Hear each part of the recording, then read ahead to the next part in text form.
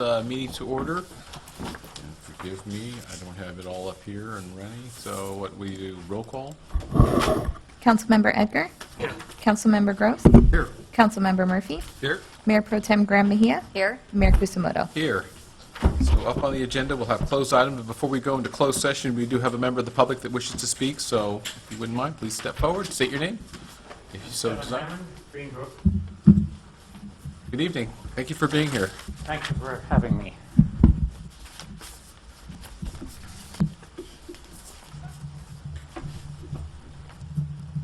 I'm going to be kind of burying the lead here. I hope you'll bear with me. This won't take very long, but I want to make some preliminary comments.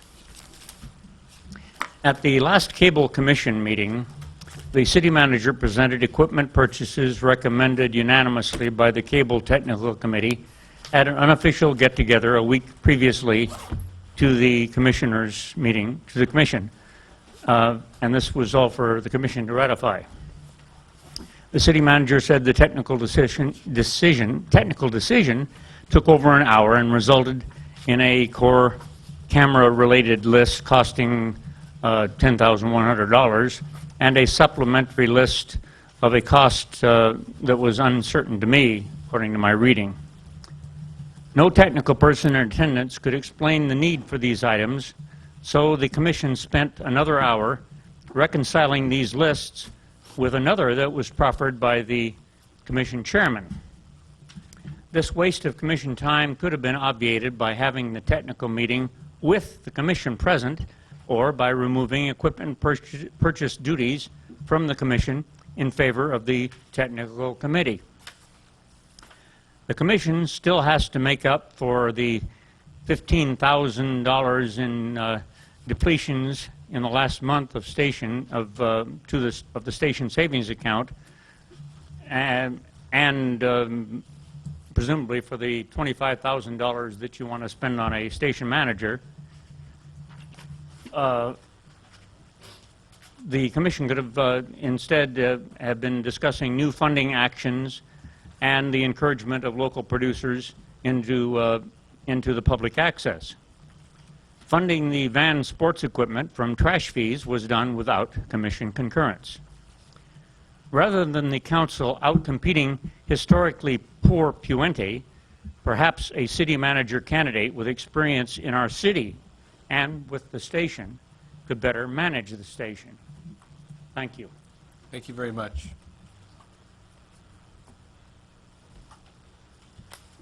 See no other members of the public wishing to speak. We'll go ahead and close public comment for now and move on to closed session. So, Carrie, would you mind just go ahead and read the topic?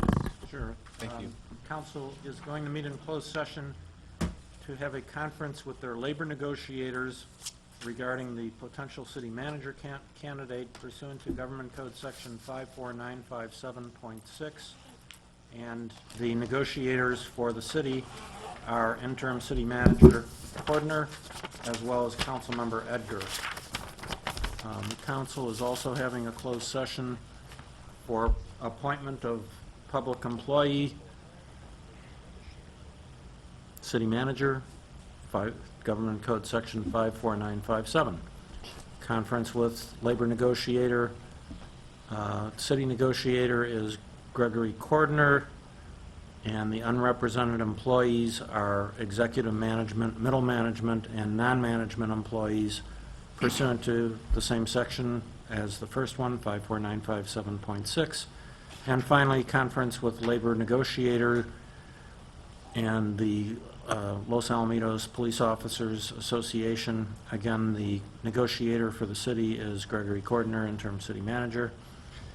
And finally, conference with legal counsel, and that's regarding anticipated litigation, significant exposure to litigation pursuant to Government Code Section 54956.9, subsection C, one potential case, and it would prejudice the interests of the city to disclose the details of that at this time.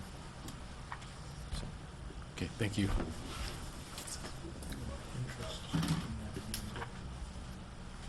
I already gave that to Greg. I thought it was bad. That's not what I didn't do. You know what I mean?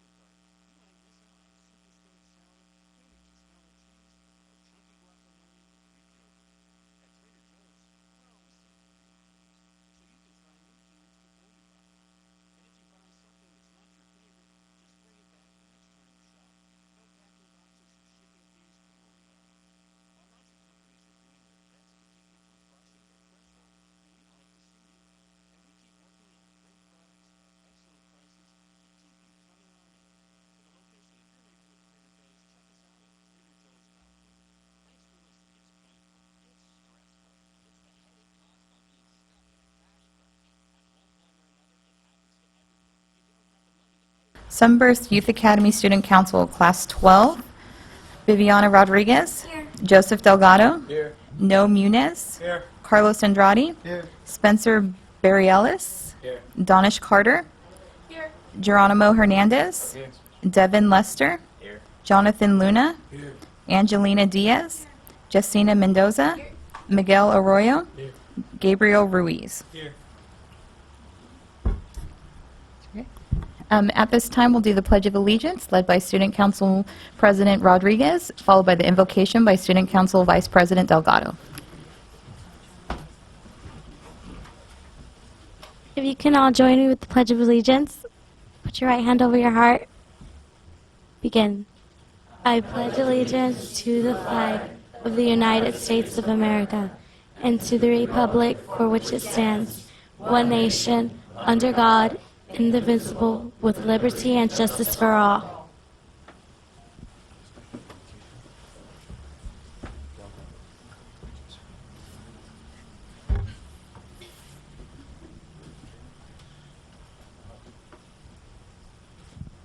If we could all bow our heads. Our Father in heaven, hallowed be your name. Your kingdom come, your will be done. On earth as it is in heaven, give us today our daily bread, and forgive us our debts, as we also have forgiven our debtors. And lead us not into temptation, but deliver us from the evil one. Amen. Thank you very much.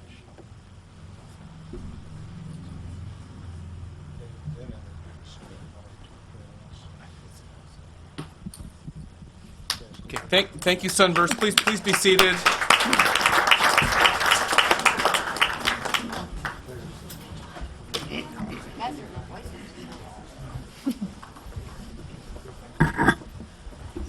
And with that, I want to thank Councilmember Gross for coordinating and arranging this yet again. It's always a great turnout to have the Sunburst Youth Academy here to help us with our meeting. Next up, on item 7, we're going to do presentations. We have a recognition of Colonel Russell, and also with pancreatic cancer and a Red Ribbon Week. So if the council can join me in the front.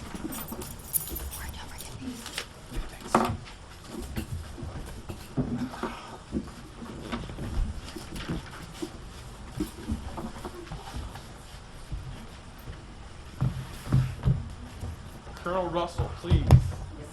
Good evening, Mayor. Yeah. What a pleasure to see you. That's you also. So,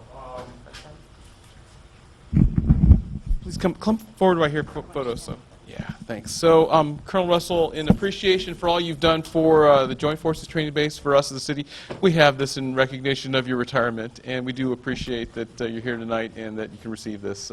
Thank you very much.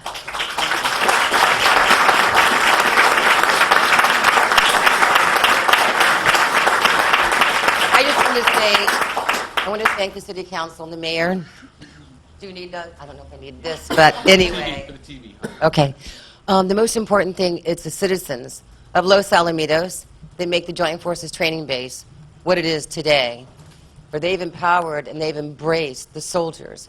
When the soldiers didn't have a place, there were some soldiers that did not have an opportunity nor the money with their family and their children to have a wonderful Christmas dinner. Art Garcia, owner of Madera's, mayor at the time, again, Troy Edgar, again, all the volunteers came out and ensured that they were fed and that their family knew that they had a special day. Most important, again, is the embracement of you. We have our dedication to fallen heroes and the soldiers there. I want to thank Shelley Henderson always for being there to cover it, for when our soldiers do great things, they get to take that news article, again, to their show and tell. So, again, Jerry, again, thank you very much for your support. And again, Mayor, Troy, Dean, thank you guys very much. And thank you for the citizens. Thank you, Colonel. Thank you.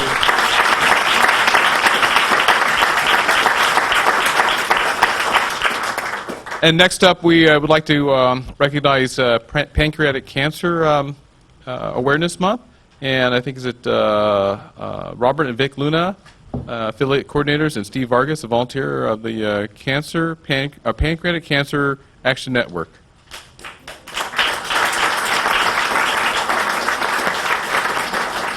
So thank you for being here. Thank you very much. I appreciate it. And we have this proclamation, and I can read, but I have trouble with my eyes. So I'm going to just read the last part. But whereas the good health and well-being of the residents of Los Alamitos are enhanced to as a direct result of increased awareness about pancreatic cancer and research into early detection, causes, and effective treatments. Therefore, I, Warren Kusamoto, Mayor of the City of Los Alamitos, and on behalf of the City Council, hereby proclaim November 2013 as Pancreatic Cancer Awareness Month. And I wanted to present this to you. Thank you.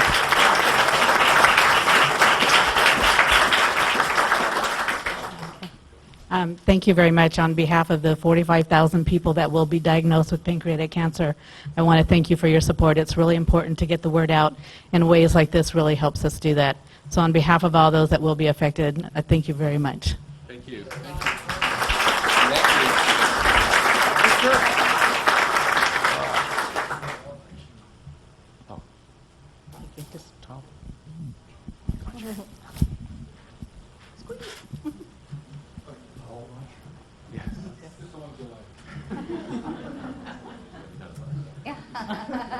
It's just the three of them.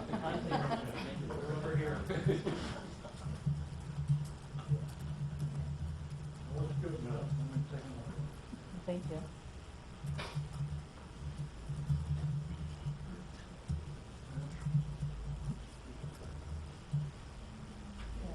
Thank you. Thank you very much.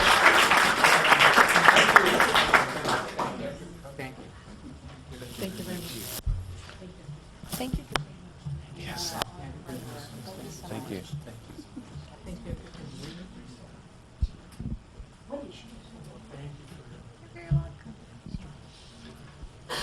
Okay, and next up, if we can ask Dr. Okino from Los Alamitos Elementary, and I'm going to turn this over to the Mayor Pro Tem.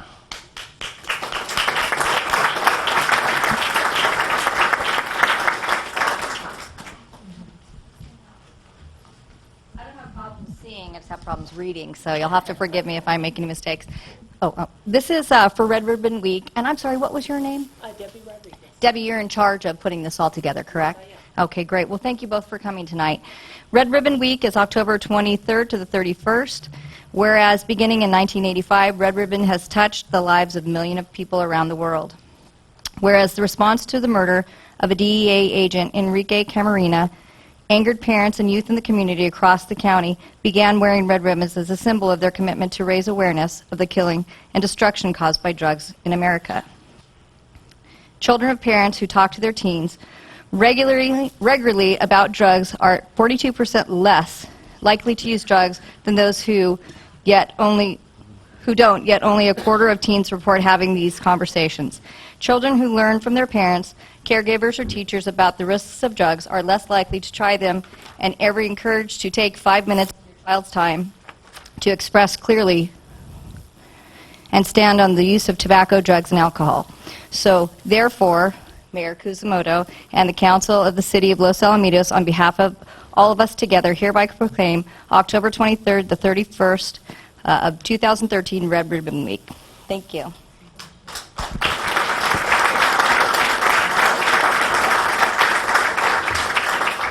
Thank you very much. This is Mrs. Debbie Rodriguez, and Mrs. Mary Tingle could not be here today, but both of them are spearheading this effort at Los Alamitos Elementary School.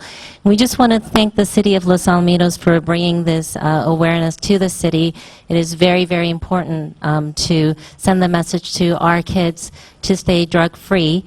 And we also would like to invite you every day of the week. This is why Debbie is sporting. Today is Crazy Hair and Hat Day. And we ask our students to participate in something every day to bring awareness and for them to continue to think about Red Ribbon Week. And on Wednesday, we're having Wear Red Day.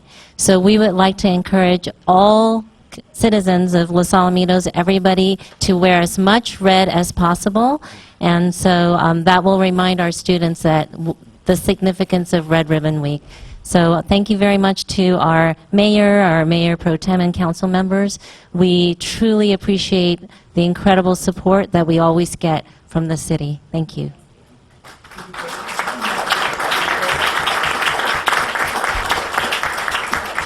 And we appreciate all of the good work that you do with our children over there at the school. My son was lucky enough to attend there, so he's a product.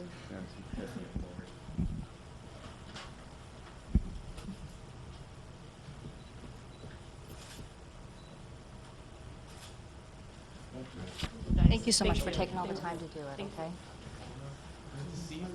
And thanks for mentioning Mary. We appreciate it. We're going to, Councilors go back and we're going to have a presentation.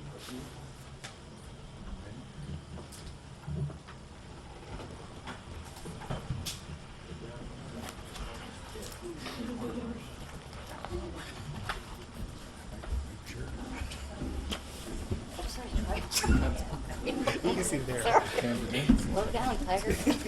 Okay, next up on the agenda, we are going to have the Orange County, OC Free Them, regarding the Orange County Human Trafficking Task Force. So we have Lynn Tran, and Lisa Farrell and Lynn Tran. Good evening. Lisa couldn't make it this evening. My name is Kendra Tankersley Davis, and I'm here to present before you. Thank you. Good evening, and thank you so much for allowing us the opportunity to present. Lynn is here as well, and will be available for any questions that you may have after the presentation. We are here to discuss a topic that is not the most pleasant of topics, human trafficking. Often when people hear about human trafficking, they tend to think that it's other countries, people coming from other countries, and they come here and they do work and slave labor. It's not often that people understand that it's here. It is our American citizens, especially our girls and our little boys, primarily our girls. I always ask people to consider their own children. If you've had a 12-year-old, at any time in your life, think about what your daughter was like at 12. And then understand that 12 and 13 is the average age of entry into commercial sexual exploitation, which is a big name and a better name for adolescent prostitution. We're here to discuss kind of what we've been working on within Orange County. CSP, which is Community Service Programs, has been working with the lead agency, Anaheim Police Department, in combating human trafficking. It's a multi-level approach to how we're going to target and eradicate this horrific modern-day slavery.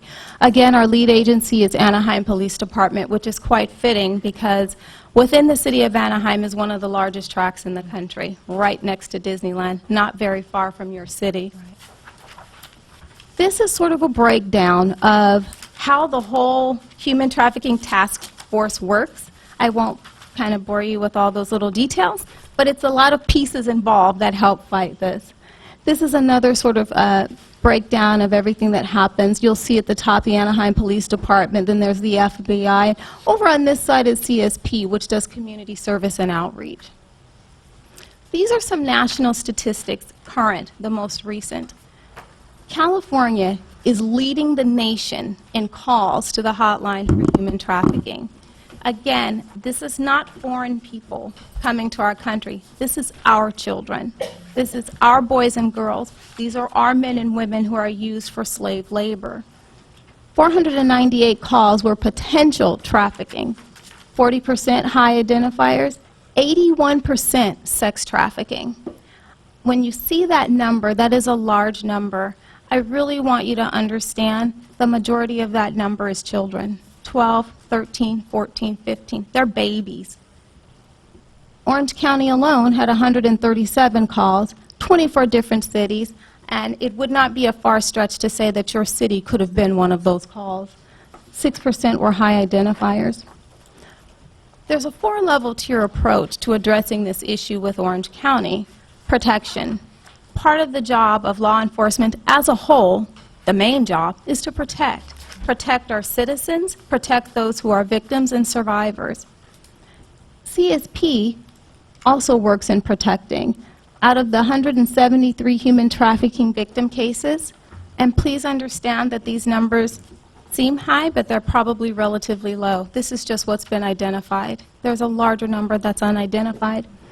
This is sort of a breakdown of all of the new cases, continuing cases, and what's going on as far as the percentages of people that have been identified. Prosecution is the next level. This is often one of the hardest. It is difficult to get a survivor to turn on whomever their captor was. A lot of times, those who are picked up for, let's say, the sex industry, it's not believed that they're victims, they're part of this, or you'll hear people say it's a victimless crime. I always like to tell people to think of those in the Jim Jones days. If those people had been in their right mind, they wouldn't have drank the Kool-Aid. It's sort of the same type of thing. There's a large amount of seduction and brainwashing that goes into getting both adults and children obviously easier to manipulate and con, to engage in this activity.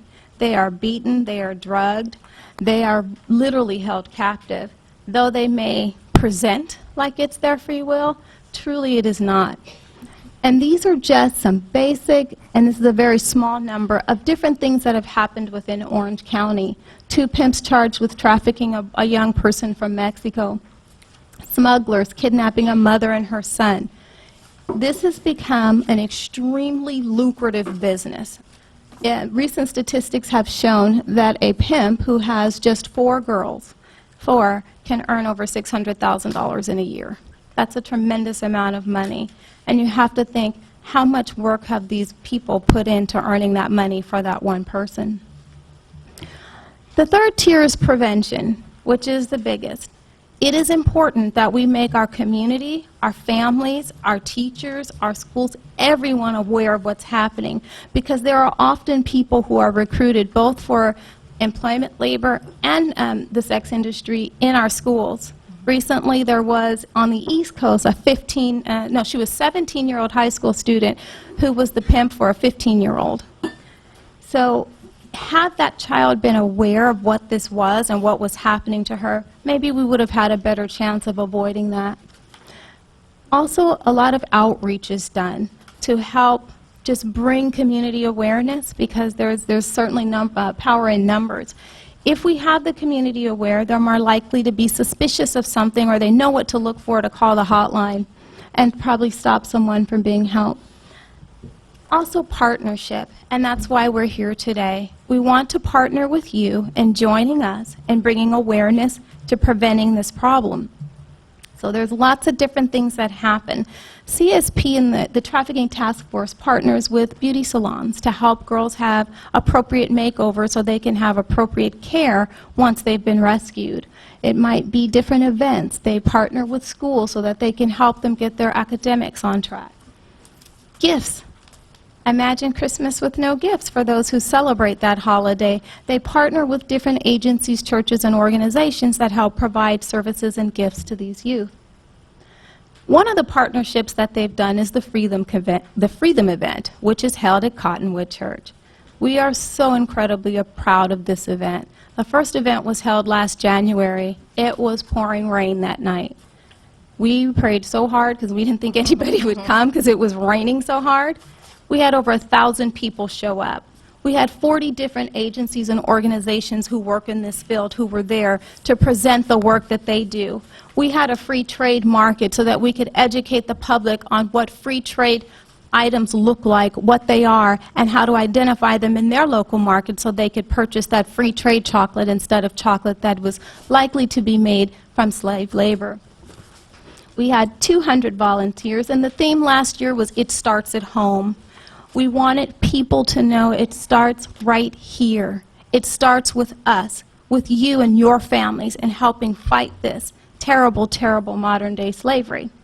On January 24th, we're doing it again. We have the Freedom Event 2, second annual, and this time the theme is Reset. We're so excited about this particular theme because reset is a multitude of different things. We want to reset the mind of the community. We want them to really understand that those you see involved in this really are victims. They are brainwashed, they are drugged. Instead of saying, look at that dirty prostitute, maybe you need to say, look at that person, how can I help? Maybe I need to call the hotline so that law enforcement can reach out, or CSP can reach out and help that person, because you don't know what's happening in their life. Reset the mind of what young girls think is a good man and what young men think a good man is to be. Often the pimps or predators will coerce the girls by allowing them to think they're so wonderful and they're this perfect sort of idea of the perfect guy. We want them to understand that the perfect guy or a man who wants to be a good man is one who has integrity and honor. That is important. We are also resetting the minds of schools. We want them to be aware, and that's where we're coming to you. We want you to help us advertise this event. Help get it in your schools, your junior highs, your high schools. Get as many of those kids out there possible, because if they know what it is, when that person approaches them to do something undesirable, they automatically can identify it and tell a safe person, because if they've approached you, they've approached many. We would like to have our flyers, which I brought a few, for the council in every business that you have in your city, so that everyone in Los Alamitos knows where they need to be on January 24th, because it is their eyes and ears that will help us with this. Lastly, the call to action. Oh, absolutely. We ask that the community again invite their friends. If you have any local businesses that would love to make a financial contribution and help to sponsor this event, we more than welcome it, because it is costly to do. We ask again that schools invite your teachers, your educators, your counselors, your nurses. They need to know what to look for. You'd be surprised at how many of these survivors and victims are in your schools. And a lot of the times the signs are just missed. Churches. There's power in numbers, powers in the church. We need lots of volunteers to help support, and CSP provides adequate, wonderful, amazing training for those who wish to become involved and be volunteers in this area.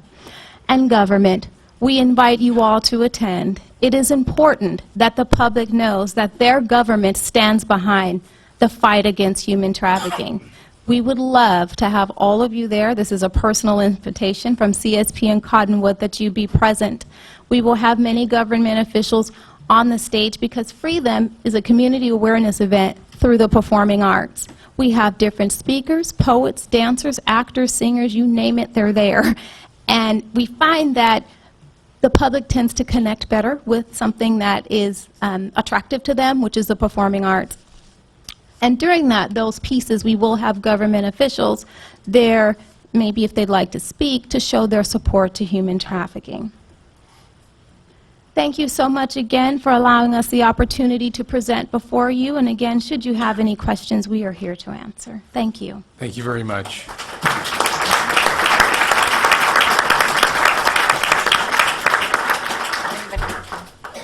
Mayor, if I may. I just wanted to say thank you to Lisa and Kendra for coming tonight. I was introduced to your organization at Cottonwood for the Women's Conference. And can you tell the community a little bit about what you do with the jewelry that's made by the people who are taken back from these horrible people, and they use that not only as a training in an industry, but also where the money goes for that? Absolutely. There is an organization called iSanctuary, and I'm going to be honest, if you love jewelry, they make good stuff. They do. They do. So what they've done is those who have been rescued, survivors, you have to provide them with some sort of employment, trade, something, because academics may not be for everyone, or maybe they could use this while they're being educated. What they do with these survivors is they teach them how to make jewelry. The jewelry is sold, and all of the money that is made from the purchase of that jewelry goes back to fund more jewelry being made by more survivors. Right. So one of the things that they do is they go out to different events. So if anyone has an event, they would love them to come. They do house parties, like Tupperware parties, but it's sanctuary parties. They go to different events, churches, etc., and this jewelry is sold. And again, all of the money goes right back into rescuing and helping these girls. And it's also allowing them the opportunity to work in a safe and appropriate environment for fair wages, so that they can take care of their own families and their needs. Right. Well, one of the things that I think so wonderful about that program is self-esteem is one of the key issues, I think, that can lead kids into a vulnerable position. And so I would like to reach out to the school district. I was hoping we were going to have one of our representatives here tonight, but they're unable to attend. But just recognizing the indicators, arming the community and the children specifically with the knowledge is the best way to prevent this from happening. So I thank you so much for coming. Our children are our future, and everything we can do to protect them I would be standing behind you on that. Thank you so much. And again, I'd like to say that if you do have, I'm sure you do, foster homes or organizations that work with foster parents, we would love to connect with them as well, because it is the vulnerable child, the low self-esteem child that is targeted, and a very high percentage of foster children are lured into this problem. So again, thank you so much for your time. Thank you. And the one thing I'll add is that we have the Sunburst Youth Academy right here, which are wonderful kids who have been given through this program focus, determination, and self-esteem. And I just think all of you should be commended for the hard work that you did. It's hard to pull yourself out of something, especially at your age. So I think this community is huge into putting into our children. So thank you again so much, both of you, for coming tonight. We very much appreciate it. Thank you. Thank you.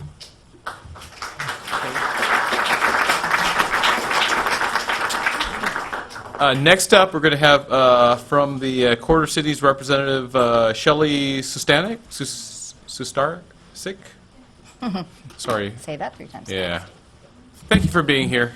Good evening, Mayor Kuzmoto, Mayor Pro Tem Mejia, and council members. Thank you for having me.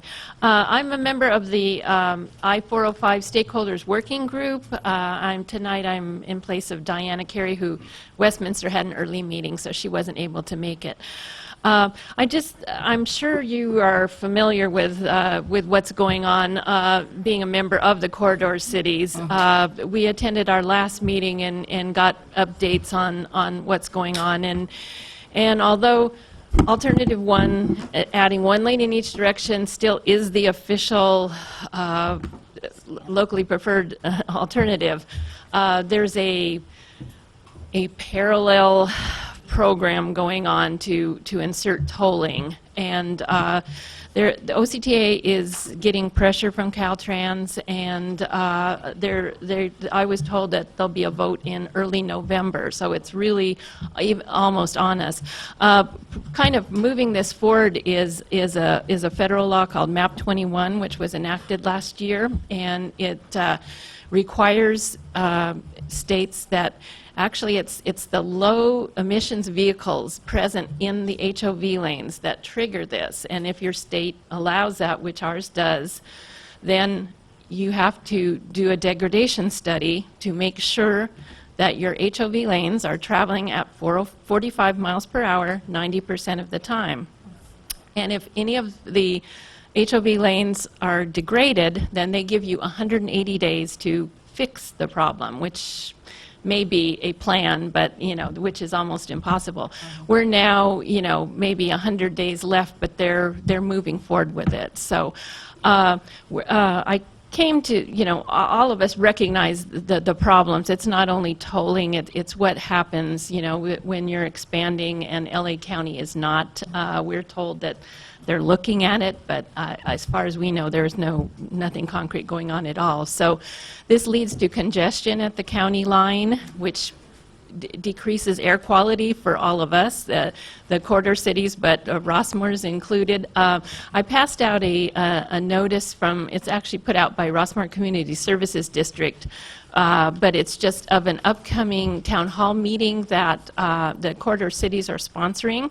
It's going to be on Tuesday, October 29th at 6:30 p.m. at Westminster Community Services Building. They're near Westminster Boulevard, just east of Beach Boulevard, and they're going to have that. So we're inviting all the residents in all the corridor cities to come down and give their opinion, make their voices be heard, because the corridor cities have been strong in staying together, being opposed to tolling and supporting the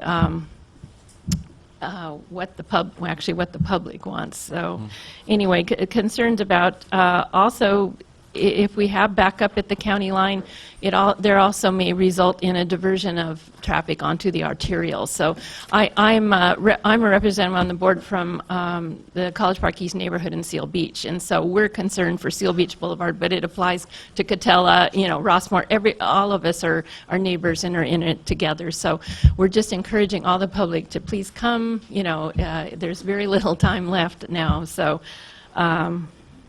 let's see. Yes, and also one other thing, and it just in regard to Measure M2,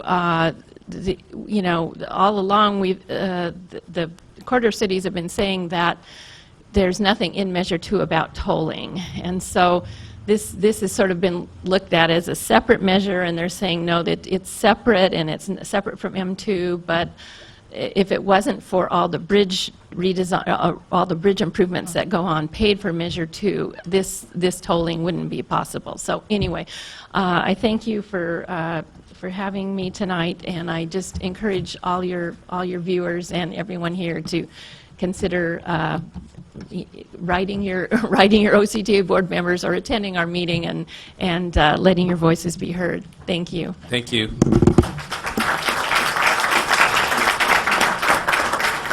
Okay, next up, we're going to have a presentation by Gary Hewitt. I think it's still on. Gary, manager of the Transit and Non-Motorized Planning regarding the 1st and 2nd District Bikeways Collaborative.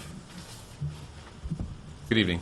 Good evening, Mayor, members of the, sometimes when you try to adjust the mic for a tall person, it's not used to being in that spot. So, once again, my name is Gary Hewitt, and I'm the manager of Transit Non-Motorized Planning at the Orange County Transportation Authority.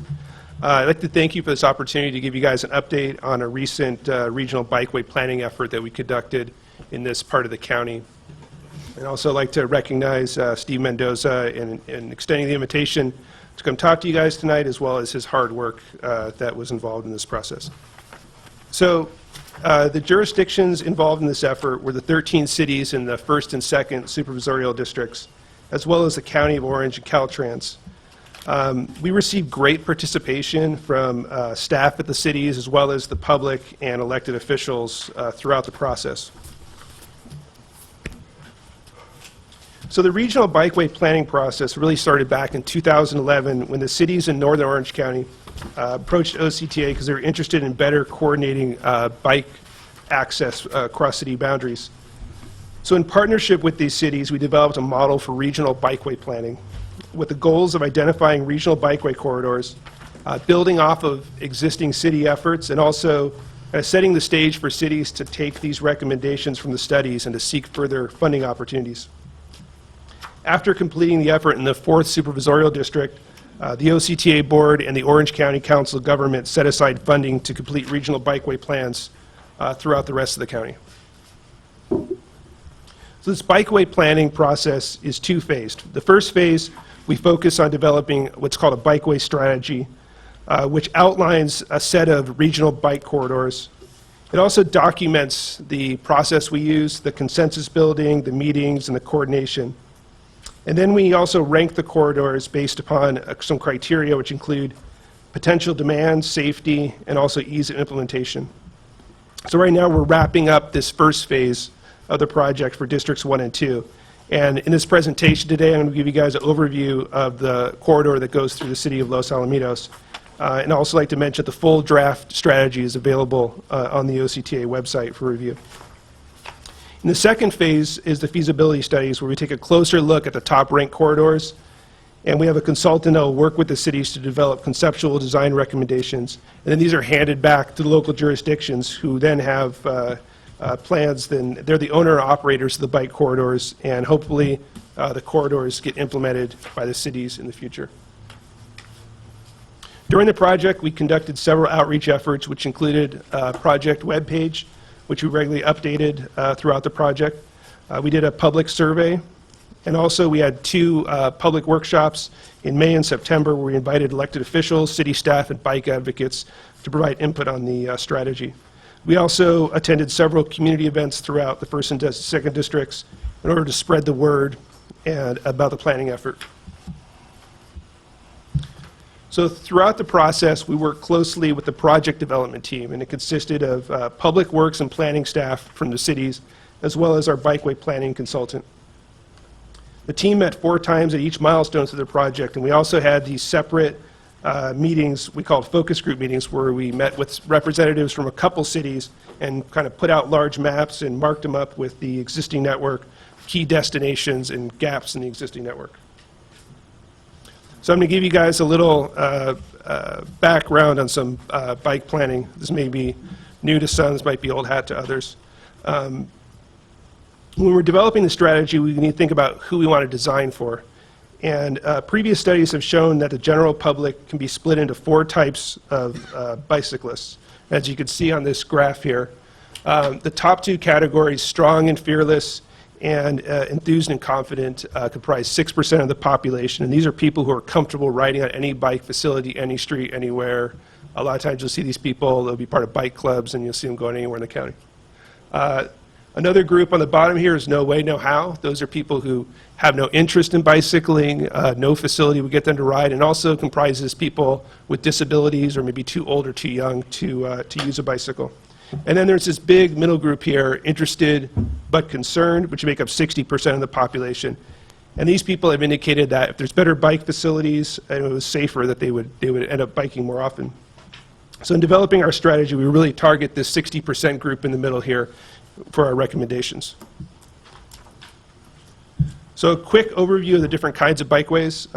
We can divide into 3 classes. Class 1 is a separated bike path. An example locally here would be Coyote Creek, just down the road. Class 2 is an on-street bike lane. An example within the city of Los Alamitos would be Bloomfield Street.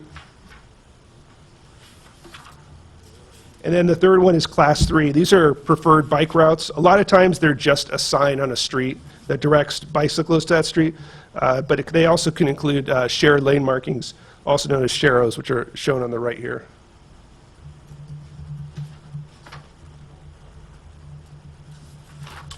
So the strategy recommends 11 regional bike corridors in the 1st and 2nd districts, as shown in this map. And in the packet that I handed out, there's a 11 by 17 that's going to be a little easier to read.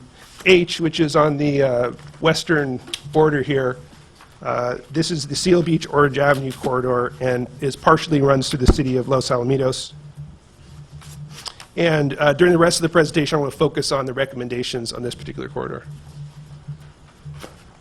So the corridors, as I said earlier, are ranked on 10 criteria, which are developed by the project development team. The top 4 corridors on this slide go forward to what's called a feasibility step, which is additional funding to do kind of block-by-block engineering recommendations.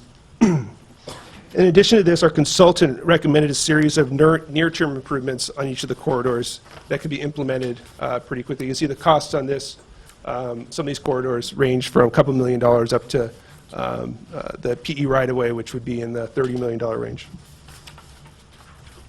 Here's the corridor that goes through Los Alamitos, highlighted on the map. So this corridor would connect major destinations, including Cerritos College, Los Alamitos High School, Coyote Creek, and connects us far south on Seal Beach Boulevard to PCH. Roughly half of this corridor is already existing bike lanes. This is a more detailed map, and this is also in the packet, which shows Corridor H and the existing bike network, and as well as the proposed segments in Corridor H and whether or not they're built or not. So I'll kind of run through on the map here the section in Los Alamitos. So it would start on the north here at the Coyote Creek, travel south a little bit on Los Alamitos Boulevard and hook up to Sausalito Street. Then it would continue down Sausalito to Walnut and continue south on Walnut all the way to the city border on Rossmore. And then it would continue in Rossmore here and then connect back up to Seal Beach Boulevard. So as I mentioned before, this map shows the near-term improvements for each of the corridors. And when we say near-term improvement, what we're talking about are ones that take less time and money to implement because they don't have complex engineering issues or borders or barriers to cross. So all of the segments in the city of Los Alamitos fall into the near-term recommendation category. We discussed these with city staff as interim solution since the entire length of Los Alamitos Boulevard and Seal Beach Boulevard do not have bike lanes. The recommendation on Los Alamitos Boulevard is to provide a short bike lane from Coyote Creek to Sausalito Street. And then on the Sausalito and Walnut Street segments, the recommendation is what's called a bicycle boulevard. I'll show you a little bit more about that. And on the slide here are some real high-level cost estimates for kind of using some national averages on how much these types of facilities would cost. So So here's an example diagram of what maybe a lane treatment could be on the section of Los Alamitos Boulevard with the bike lane. This is called travel lane narrowing, which our documentation that we provide with the strategy also includes kind of best state of the practice recommendations for implementing bike facilities in kind of constrained corridors such as this. And here's just a picture from a city back east, which shows what a street looks like before and after when they slightly went down a couple feet on the travel lanes, were able to fit in a 5-foot bike lane. The toolbox also provides information regarding bicycle boulevards, and these are streets which provide a safe environment for cyclists. Examples of improvements that can be done on bicycle boulevards include discouraging non-local motor vehicle traffic, lowering speed limits, giving bikes the right-of-way at intersections wherever possible, especially like at a 4-way stop, maybe make it a 2-way stop or switch a 2-way stop around in preference of the bike. And also sometimes there's specialized traffic control at major intersections to help bikes cross major arterials. One of the easy to implement improvements is what's called a Sharrow. I showed this earlier, which allows both bicyclists and motorists to know that a particular street is a suggested route. And I just brought some pictures here of some examples of bicycle boulevards, both locally and nationally. And this is one in the city of Long Beach, which incorporates a traffic circle. And this is one from Berkeley, California, which allows bikes to cross a major intersection, a major arterial, but not allowing cars to make that crossing. And here's one from Canada, the city of Vancouver. And this is one where they restrict access to motor vehicles, but allow bikes to come through. Ultimately, the best solution is whatever the city comes up with, the residents would agree to implement. And also, once a bike boulevard is put in, you can also put signage on, like for example, Los Alamitos, to direct people over to the new facility so that they would know that it exists there. And also showing where some of the connections can be made to other regional trails. So as this wraps up, what are the next steps? Well, one possible action is cities can adopt these regional corridor segments into their local circulation element. Also, as being in part of a regional plan, these corridors would compete well for both local and state funding. OCTA has some funding programs and their state funding programs, as well as a brand new program from the AQMD to fund bike facilities. And all that information is included in the bikeway strategy document that we provide to the cities. And also, we're here to support the project. We can assist setting up coordination meetings between multiple jurisdictions on a larger project, and also share best practices. We have webinars every month where we invite city staff to come and learn about some of the best practices in bicycle planning design. So with that, concludes my presentation. I'll be happy to take any questions if you have any. Thank you very much. Any questions? Yeah, I've got a couple. Excuse me, Mayor. Yeah, please, go ahead. So I'm looking at the corridor picture, the overview, and it's interesting. Historically, we've had an OCTA bike path project in our CIP project. So the way we try to budget to do stuff like this on our own is put it into a 7-year forecast. It's been removed now at this point because we couldn't get any funding.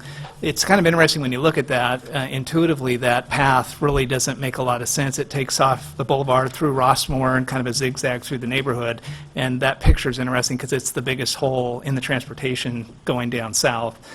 The other part that's interesting is the bike path that's on the Coyote Creek, San Gabriel River, which is just half a mile, or not even half a mile, just to the left, has been repaved all the way from the beach up to the freeway with Rivers and Mountains Conservancy money and the City of Long Beach, but it stops at Coyote Creek. And I would just think that it would be helpful if we could pave it all the way up to Los Al. Even some of that is in our city. So if you're getting input from our city staff, if we need to do that, we should probably have this as an agendized item so we can go through and actually provide feedback to look at this. But I can't tell if we're actually getting more money from OCTA to do anything.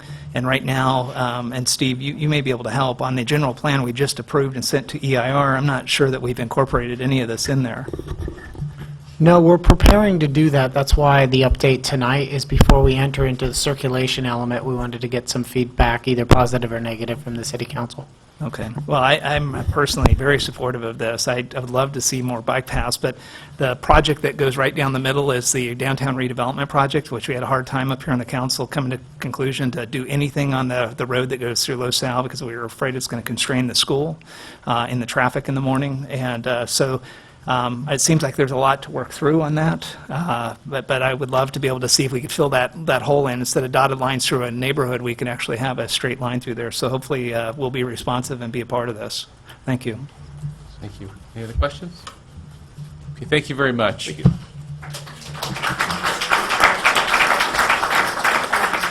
Shelley.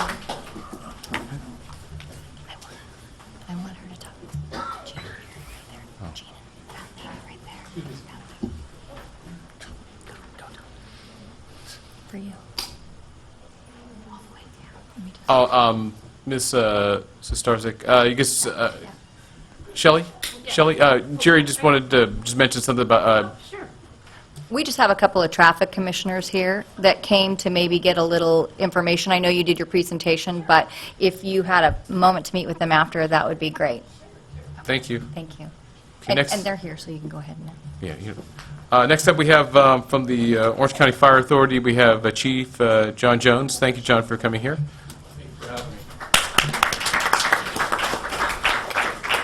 I just want to point out, we also have Chief Lori Zeller in the back over there. Thanks for coming, Lori.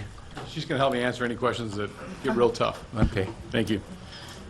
Before you tonight, on your agenda, you have a council item where we're going to ask you to support the Second Amendment to the Joint Powers Authority Agreement, where we try to solve an equity problem within the Orange County Fire Authority. So what I'd like to do tonight is give you a little overview of what that equity issue is. It's going to be very high level, and I apologize to everybody for one more PowerPoint, but it kind of helps keep us going here.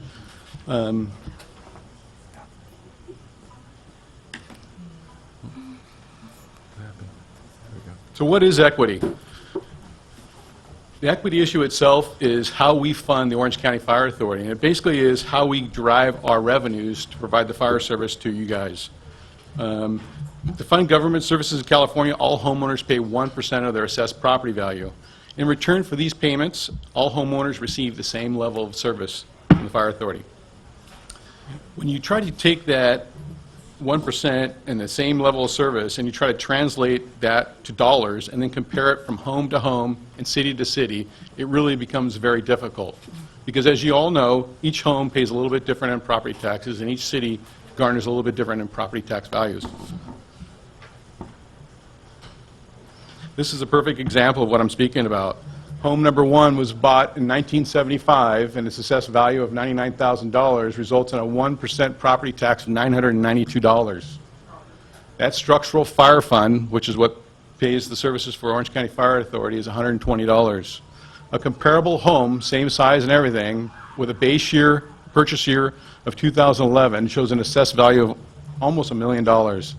That property tax nets almost $10,000. That structural fire fund revenue that flows through the Orange County Fire Authority is $1,200. So as you can see, there's a great disparity from homeowner to homeowner.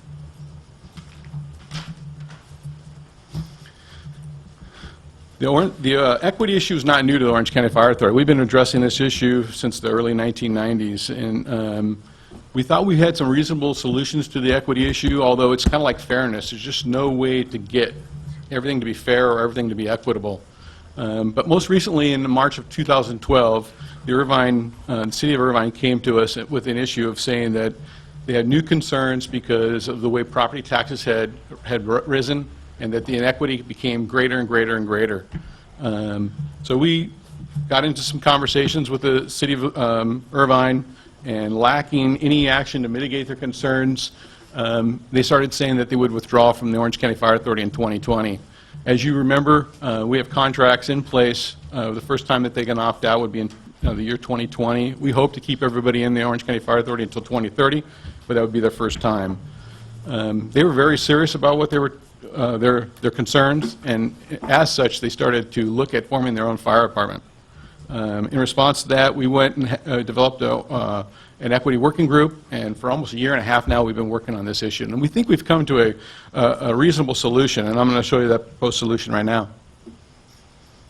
The way the proposed, what we call the enhanced hybrid model works is that we take those equity payments, we look at that 1% that everyone pays in property taxes, and then we look at the amount that flows through to the structural fire fund. And there's a big disparity in each individual city, from a low, I think, about 9.11% all the way up to 12.45%. But the average of that is 11.57, actually, cents per dollar. And so what we did is we found the average of that, and then what we determined was any cities that were paying in above that 11.57% would then be donor cities, and then everyone else would be below that calculation. So structural fire fund agency receiving equity payments would be anybody over that 11.57%. This gets very complicated, so I'm just hitting it real high level. If you want to ask more questions at the end, we'll dive into it a little bit more. The second part of that enhanced hybrid model is that we would put a cap on the annual growth of property taxes. As you know, in certain cities that still have lots of area to develop, those property tax rates will rise even higher. We've worked with the company, RSG, to project what those property taxes will be, and we think we have a pretty good, I think we averaged it out at 4.5% for the next couple of years, and with that, anything above 3.5% would be capped. So it places a cap on that growth at 3.5%. Any excess money would flow to Irvine. Any excess money, below that would stay with us.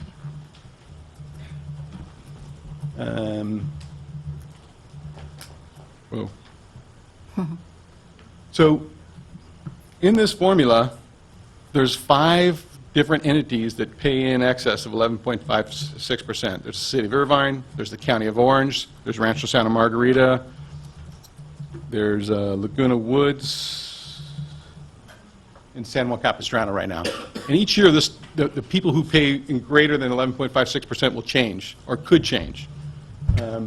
And so what we said was, for everybody but Irvine, because we've identified them as what we call a super donor, because they pay in such a high excess of that 11.56%, that the only way we could actually work this hybrid model would be to phase those other cities in over 5 years. So with the exception of Irvine, everybody else would get phased in over a 5-year period. 0% the first year, 25% the second year, and so on. When we presented this proposal to, when the Equity Working Group presented this proposal to our Budget and Finance Committee and then to our regular board, there was also a suggestion that we allow for those cities that we're going to have a phase-in to have in-kind services in lieu of those monies in the first 5 years. And that proposal was made by the City of Rancho Santa Margarita and was approved by the Executive Board. As of today, we have City of Irvine, our Budget and Finance Committee, our Orange County Fire Authority Board that have all approved it. In addition to that, we've had the City of Rancho Santa Margarita, Yorba Linda, Placentia, and I think there's a couple others that approved this 5-0. So tonight what we're doing is we're seeking your support in this. And I think one of the most salient points here is that none of the other cash contract cities or structural fire fund cities shall be required to pay any additional monies. Chief Zeller, our Assistant Chief of Business Services, has done an outstanding job working with our Budget and Finance Committee and the Equity Working Group and really working through the solution and making sure that it would keep Orange County Fire solvent, would try to obtain equity as best we could with the City of Irvine. And what this does is when Irvine approved it, is it locks Irvine in. They agreed to stay in until 2030. We believe that regional fire protection is the best for all the parties involved. And so we went to great lengths to try to keep Irvine in because they're such an integral part of what we provide as this regional fire service. So this proposal that you'll be voting on tonight, the second amendment of the JPA, will lock Irvine into the year of 2030. It would provide equity payments in anybody who's paying in excess of 11.56%, and then it has this complicated formula of a cap and all that stuff in there. So, and tonight we ask you to support that motion. Okay, thank you, Chief. Before you leave, I think there may be some questions, but let me start off, if I may. So I want to thank you and Chief Zeller for coming here and explaining this.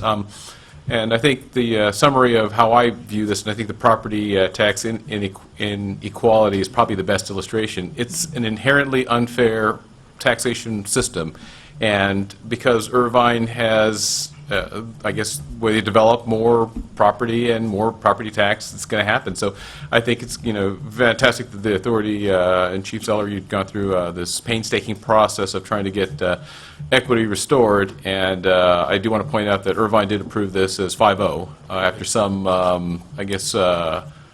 soul searching and heated discussions. I do understand it's 5-0. So with that, and as our member of the board at the Fire Authority, I favored you coming here and voted in favor of this to pass on to us to deliberate here. And again, the inequality is just going to be there, and it's going to be a very difficult and it's just the way the system is. And in my illustration, my own Reagan home is I'm in that property tax situation. My neighbors are paying 1/10 of the property tax I'm paying, and I'm actually happy because I'm stabilized and I know what my property tax bill will be. But again, thank you for being here, explaining this, and then reiterate the part you said.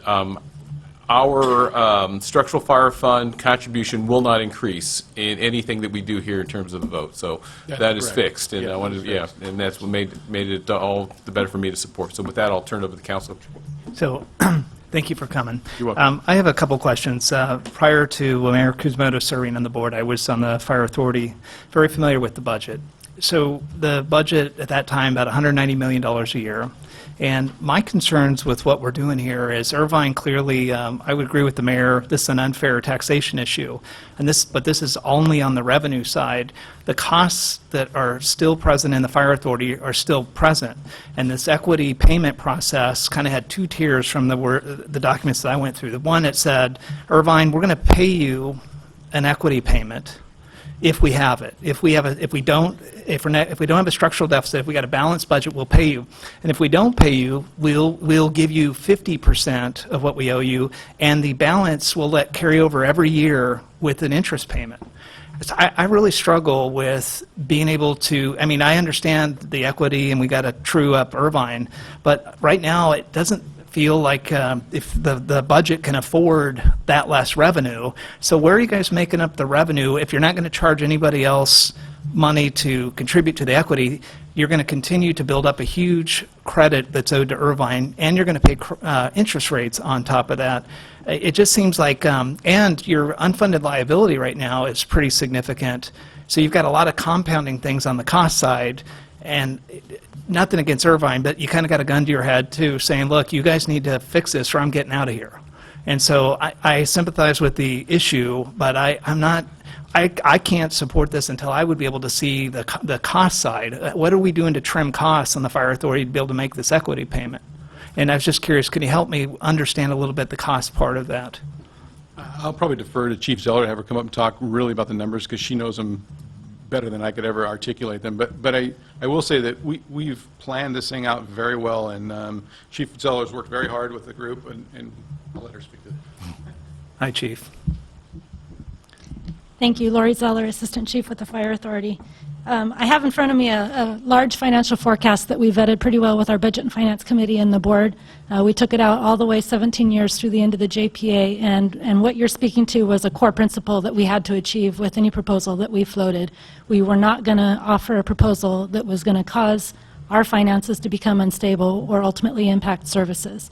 So the provision you talked about, where if our budget is not balanced, that actually only applies to 2 years. The next 2 fiscal years, we were facing some unique financial challenges because of some impacts that had occurred with the retirement system. So knowing we had those impacts coming for the next 2 years, we built that provision into this equity proposal for those 2 years only. There is no interest with it. So what would happen is if our budget is not balanced for the next year, part of the payment would be paid, the remaining amount would carry out 2 years. Same thing for the second year out. After you get past those 2 years, we have to pay in full, and there is no provision for carrying the payments over for year to year. Our forecast with those provisions in place, with property tax growth coming in, showed that we would be balanced. The cost-cutting measures that we've already put in place have been put in place over the last 3 years. Very significant cost-cutting reductions that we approved with our labor groups. Contract concessions, there are currently no pay raises in the current budget. We have a trigger formula that says only after our expenditures are met and our capital reserve requirements are funded is a pay raise triggered. So currently, that right now is not not something that we have in the forecast for the next couple of years. So with all of those measures collectively, it did become financially feasible. What's and I believe the number is 3 million, but is the number 3 million, which would be the amount given back to Irvine in total? The first year would be about $4.5 million, and then it grows thereafter. So it is a sizable payment. And I don't remember them being in a reserve, and I know you're taking cost cutting, so that helps going forward. So how do you bridge the timing gap of having the problem financially until you can get those cost cutting measures in line right now? The cost-cutting measures were put in place over the last few years, so they are in place now. In fact, our budget this year, our expenditures grew in only one category from last year, and that was workers' compensation. So those cost-cutting measures have already been put in place, and now what this means is we have to hold them in place. Were you We can't put them back. Were you at a balanced budget for last year? Yes, yeah. In fact, we had a $4 million surplus Okay. this current year. Is it possible to get more information on the cost-cutting measures? Sure. Yeah, I'd be glad to put together a summary for you. I can tell you briefly right now, the big ticket items were all of our employees agreed to phase in 9% contribution towards retirement. So that occurred over a few years, 2.5%, 5%, 7% to 9%. Did you give them a pay increase to make up for that? No, they had, it was mid-contract concessions, so for the first 2 years of, what we did is we extended 2 additional years for a 4-year term. Okay. The first 2 years were already part of the existing contract. They had pay raises in place at that point in time. So the increased retirement contribution basically made their net pay increase come out to 0. The 2 years that we extended were under the new trigger formula that provided no pay raise. They continued to increase contributions towards retirement, so it was actually a net pay reduction for those couple of years. Last question I have, Mayor.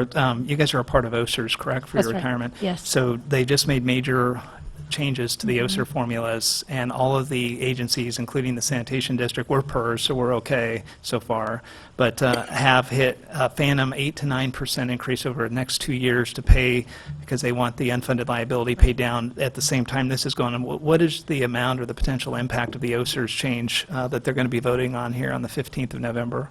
The change that they actually already approved was a reduction in the interest rate assumption by a 0.5 percentage point, and that impacted our budget by $7 million per year. That's the impact we're facing over the next 2 years. So what they're going to be reconsidering is reassessing that interest rate assumption. Is that where they want to leave it? There are some on the board that would actually like to take it back up a little bit higher, some that might like to take it down. But isn't the issue the time, the amount of The time? amount of time, right. So they've also already voted on that. They voted to leave the current pay down alone. They voted that any new layers of liability that occur in the future would be paid down over 25 years.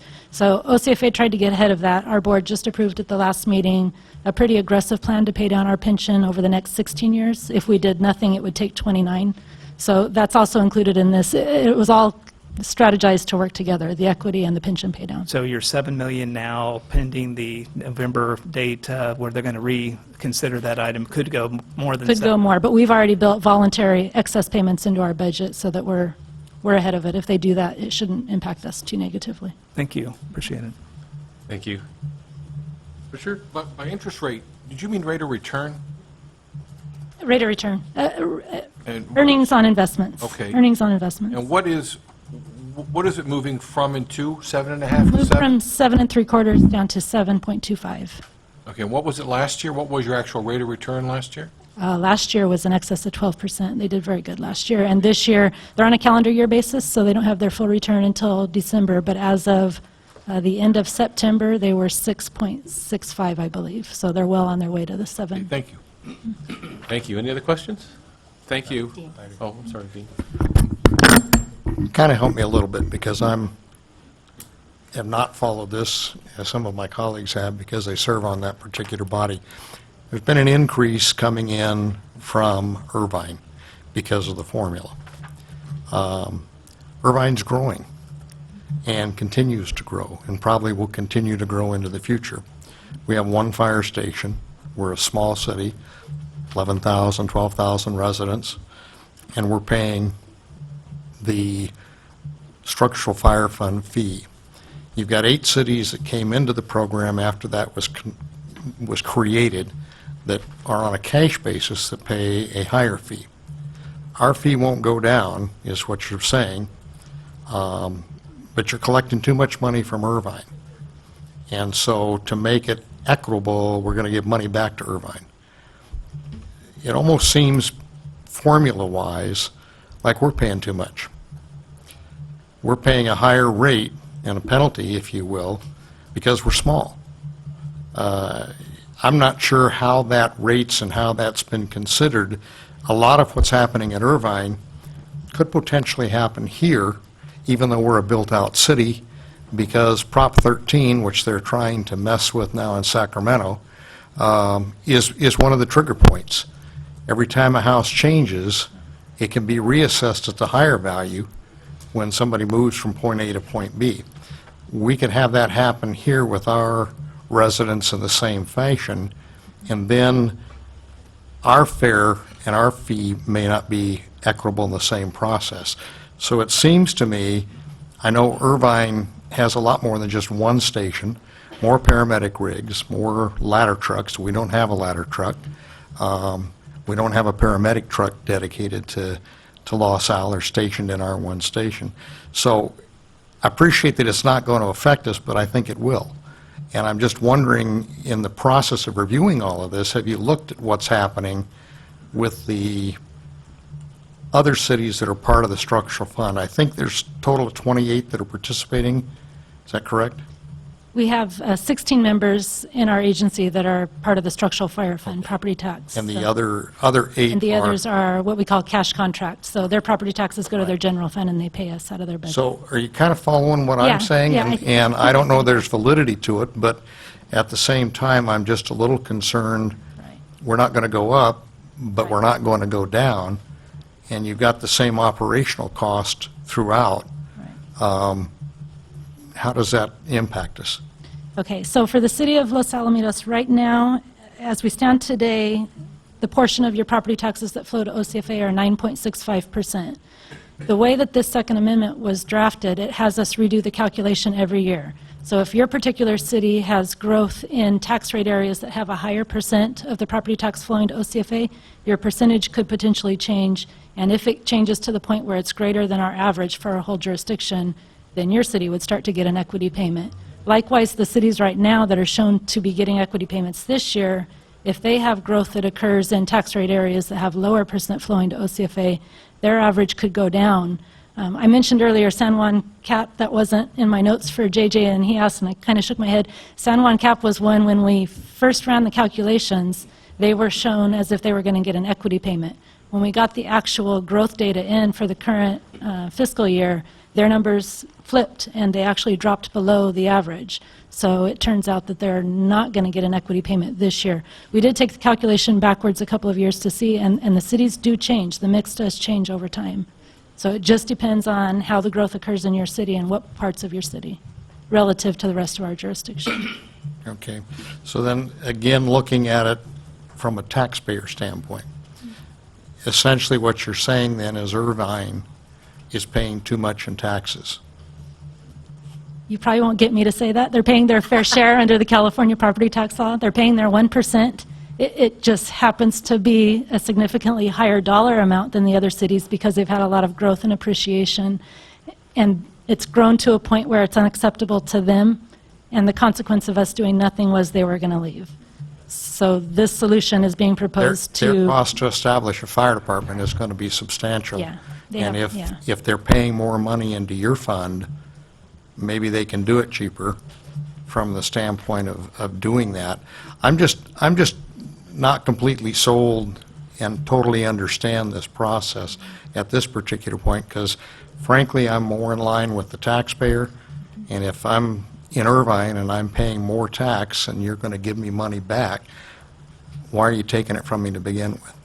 And maybe that's where that percentage applies in that particular process. I assume they're getting, Class A service and then some with a little bit of icing on it, since they're paying more, but the idea of taking the money and then the equity fund zeroing out, did you say every year, every 2 years? The calculation occurs every year, so it's based on year. current data. The money does go back to the city, and it still has to be used on governmental services. The issue is we don't have the ability to reset the percent. That was frozen statutorily with Prop 13. If we could, we'd be having a different conversation. Right now, the only way to change the distribution under the 1% is with an exchange of services. and Irvine's not going to start doing part of the fire services. We're going to continue doing that. So we were fairly limited in our options for solutions with I this. understand then. Yeah, okay. All right, thank you. Just real quick, I filled in for the mayor at one of your meetings, so I have a little bit more background than maybe some of the ones that are sitting here, so I have no questions for you. Okay. Thank you very much, Chief Zeller and Chief Jones. Thank you for that. Okay, next up, we are going to skip H. We pulled that, and then we do want to call forward, is it Major Armstrong from Sunburst? If you would mind coming forward just to talk a little about the academy and the ceremony, the flag ceremony and the invocation.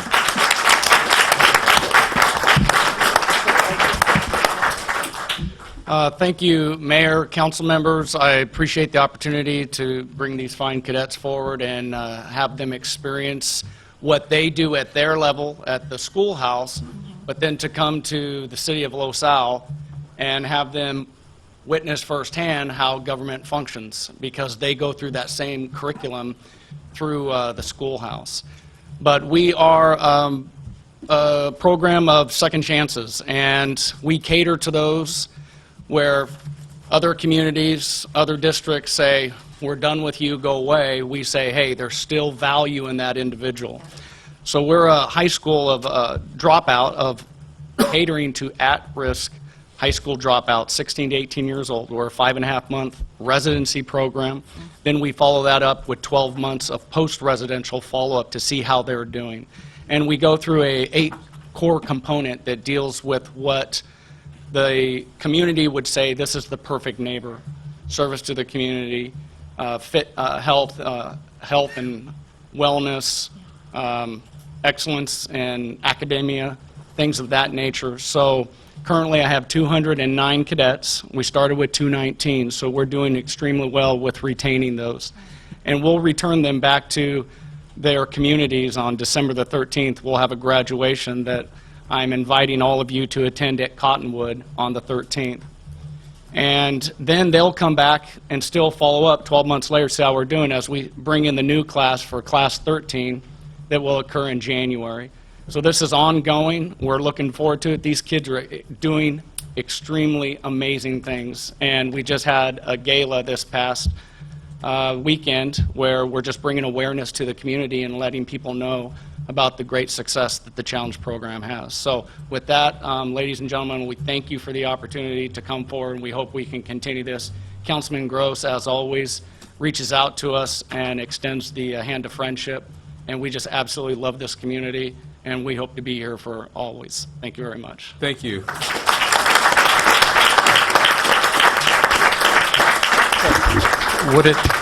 Would it be premature, since November the 1st is an official act, I guess you'd say, but congratulations on being advanced up to Lieutenant Colonel, and we appreciate that.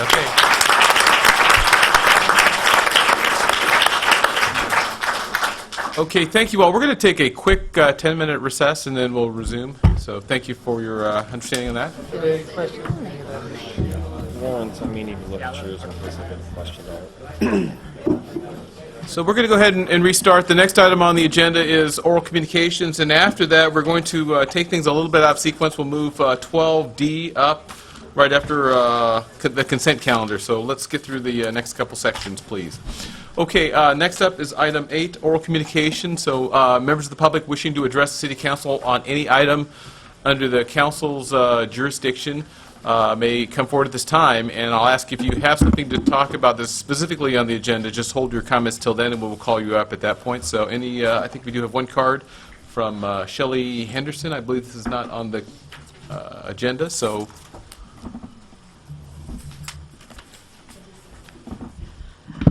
My name is Shelley Henderson. I'm here as not the editor of Orange County Breeze, just a person who commutes from Cypress to Los Alamitos. I wanted to say thank you for the stop signs on Bloomfield south of Catella. Now that they are there, they make my commute much less exciting. I do want to point out, though, I spoke with Mr. Mendoza about this before the meeting, on eastbound Green at Bloomfield, At that intersection, it is now four-way. Thank you very much. However, the stop sign eastbound on Green says dots, not stop. Somebody has flipped the sign over for whatever reason. I have no idea why. But overall, thank you very much. The signs that were installed are tall rather than the more standard, I don't know what, 6 feet tall, so that the new ones can be seen over SUVs and so forth. I really appreciate that. And again, thank you so much for making my commute a little more boring. Thank you very much. Okay, any other members of the public wishing to speak? I'm sorry, oh, Alice, you want to talk about 12? Yes, but I have one other thing I'd like to speak about. Oh, I beg your pardon. Please come forward, Alice. Well, I didn't make that clear.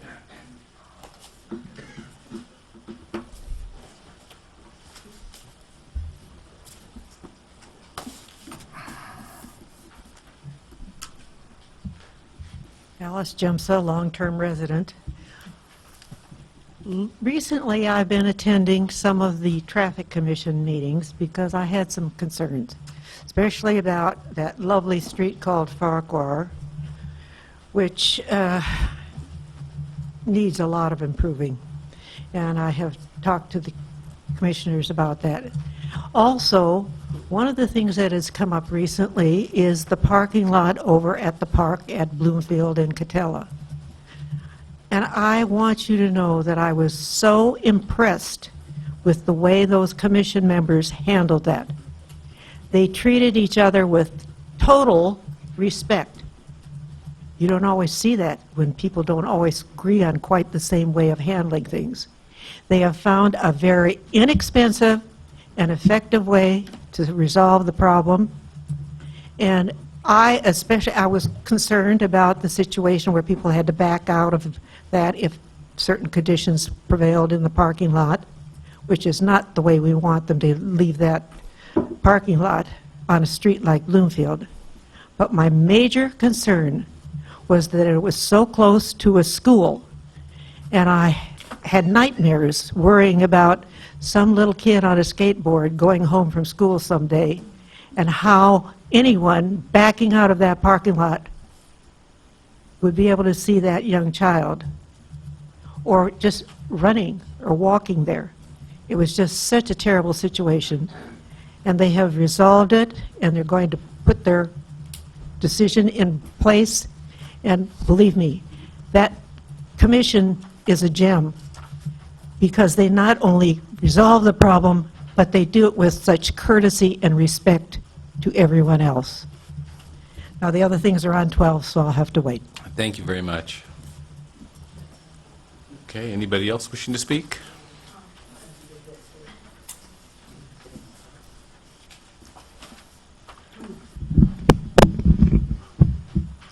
J.M. Eibler.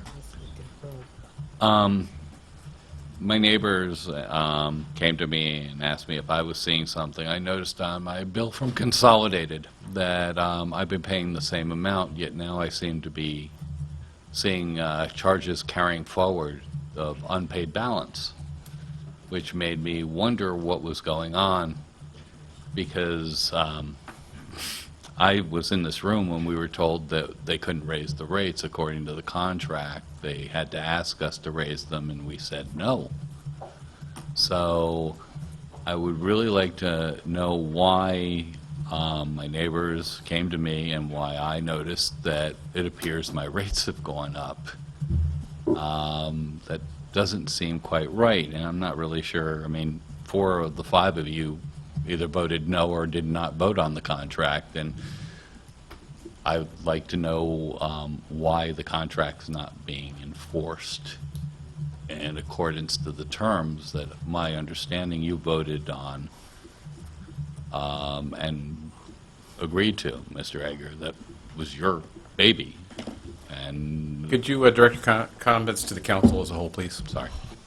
But I really would like to have that cleaned up and straightened up if possible. I don't believe that you can just ignore the council's vote that says that you can't raise rates and just start raising them. Thank you very much. Thank you. Any other comments? Good evening, Council. Javier Mejia. I just had a couple of big questions that I was wondering, and I think I've asked this before. In the trash contract, I know we get street sweeping as part of one of the benefits. Do they sweep the alleyways within the city? And if they don't, is there a way that we can maybe have that worked in?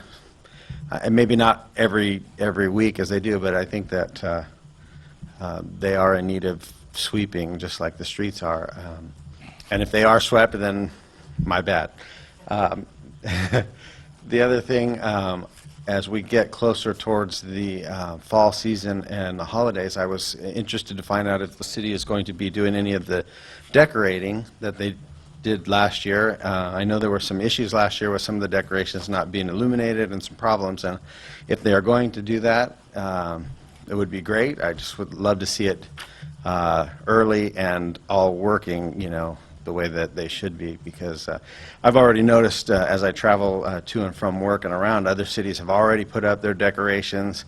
There's stuff going up, and so I just, like I said, I kind of have been out of tune, so I'm not sure if that's something that's already been addressed. But I just wanted to voice that. Thank you. Thank you. Yeah, I've had to ask Jerry if they talked about that or not. Nope, not yet. Okay, any other members of the public wishing to speak at this time? Okay, seeing none, we'll go ahead and close public oral communications. Next up on the agenda, we have two other items, and we'll go to 12D, but register of major expenses. I'll move it. Motion by Councilmember Gross, second. Roll call vote, please. Councilmember Edgar? Aye. Councilmember Gross? Aye. Councilmember Murphy? Aye. Mayor Pro Tem Graham Mejia? Aye. Mayor Kusamoto? Aye. Okay, that passes unanimously. Next up is the consent calendar. All items can be acted on one motion, or they can be pulled. Or any items wanted, do the members want any of the items pulled from the consent calendar? We already pulled E, correct? E. Yeah, staff Oh, yeah. pulled item. Yes, so E was pulled, and it will be continued. Okay. G, please. Councilmember Murphy, which is pulled G. A2 and C. J.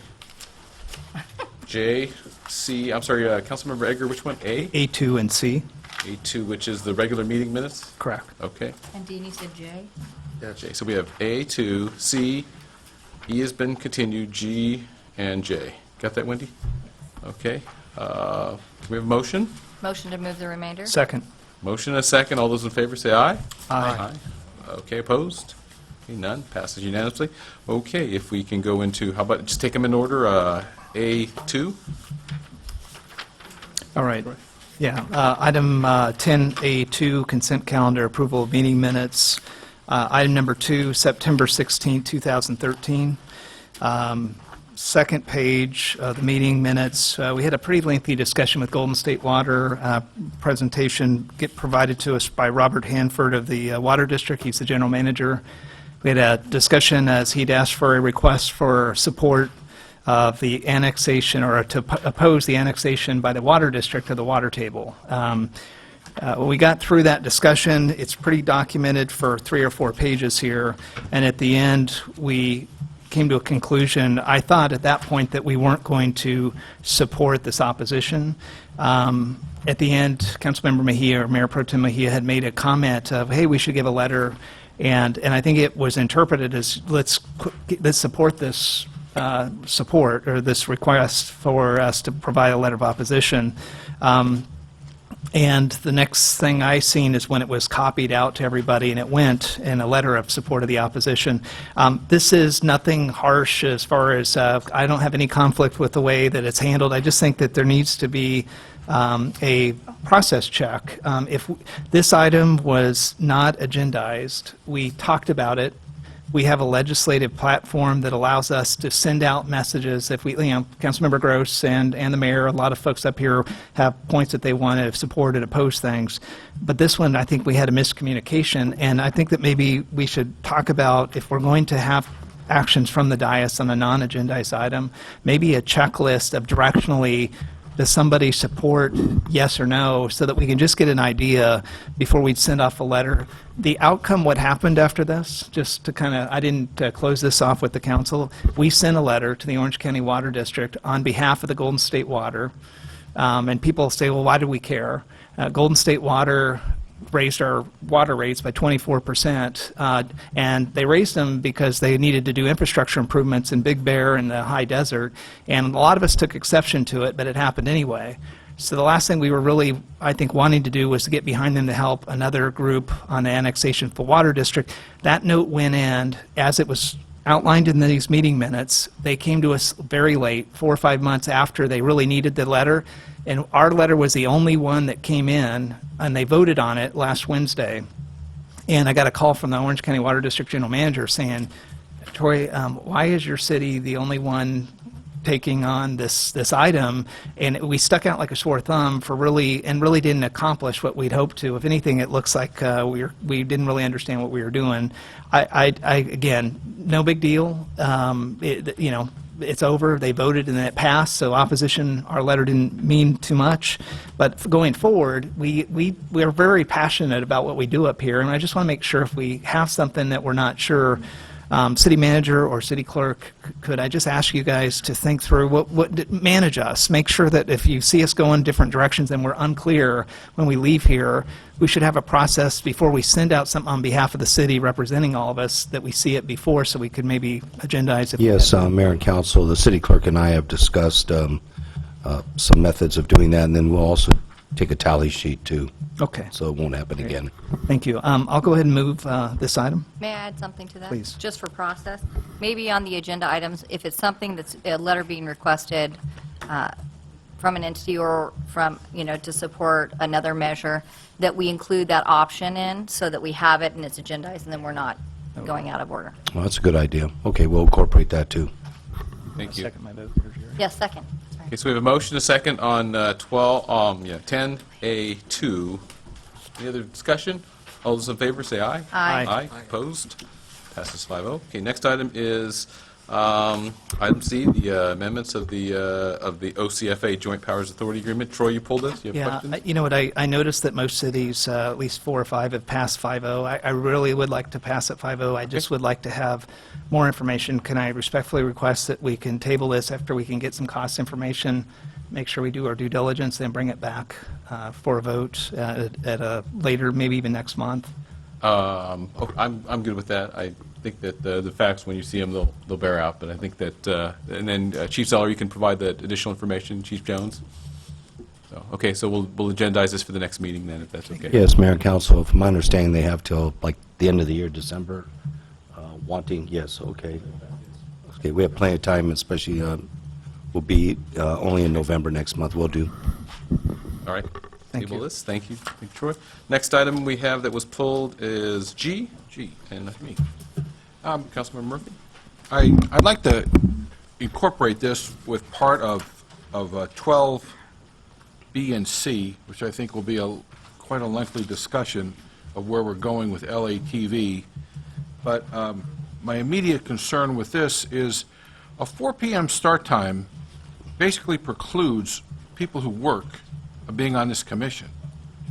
And also, we have a new city manager starting that I think we really need to back up just a little bit and start fresh with him as to how, because the city manager does run this commission, and I think it's, let's keep his option open for right now and discuss it all as part of 12. Okay, so you want to hold this? Yes, please. Hold this until 12.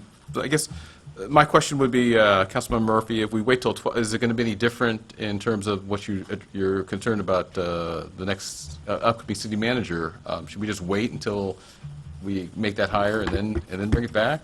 No, Something going to be different 2 hours or whatever, an hour from now versus? Well, I think we have a small approval here of an item that is going to be part of a larger discussion later on. I'd rather just discuss it all at once. Okay. It's really, Are we good with that, Council? Yeah. Okay, so we'll go. Okay, so we'll go ahead and wait. Hold that until item 12, whatever the one it is appropriate.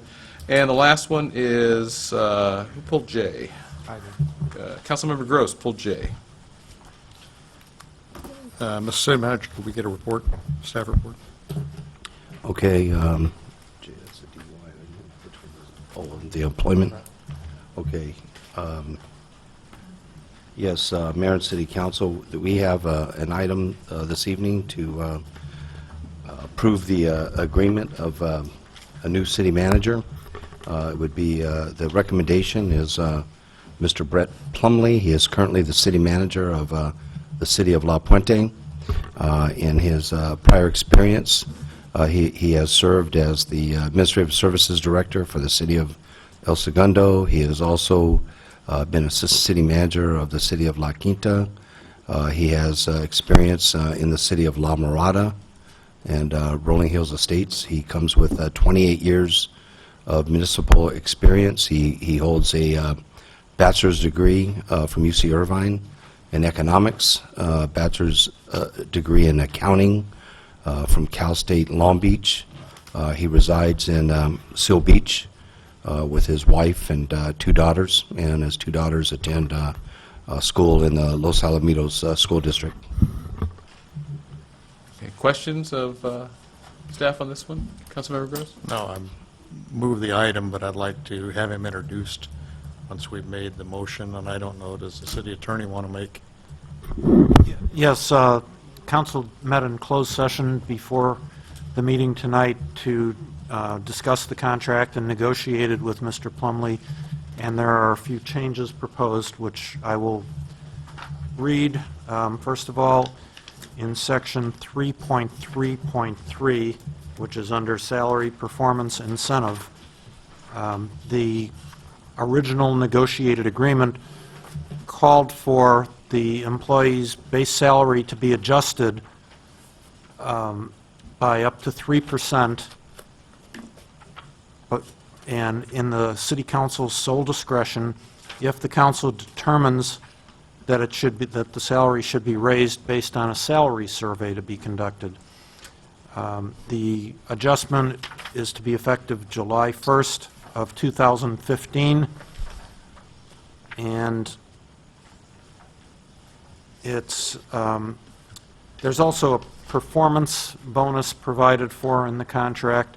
So the performance bonus is 3%. If the salary survey indicates that Mr. Plumley's salary is more than 3% below the other cities in the survey, then the council would increase it beyond the 3%. Otherwise, it's limited to the 3%. So the language that would be inserted would be in the second to last line of 3.3.3, which will now read, and I'll indicate when I'm inserting.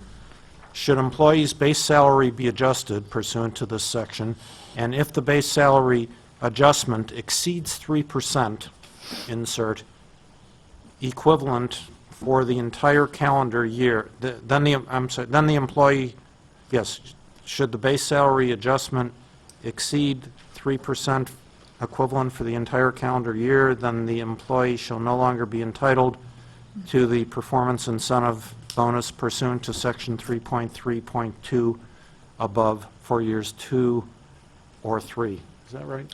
Yeah. Okay. And then, in 3.4.3, which is disability, health, and life insurance, physical examination,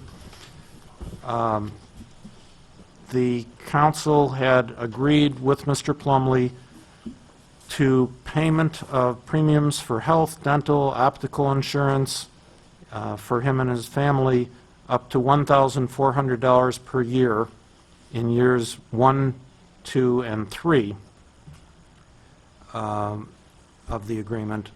The council and Mr. Plumley agreed to add the following language at the end of this paragraph. Premiums, and there are other things in the paragraph, but they're a matter of record. Premiums shall continue for year 3, subject to the outcome of the market survey referred to in 3.3.3. Per month. Well, let's see, it's already premiums. Right, it's $1,400 per month in years 1, 2, and 3, and then premiums shall continue for year 3, but it's subject to the outcome of the market survey referred to. Therefore, what that means is if the market survey indicates that the employee is, let's say, way under market, the council increases the salary, the extra $300 over the other employees is subject to adjustment considering the salary survey.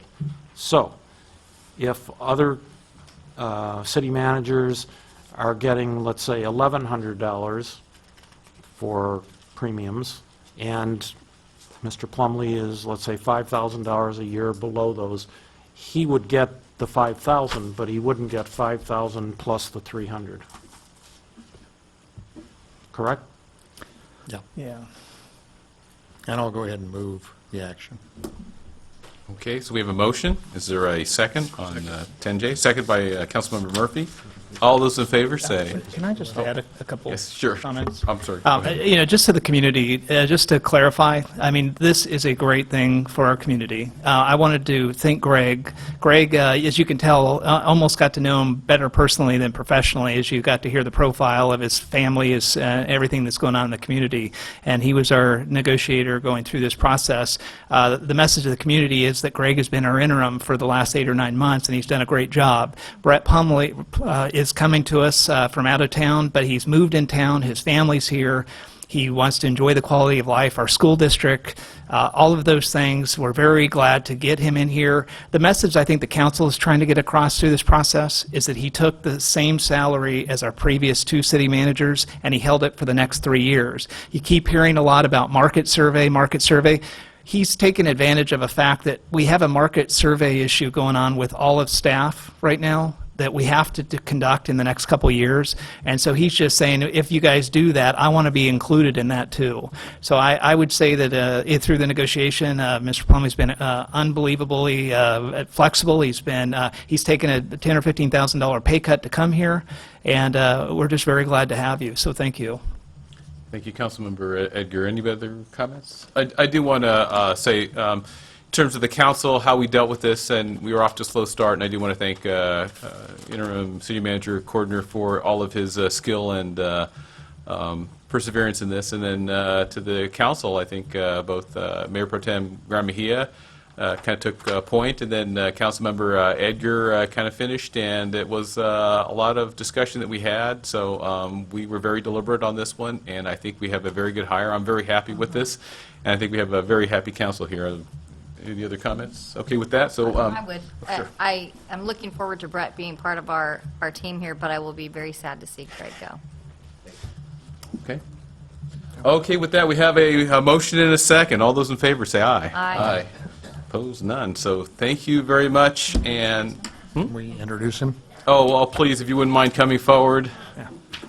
Let your face be known, and you want to have any comments?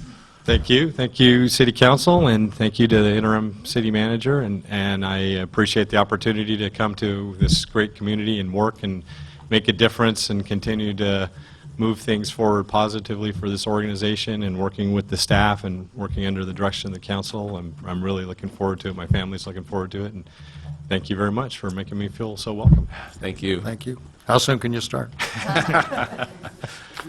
Need to work that transition. Existing. And I should say that the agreement is blank as far as the start date. Okay. Mr. Plumley indicates that it'll be no later than November the 30th, or November the 20th. November 20th, yes, no later And than that. Sooner if he can, but I'm putting in November 30th in the agreement because we need a date certain. The 20th. 20th, I'm sorry. And then the first page, paragraph 1, would be today's date. Okay, thank you. Congratulations. Congratulations.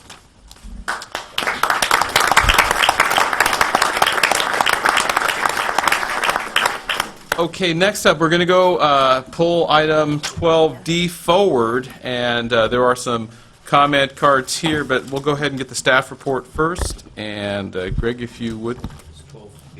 I thought it was D, isn't it D? Of D, D. the resolution. D, as in dog. Yes, Mayor and City Council. Councilmember Edgar requested an update on the Los Alamitos Unified School District resolution exempting themselves from local zoning laws pursuant to Government Code California 53094. Recommendation is to receive and file or direct staff accordingly. The background is during the board meeting that was held October 8th, 2013. Pursuant to the Government Code, LAUSD adopted a resolution rendering local zoning ordinances inapplicable. Additionally, the school board adopted similar resolutions applicable to the County of Orange, which is Rossmore, and the City of Seal Beach. Government Code Section 53094 provides that a school district, by a vote of 2/3 of its members, may render city or county zoning ordinances inapplicable to a proposed use of property by such school district when such use is for classroom facilities. The code section is attached, as is the resolution. Our community development director and I have been attending the workshops on a regular basis at the board meetings, and we have had some of our Los Alamitos residents in attendance. Some have spoke. I don't know if our community development director would like to expound on this report any, or... I think that's good. I think that Okay. says it all. So Okay, thank that you. is the So, report. council, questions of staff on this item? Can I just ask for a point of clarification? Sure. When you speak about the code and how it applies to classrooms, can you elaborate on how the field is considered part of that? It's not. I would be happy to elaborate on that. The statute refers to classrooms, and, you know, you would think that a field is not a classroom. That's what I thought. And I did some research, and the California Court of Appeal has interpreted that language as including a field. I mean, the case was specifically field lighting, I think, you know, just like their situation. And the court determined that classroom means everything having to do with education of the students, hands-on education of the students, and it includes fields, it includes other facilities like that. So there's no, at this point, there's no way to even fight that. There's no dispute. The field is a classroom. And are the sports that are played on the field, aside from what would be a PE class, considered an extension of that classroom? Yes. Okay.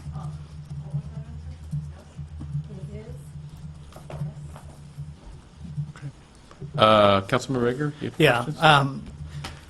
You know what, I agendized this item for a couple reasons. One, to kind of help bring some clarity, I think, to the community. You know, our city council and our school board work very closely together, and I'll start there. And, you know, we just invested from the city $300,000 in Oak Gym. We have a long-standing relationship, and we share the management of some of the fields for what all of our kids play soccer on at Oak, McAuliffe, et cetera. So we got a lot of joint use agreements. Those fields, kind of based on this ordinance, are considered to be non-classroom facilities, but covered.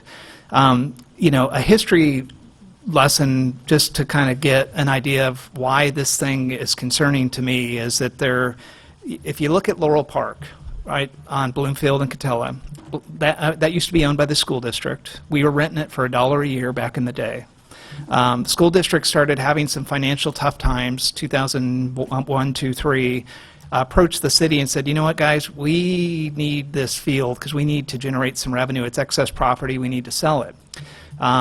You know, we were going through a discussion with them. I wasn't on the council at the time, but as they went through this discussion, the legislative power that the city had at the table was, you could throw us off of that field, but we control the zoning on that field. So if you want it to be anything other than a field, and you want to get commercial rates for it, that's probably going to have to be worked out through a negotiation. So we had a seat at the table. My concern with this ordinance is that if this ordinance was in place back in 2003, when we bought that park for $4.5 million, we may have had to pay $8 million for it, or we may not have even had a chance because they could have said, look, we control this field and we're going to do with it whatever we want.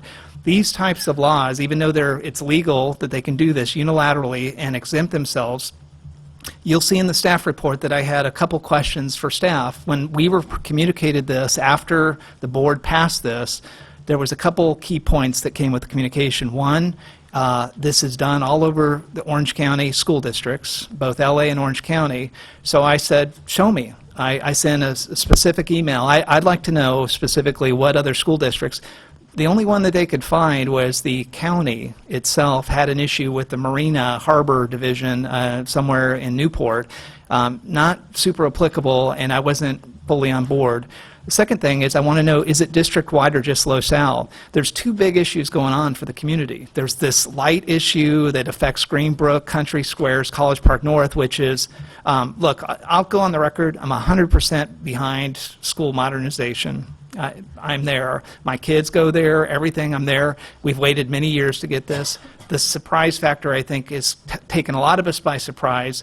And because the field's done, we have big towers of lights that are higher than actually the racetrack, and we have stadium now for 2,000 people. So everybody living around this facility and these three neighborhoods naturally has a concern. Now, if you're up here in this council and you're trying to balance keeping a good relationship with the school district and making sure you protect the quality of life for the residents, you've got to kind of find a balance there. And so what I've been doing, and all of us in the council, we've been walking the community trying to get feedback, trying to find out, because, communities go through changes, so maybe we're just going through a change and we're just trying to swallow it and eventually we go through. But some of the things that we find that, look, for non-classroom use means you can't have a men's soccer club coming in and using that field. You need to have, we no longer would have control now based on this on lighting and nuisance lighting that potentially would affect the times. I have talked with Dave Boyer and Diana Hill, who are Los Alamitos residents who are on the school board, and again, we know them all, but those two specifically, and I said, hey, what can you tell us about this? And their feedback was, we hear the community. We know maybe the communication was tough going in. We did a light test, but we're going to control the time. We're going to control the use, et cetera, et cetera. So while this is all working in parallel, this ordinance comes out, and it says, you know what, we're going to exempt ourselves from any rules from the city, and I said that it was positioned a couple ways. The one way it was positioned is that way, the city, you guys don't need to worry about taking the heat for this. This is all on us now, because you don't have any jurisdiction whatsoever, because, we can do this, and we did it. Again, the issue is we now, as a council, need to decide very openly, and there's no hidden agenda here. Like I said, we like these guys. We are giving up our legislative power as a city to balance the quality of life with these facilities. And the first reaction I had is, I used to live in Rossmore, and I live by Hopkinton, so what happens to those fields? If this is district-wide, then they can do it in any community. What about Seal Beach at McGaw, when they have the pool and all the facilities down there?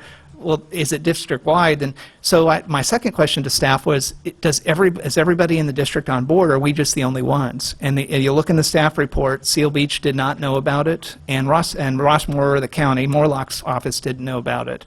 So, we're reacting to the light issue, and then we've got an ordinance for, basically exempting ourselves. And everybody stay calm, because we're calm. But we need to figure out what we're going to do. Because legally, I'll be honest, it's kind of, when we have other law cases, kind of the prima facie, well, if this is true, so what? I mean, are we going to sue the school district for this? I don't know. I think what we need to do is to look at this and to say, what do we do next? It seems to be a little aggressive. It doesn't seem to be, I'm not, here I have a great relationship, and I'm surprised I'm hearing about it 10 days after the fact. And so I don't know, as a community, I've been getting tremendous amount of calls at my house, and my job too, as Jerry and everybody will say, is, we've got to be reactive to our residents and make sure that we're representing them and balance the relationships. So wanted to communicate to the community, look, this is going on. And I don't know what we do about it at this point. This happened in Orange County for another city that I was aware of too, in Fountain Valley. And this was the other case, is they actually invoked this in Fountain Valley. And what ended up happening is the city issued a resolution of protest and then put it on the shelf. I guess that's a good symbolic move to make the community think that the council's doing something. But I don't know. I think that we're at a delicate point in the relationship. The school board's listening. Maybe with this, we take a look at the light issue and solidify some things in that agreement in writing and guarantee the residents that we will get those lights off at a certain time, that we won't operate on a certain day, that we will not use this field for anything other than students. We got to potentially get something for kind of taking this one. I really believe that. And so I agendized this so that we can have an open dialogue, because I think I've taken it almost as far as I can in one-way emails, because we can't have a discussion, and everybody cares about it up here. So with that, that's the premise, Mayor. That's why I brought it up, and I would just really appreciate a open dialogue for the community and what we want to do about this. Thank you. Thank you, Councilmember Egger. Questions of staff of Councilmember Egger on this? Buddy? Let's comment. Okay, so next up then, we'll go ahead and open it for public comment. So we do have some cards here, and I'll just go ahead and just start as they are stacked here. Jennifer Fisher? Fissler. Is it Fissler?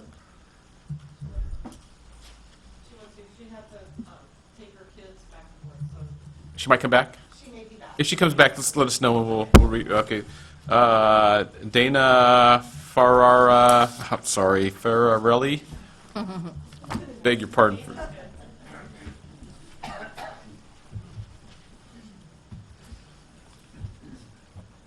I really didn't want to go first. Dana Ferrarelli, Ferrarelli, 10232 Humboldt. I'm the luckiest one on the street. My house sits directly across from two light towers, my master bedroom facing the street. They fired up the lights a couple of weeks ago, and it was extremely bright. I would call it light pollution. Interestingly, the last time I stood right here was over a school issue. And thankfully, the city council came through for us, and it was in regard to student parking in our neighborhood. And the parking in and of itself wasn't so bad. It was the behavior of the students. And we had to fight very hard to get parking restrictions because the school was not a good neighbor to us. And they, once again, are proving themselves not to be a good neighbor. I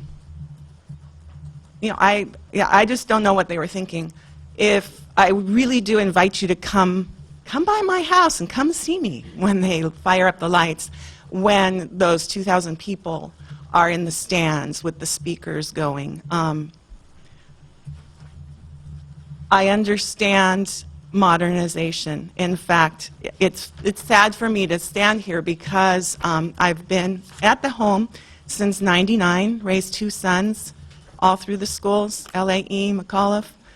Graduated my older son from the high school, and I now have a senior at the high school. And I was, until I had to go back to work, a volunteer at the school. So I feel, it's tough. But my quality of life is vastly affected now. And it's not just noise pollution, it's not just light pollution. Now my property value has taken a hit by a district that likes to pride itself on keeping home values up. And I guess me and my neighbors are the sacrificial lambs of this. So what I want from you is maybe you could pull through for us again somehow, like you did with the parking. It solved the problem. And so maybe we can come up with something, and you can preserve what property values we do have now, and maintain the quality of life that we've had in the tract. I don't know. I didn't want to be the first one. Thank you. Thank you. Next up is Richard Vardaman.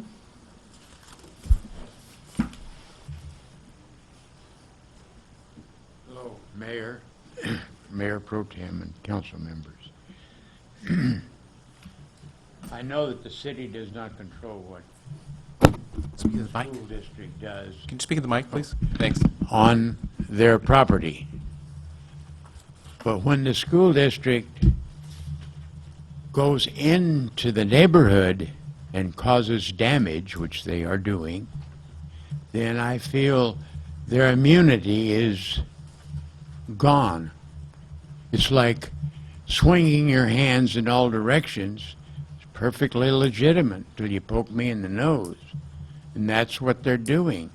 They're poking the city, the residents of the city, in the nose with their lights. Now, if they want to put up a 90-foot shield, you know, then we'd be safe. Some of the residents should be, the city should try to protect the residents and think, such as loss of property value,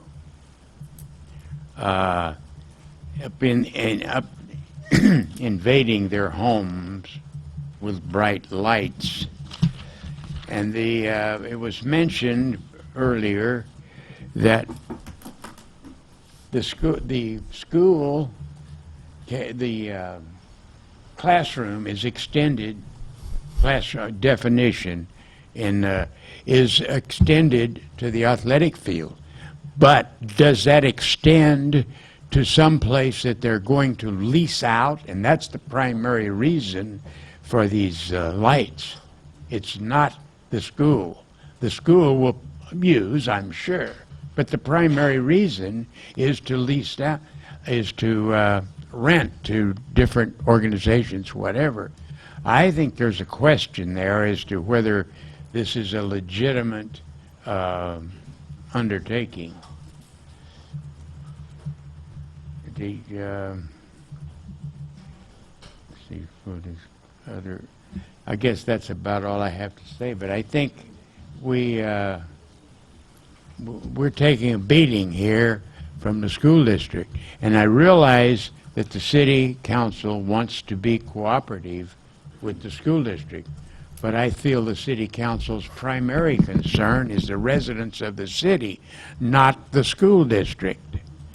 And I, for one, will never vote for a bond issue for the Los Alamitos School District after these actions. Thank you. Thank you, Mr. Vardaman. Next, we have Pam Rosales.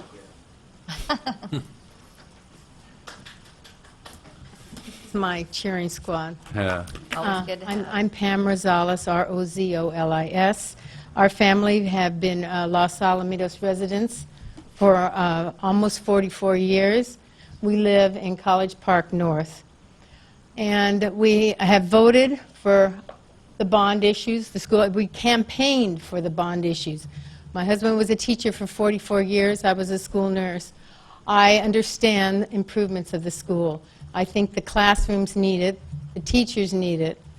When we moved to this area, we didn't expect to live next to the racetrack.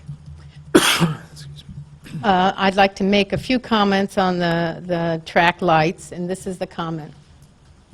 Blinding, blinding. When I walked down the street, I thought maybe there were 8 poles or 8 lighting because it was like following the moon or the stars. Because between every house, I would look up and I would go like this. And I thought, well, that must be another pole. It was the same one. It just followed you along. And it just lit up the sky. Now, I did talk to the superintendent, and she said we're going to make adjustments. The only adjustment would be to lower it to 6 feet because it's really blinding. I feel that the district was underhanded and they were dishonest. The controversial financing, because the district knew that normal bond proceeds couldn't be spent that way. When I voted for the bond issue, I did not believe or in any way that they were going to build lights for the field. The city and county zoning was brushed aside under the guise of following applicable laws. In other words, it's okay to ignore how you use the bond issue. We'll just figure a way around it. It's okay to ignore zoning. We'll just say, we'll just be exempt from that. And it's okay to ignore your neighbors and the voters of early input in the concerns. We didn't find out about this until a letter was placed at our door. It was dated October 10, but it was a little bit later than that, so it was less than a week that we knew. I knew they were building something, but we weren't notified.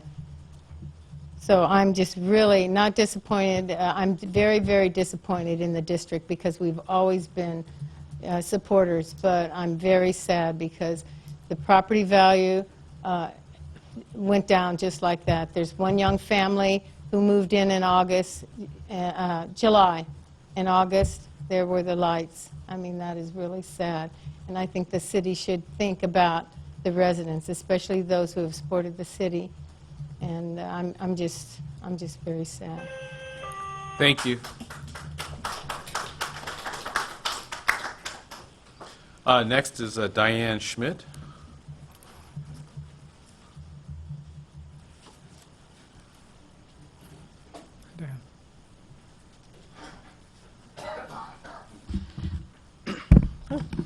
Hi, my name is Diane Schmidt. I live on Humboldt Street. My house is directly behind the field goal on the east end of the school. So I just don't even really know where to start. You know, we've been talking to the school district. In October 12th, they gave us, I received a letter from them October 12th, 2012, saying they were going to start construction in April. And I was like, I went and talked to my neighbors. I was the only one of 2 people from my whole neighborhood who had gotten a notice from them. There were 170 homes in my tract and the tract over by the parking lot.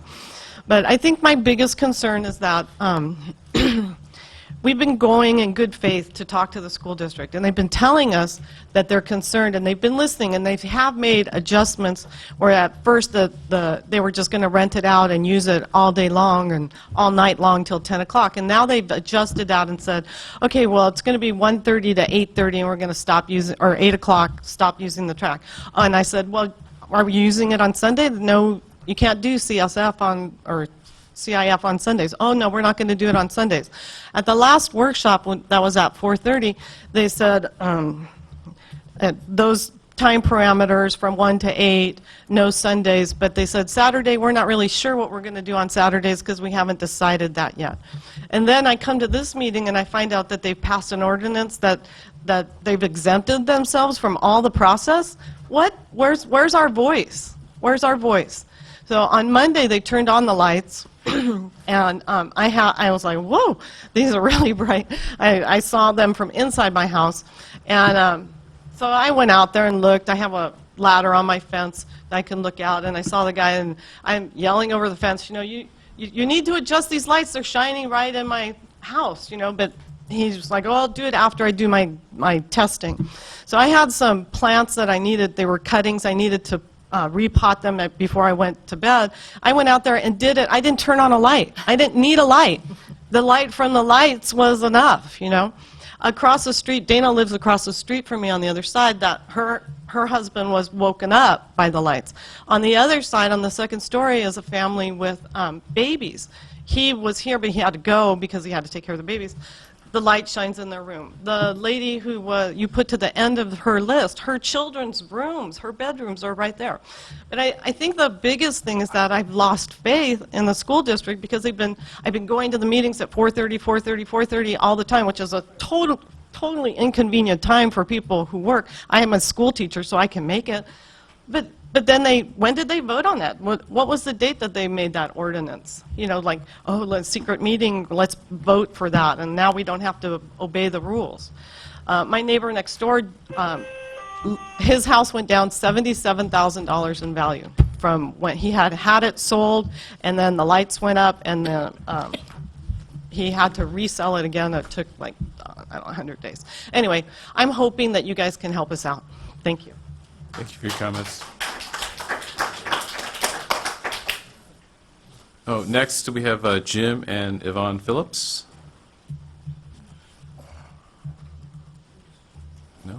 Not here. If they show, let us know, please. Michael Foote? Mike Foote? Thank you.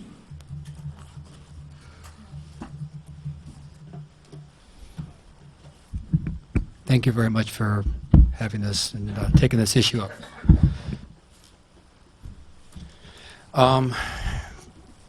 As a resident of Los Alamitos since 1999, I can tell you, and I think everybody in this room agrees with me, we desperately need your help.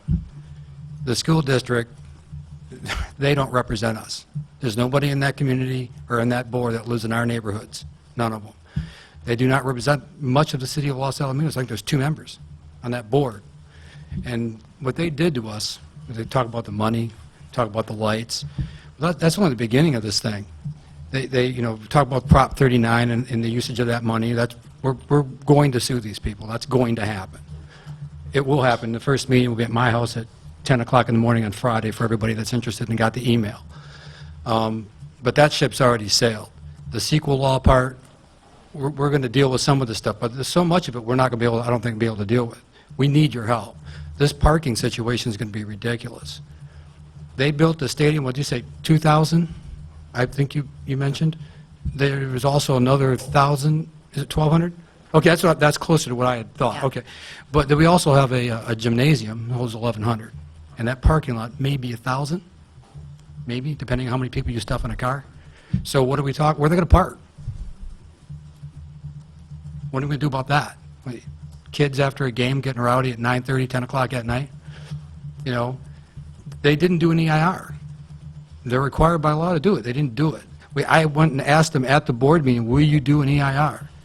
Just voluntarily, even though you say you're exempt from that law as well. They apparently like to say that. They are exempt, Class 2 exemption is, I get this right, a Class 2 exemption is existing structure and not changing the capacity, right? They said that on the record. They were exempt because of a Class 2 exemption. There's no way. That's not an existing structure. It changed the capacity. They don't care. They don't care. So we're going to, like, one of the issues, that EIR part, the parking, what can we do about that?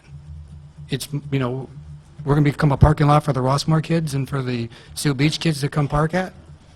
We tow their cars? I mean, is that what we need to do? Because they didn't handle that parking. The traffic issues that are going to be going in and out of there, they didn't do anything with that. And that's a nightmare every single day. Noise. I mean, the lights, to me, because I don't live with my back to like some of the folks at Humboldt, like Diane, some of these guys, I don't live with my back to it. I'm a couple doors down.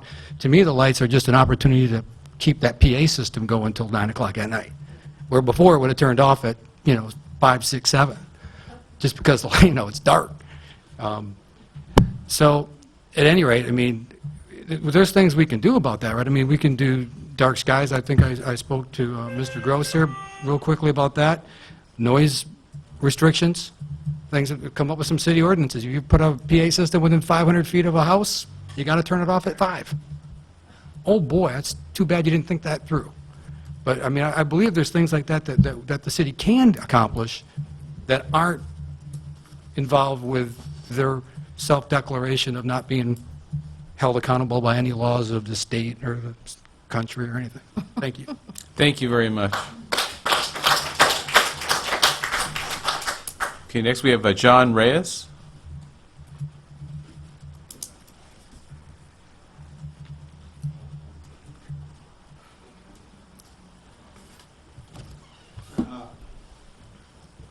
Good evening. My name is John Reyes, and I'm Mike's neighbor. I'm the one that lives right next to the parking lot. I'm a retired engineer. I work for Northrop Grumman and Boeing, and I was a member of the Environmental Executive Council for the B-2 division of Northrop Grumman. And I was involved with many building issues with all the neighborhoods that surrounded our facility. So when I first found out about this track, I was excited, and for this reason. My kids all went to LaSalle. I was the Booster Club president for 5 years, and I participated with the Booster Club for 10 years, and I raised in excess of $50,000 for the track and field teams. All my kids played 3 different sports at the school. We supported everything in the school. We supported the bonds because I'm a firm believer in education. But I was very taken aback when I found out I was excited about the track, and then to find out 6 months later when they're already starting to build the facility that in fact those are light standards that are going to be going up right in my backyard, basically. Obviously, the school board felt they were above the law because citing the fact that, you know, they had an exemption is baloney. If you do due diligence and you have people that know what they're doing, that would not have been the result. And none of us in the neighborhood were consulted or even, in fact, we were basically kept in the dark until the lights were going up. I'm very disappointed because I think someone missed the ball, and that includes the governing people here in this, that we're all sitting here with, because you're all joined, period, as far as I'm concerned. You know, the school board doesn't operate as a separate entity. You work together because that's part of the community. And I'm very disappointed that this has happened. And I hope, you know, I'm going in all in with Mike and hoping that you'll give us some opportunity to maybe get a little bit of justice here. Thank you. Thank you.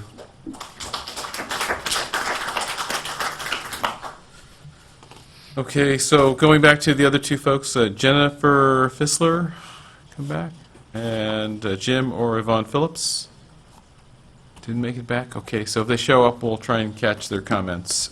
So with that, Mr. Mayor? yes. I had marked on my card that I wanted to speak to item 12. You have A, B, and C, Ms. Jemsa, not D. If you want to speak, please come forward. Well, I'm sorry if I'm... Please come forward, by all means. Anybody else wishing to speak, please come forward. Okay, please.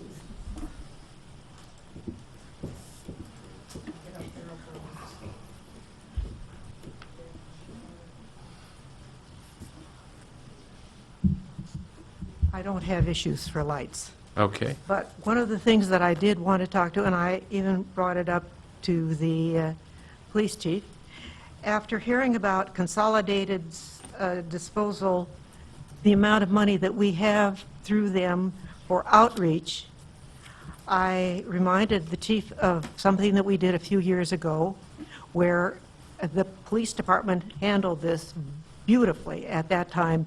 And I believe several other cities conducted their collection on the same day. And this was the collection of prescription and medicines like that we could bring them up, we could turn them in. You didn't collect needles. I remember hearing about that. I didn't have any needles to worry about anyway. But it was a very effective way for people to get rid of prescription medicines and some over-the-counter medicines as well that you are not allowed to just dispose of by flushing them down the sink or something like that. So I really hope that we could do that again.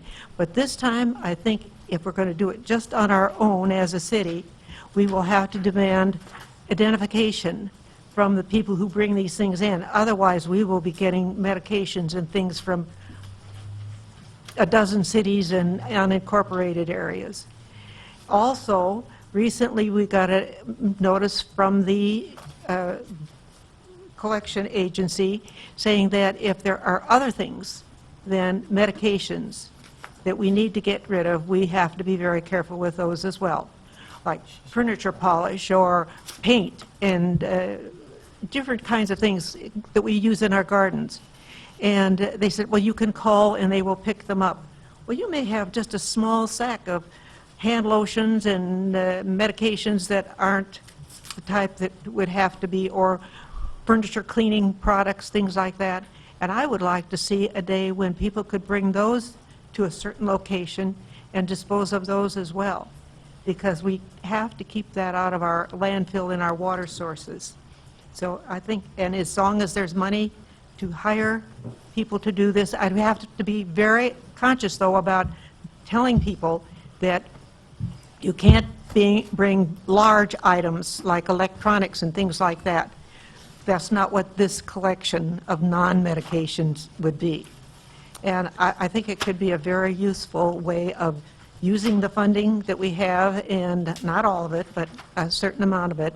And it could be done one day for one type and another day for the other things. Okay, so I'm sorry to interrupt, Mrs. Jensen. We haven't talked about that item yet, but we will be. Oh, So, I'm sorry. but thank you for bringing this up, and you can Well- hold your comments, or you can, come back up here for that, okay? Oh, I thought I was going to be left behind. And of course, you know, I'm very interested in LATV. Sure, I understand. We haven't talked about that yet either. So right now, we're talking about the high school. sorry. Okay? I didn't want. Yeah, we were on 12D, not 12A, B, or C, Well, we okay? took it out of order. Yeah, we did take it out of order, so sorry about No that. wonder you confused me. Okay. It's not entirely my fault. All your fault. Okay. Okay, so bringing, any other comments on 12D? We have another member of the public? Good evening, Council. Javier Mejia again. Obviously, the focus of our council is much different than that of the school board. The school board represents the school, and at the school, they have a lot of students that are not from this community. The council here really needs to focus on the community at hand. Our hands may be tied, but that remains to be seen. I know there's a lot of shared uses of those fields. I'm very interested to find out what, going forward, I mean, is that something that is going to negatively impact our Parks and Rec programs? Because now, if they're going to seize and take total control and have whatever they carte blanche to those fields, what happens to our Parks and Rec program? What happens to the money that we funneled into the shared use of the gym? Is that just lost? What happens going forward? Having been involved in a lot of sports through my youth and adult life, I know that these events that they presume to have at the school, saying they're going to end at 8 o'clock, very many times they run way over. They are run by staff members and students and volunteers, and they don't run on a precision time schedule, and it's going to run over. So any promises made that the lights are going to be shut off at 8 o'clock, that, that is, just doesn't seem like a real solid thing that they can do. The parking lots are still going to have cars in them. There's a lot of things that are going to be going on at those fields. The PA, of course, the lights. But I wondered about what's going to happen with our Park and Rec program. And anyway, that was another concern I had. Thank you. Thank you. Another member of the public wishing to speak? J.M. Ivler. First, I know a little bit about light pollution since I get it from the racetrack. And that's a lot further away than these lights are from the homes in Los Alamitos. And I fully understand what the residents are talking about. I also get the PA system from the racetrack inside my home. And it's a lot further away than what we're talking about in our community. I'd like to thank Councilman Egger for his opening statement. It was passionate and provided some very good ideas and some information going forward. One of the people who spoke mentioned that the gymnasium is there and that you have the gymnasium and now you have the track with 2,000. They forgot you also have the PAC, which also will be used. The Performing Arts Center seats several hundred, and that gets used at least 7 or 8 times a year for choir shows and other various shows. Dance uses it. The Performing Arts Center is used by theater group as well. So the facility is limited. Parking is going to be a problem by adding another 2,000 seats. and that should be addressed by the council to the school board. They have to come up with a solution, because if they're running all their venues simultaneously, there's no way that that can be done without impacting our community detrimentally. I believe this is an opportunity for us to work with the school board, as Mr. Edgar stated, and I hope that our city council will take the time to do so in a way that will help protect our community. I know that as a community activist who fought against the trucking center, it is always about our quality of life. Thank you very much for your time. Have an outstanding evening. Thank you.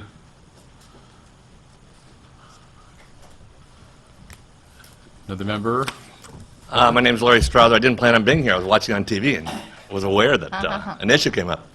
I've been involved with this process from the very beginning. As many of you may know, our LoSal, we started involved with the Taste for LoSal. We put a lot of money towards this. We researched the project beginning back in 2001. We made a proposal for an all-weather track.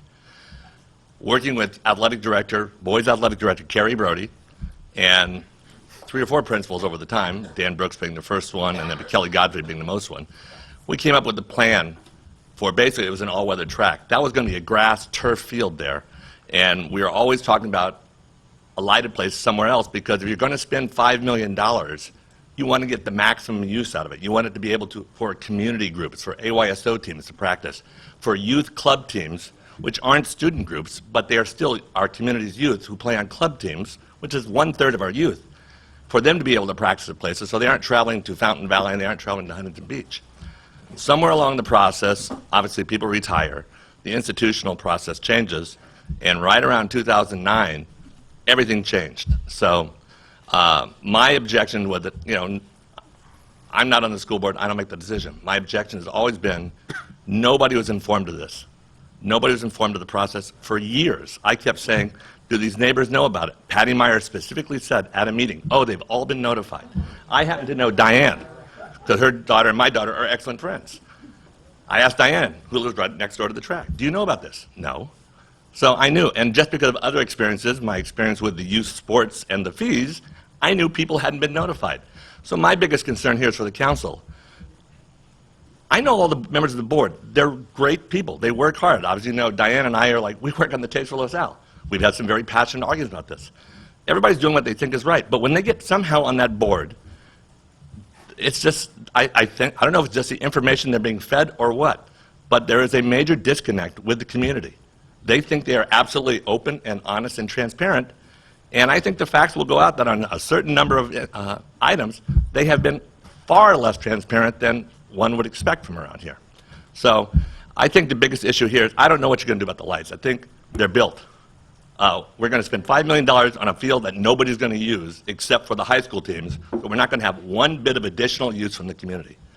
We're exactly not one extra team is going to be able to use it, which is a shame. You spend $5 million, you should get maximum usage for it. And so that is unfortunate to me. But I think the process here, somehow, like I said, when did the field increase, and I think a lot of that field fee increase is what's going to be paying for the fact that those lights can't be monetized during the rest of the year. I think those numbers were really skewed, and I think anybody who's had anything to do with youth sports and club sports in this area will agree with me.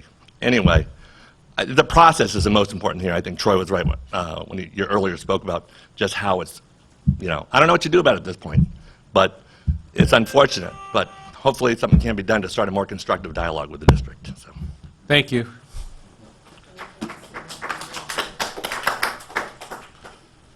Okay, so any other members of the public wishing to speak on this topic? And go ahead, seeing none, we'll go ahead and close public comment and bring it back here to the council. So, heard some, interesting, and appreciate all the comments from the members of the public and the insight from Councilmember Edgar. So back here to the council, Mayor Pro Tem Graham Mejia would like to speak. Go ahead. I just wanted to address some of the things that were brought up by several of the speakers. One of them is the parking problem. And what I would encourage you to look into and consider at your meeting on Friday is you do have the right to come before the city council and ask for parking permits for your neighborhood. There are drawbacks to that on some cases because your friends come to visit, and if they forget to put that guest pass in the window, they get a ticket. I mean, there's generally a courtesy period where that's not too enforced so people can get accustomed to it, but it definitely would act to protect your neighborhoods from excess parking, both from the students and from anybody that would be coming to the outside sporting events. Maybe it would push it onto the main street there, Cerritos, and maybe in more into the industrial so it wouldn't impact you. I know that's not an answer to your problem, but when we talked about the different issues, that is something you can take action on now, and it can prevent it ahead of time. You can also come before the council if you are successful in your endeavors and you choose, not to go forward with it. You can also just rescind those parking permits by a vote of the council. So that's one thing that I would recommend that you think about. Now, city manager, how tall are the lights? They're 80 feet high. Is that right? 80. I thought they were 80 feet high. Okay. So I guess my question, maybe Stephen, you might have had some experience with this. What about some kind of a screen that could be put up? You laugh, but maybe if there's nothing else we can do, these are things that could mitigate some of that light to make the quality of life over there a little bit more bearable. As Greg said earlier, we've been going to most of the meetings that the school district has been having at 4:30 before the regular board meeting. And they have talked about having the opportunity to test the lights, which began on Monday the 14th. And once the lights were up, then they would start tweaking the lights and shielding the lights. I think it's still early in the process, giving them a chance to do that.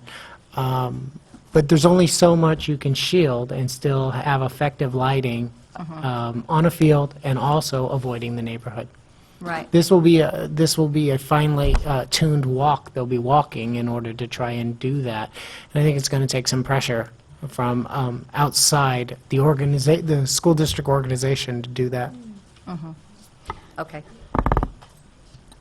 And so city manager, they talked about, just to try, city attorney, to be a benefit to our residents, they talked about the dark skies, the noise issues that would be addressed in our ordinances, the ability for them to just bypass the EIR. Do we have any recommendations for them, or from our standpoint, what we would be able to influence?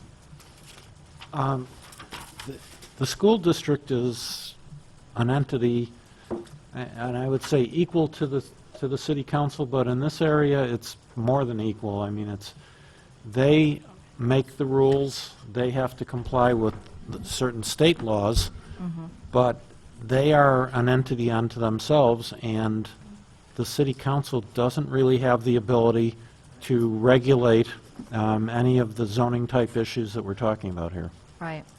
So the remedy is with the school board and with, whatever political pressure, legal action, and so forth that the neighbors take. Right.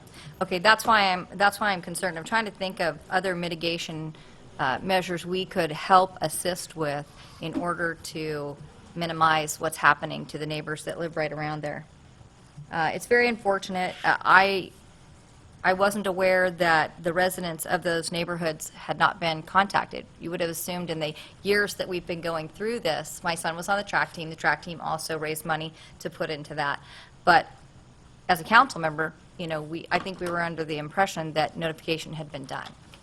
So when you say that we're working together, sir, that we're one entity, we're simply not. We're very, very different. And I understand what you're saying. You expect for us to represent you with regards to the things that they're doing, and we've tried to do so. I would encourage you to take whatever steps you feel are necessary to protect your rights. But in addition, I think we should be trying to come up with some kind of mitigation issues that would assist you if those are not successful. That's really kind of what I think that we're able to influence as a council up here, as your representatives. So for right now, I'll go ahead and pass it on to you, Mayor. Okay, thank you. Councilmember Gross? Thank you. I appreciate everybody coming in. I've had the opportunity to talk to several of you. I did walk the neighborhood when the schedule was put out for the workshops. The day that our joint ad hoc meeting occurred with the school board and the school district, and I serve on it, Jerry serves on it, city manager serves on it, we were informed that day, which I believe was the 8th of October, that, oh, by the way, tonight we're approving an ordinance exempting ourselves from all of your ordinance. We're approving a resolution. And as Mr. Edgar mentioned, there is a requirement of a 10-day notice, and they weren't happy or weren't following the spirit, if you will, to notify us. Based on the outreach that's been done so far, they've not done an outreach to Rossmore / the county, and they've not done the outreach to Seal Beach. And at some point, all of this is going to come back to roost on them. We do have time because they are going to continue their workshops. The last I heard was up through December. I think it's important for the council to start appearing at those workshops. I haven't gone before, but I will in the future. There's not a lot that, since they've passed this ordinance, and our legal staff has basically said, it's already been challenged, and it's been through the appeal court, and we're kind of unable to really do anything except possibly throw money away. I know that both Mr. Foote and Mr. Reyes are committed to moving forward, and I applaud you for that. And whatever we can do, because we can't give public funds away, but whatever we can do to assist in that process, I would hope that you will come to us and seek things out. Now, there are some unique things here that kind of fit into my craw, and I'm going to bring it to the attention of the superintendent, who I meet with once a week, and the other members of the board, and say, you know, you guys have come to us just recently asking for us to put a SRO at the school district. We're paying 50% of that. You're paying 25% of that. And we help get the city of Seal Beach on board to pay another 25%. So we're trying to do things with you. We arranged for $300,000 to go into the Oak Gym. The discussion came up about parking, particularly in those neighborhoods, and Councilor Mayor Pro Tem Mejia is correct. We can do things there. We can keep the cars out. That happened in Woodcrest, where we were able to keep the cars out from the standpoint of the kids. It's a permitting process, but it does have some negatives to it because it's an inconvenience on you the same way. But if that's what's needed, we can certainly help you in that regard. But I want to take it a step further, because I think at some point, and it's already starting, the school district has been saying, you know, we got traffic problems around the school district. And we started this year with a late Wednesday. And as a result, traffic and the signal lights were changed, and the traffic was all messed up. And our SRO went out and started directing traffic, which bothers me because that's not the job of the SRO. Their function is really on the campus with the kids and issues of behavior and issues of drugs and stuff, not out directing traffic. Appreciate that they took the bull by the horns and went out and did something, but the school district needs to understand, and hopefully they'll watch this tape, understand that we're part of the community too, and we're part of that process. And so when you come to us and say, hey, what can you do about Cerritos Avenue traffic-wise? Gee, maybe we just exempt ourselves and let you handle it. And I'm being a little facetious, but I'm saying there's two sides to this particular coin. And they're not listening, and they need to start listening if we're partners moving down the line. Because what we do can impact them, and what they do can impact us. And that's where the good working relationship needs to exist. One other thing that I will tell you, and I did tell both Mr. Foote and Mr. Reyes when I stopped at their house, this school board has never been challenged for the last 8 years at election time. Nobody runs. And so they get reelected without even having to conduct an election, because the same number of people that apply, get elected. One thing you can do, and if you're not happy with the job they're doing, just like if you're not happy with the job we're doing, as one gentleman mentioned, we're part of this, you know, we're subject to election every 4 years with the city, and every 2 years somebody's up for election. So, you know, you can put political pressure on candidates the same way, and where they've not had to do this, even at the time that Dave Boyer became a candidate for the school board, he didn't have to campaign because nobody else applied. He got to be elected without anybody challenging him. That's kind of cool because he doesn't spend the expense of doing it. He doesn't have to get out and walk, and the school district is much bigger than our area here from the standpoint of the city. So when you believe there's nothing you can do, there are all kinds of things that you can do to hold anybody, elected official-wise, accountable for their decisions. I'm sorry that we're not able to bring about something. I was dumbfounded. In fact, I brought it back to the council and sent out letters that afternoon that they were doing this. I got the city attorney to look into it, and at that particular point came back and said, gee, we've got an appellate court decision from last March involving taxpayers for accountable school bond spending versus San Diego. And it got taken all the way up to the Court of Appeals, and they ruled in favor of the school district. So the battle that we're going to be faced with here is going to be difficult, and the best way, as Mr. Edgar commented earlier, is a working relationship and trying to get them to understand. I don't think it's too late, because I think there are things that they can do. One of the things that the superintendent has told me is that they are listening to the residents, and they are going to limit the amount of use. Put it in writing. Get it in writing in the process of what they're going to do, so that the public has that kind of assurance in the process. One of the things they're doing, and Mr. Strother made mention to it, right now they're having kids go all over the place to play sports, and their intention is to bring them back. It's safer for them to be able to play their various sports on the campus and not have to be taking cars and going otherwhere. I understand that, and I think that's great that they can do that, but they've got to realize the impact that they're taking on, and I'm not sure they've thought it completely through. So I'll stop at this particular point, but believe me, we want to work with you through whatever way process that we can to try and resolve it and make things better. Quality of life does matter. Thank you. Thank you, Councilmember Gross. Councilmember Murphy?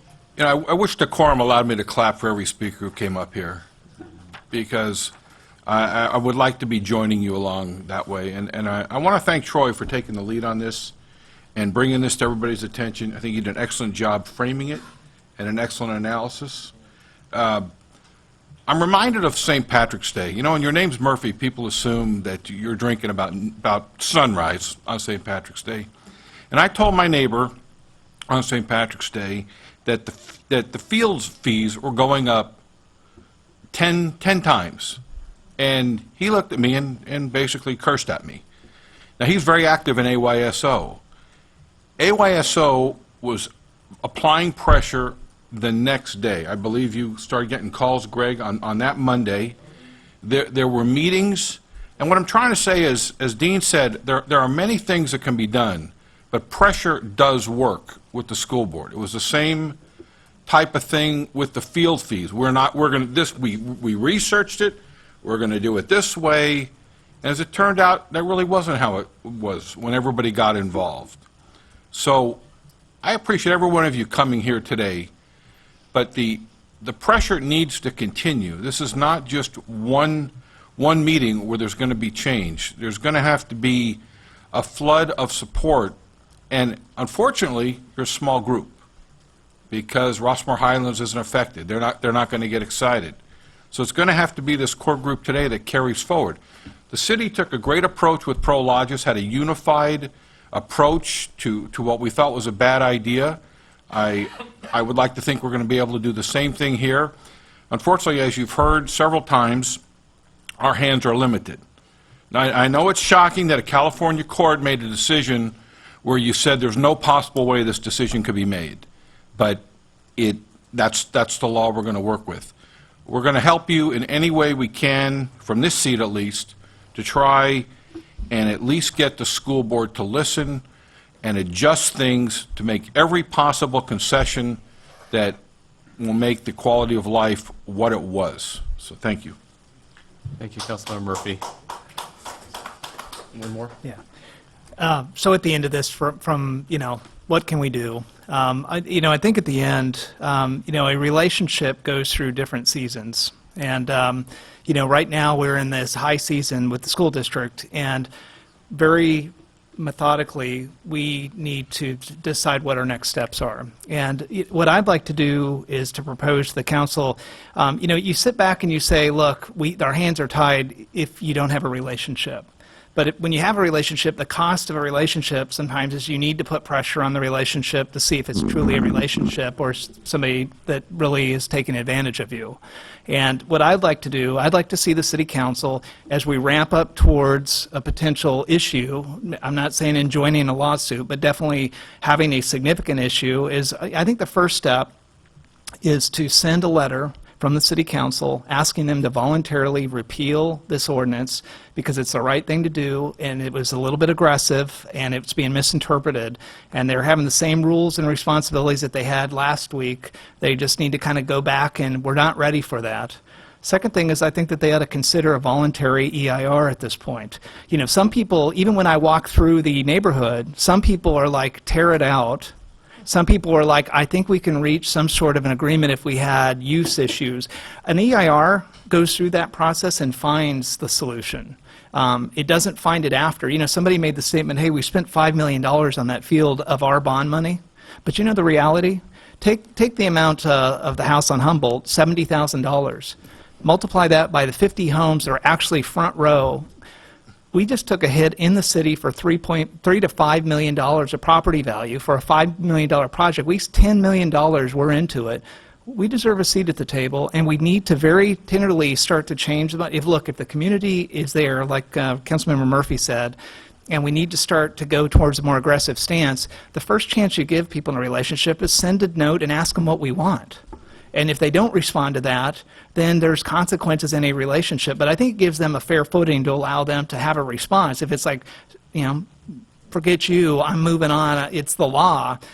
When you start saying it's the law, you've lost the relationship. So I would like to see us be proactive. And again, it's an agendized item. I'd like to see us write a letter asking for things other than sitting back and throwing up our hands and being tacit behind the scenes and potentially calling for people to be challenged in elections. I mean, that all can happen for whatever people feel in the community. But I think our responsibility is, again, to act like we are in a real relationship, act like we really want to treat this professionally and give an opportunity for this to be dealt with professionally in response, not hope that they figure out what they can do to help us. So, I would like to see us think through potentially some sort of request note to the school board from the city council, more formalizing what we hope to achieve before we go to ruining a great relationship. And for some in the community that might be okay to ruin it. For me and all of us, we've got a lot invested in this. So I would like to be proactive. Okay, thank you, Councilmember Edgar. So,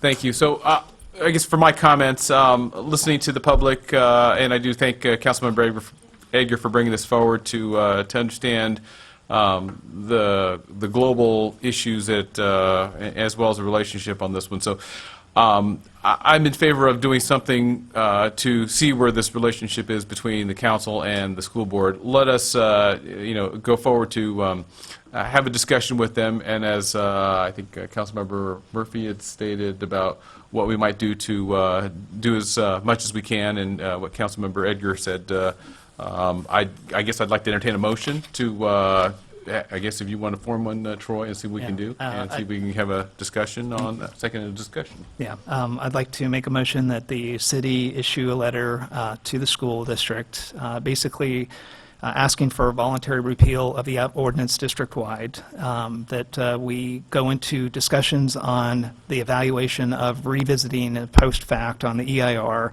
so that we can take in consideration the potential significant loss of property value and quality of life issues within the city to try and reach a resolution with our residents and the school district in hopes to maintain a great relationship.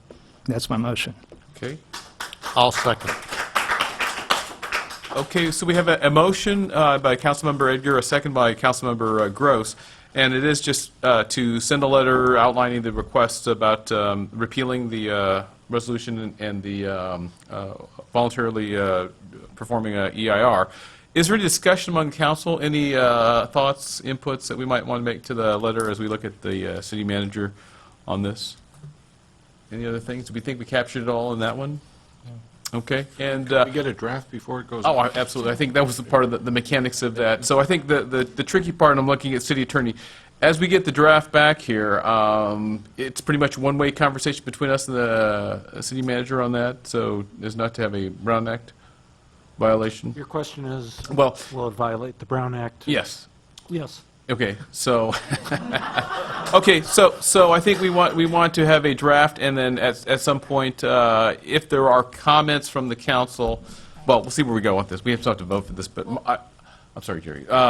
Then I think we would want to perhaps have a special meeting for that. So we'll have to see where we go on this one. Okay, you have comments? Can I just say, maybe we go forward with the motion to draft the letter and send it unless there's an issue and with a council member and they can pull it at that time. That way, we have the opportunity to move forward as long as there's no concerns by the other council members. We get it done. We don't have a special meeting. I don't think it's part of the motion, but I think just part of the mechanics of how we get it out there. So I think I'm good with that if there's any. Okay, so anyways, we have a motion, a second. Can we have a vote on this? All in favor, say aye. Aye. Aye. Opposed? None. So it passes unanimously. So please inform us, and I guess we'll kind of see what the input is. And I think it's the default for the council is that if you have some objection, we need to hear it quickly so we can adjudicate and resolve it. Okay. Looking at the time, we're going to run short of, I think, to get to the full agenda. I'm going to ask Director Mendoza on the item for the, what's the time urgency of the public hearing for this item? Can it be delayed, or do we have a? It is a notice public hearing, so and it would require a first reading, a second reading, and then 30 days after that would be effective. If we start the process tonight, we can get this done by January 1. Okay, so we'll just go ahead and tackle this one then. Go ahead. So we're going to go on to item 11A. It is a public hearing for the adoption of the 2013 California Administrative Building Residential Green Building Standards. Can we have staff report, please? 3 years, Mayor and City Council, the City of Los Alamitos must adopt new codes related to construction. The attached ordinances implement the adoption. The recommendation is to open the public hearing and introduce and waive reading in full and read by title only ordinance number 13-07 and ordinance number 13-08 and set for second reading.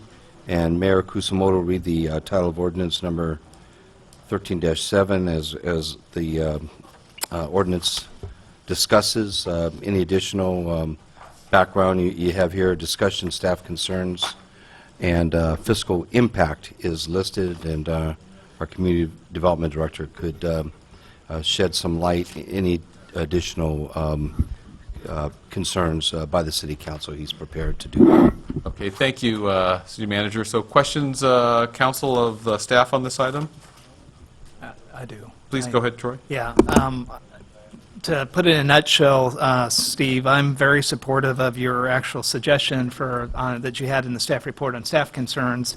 The question I had before this meeting, again, trying to short circuit so it's not super long on this item, was are we actually allowed to override a state law issue at the local level? And the response I got back was yes, we could go with this recommendation. I appreciate both you and Greg helping me with this item. Thank you. Okay, thank you. Other questions on this?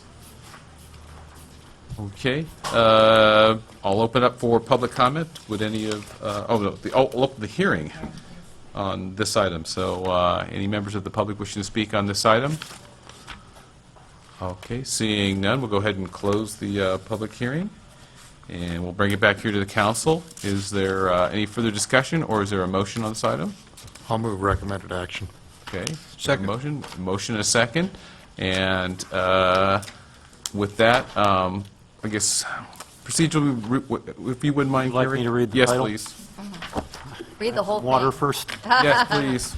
This is an ordinance of the City Council of the City of Los Alamitos, California, repealing Chapter 15.04 of Title 15 of the Los Alamitos Municipal City Code and adding a new Chapter 15.04, adopting by reference various provisions of the 2013 edition of the California Building Standards Codes, parentheses, California Code of Regulations, Title 24, close paren, consisting of the California Administrative Code, the California Building Code, the California Residential Code, the California Green Building Standards Code, the California Electrical Code, the California Mechanical Code, the California Plumbing Code, the California Energy Code, the California Historical Building Code, the California Existing Building Code, and the California Reference Standards Code, the 2012 International Property Maintenance Code as published by the International Code Council, the 2012 International Swimming Pool and Spa Code 2012 edition as published by the International Code Council,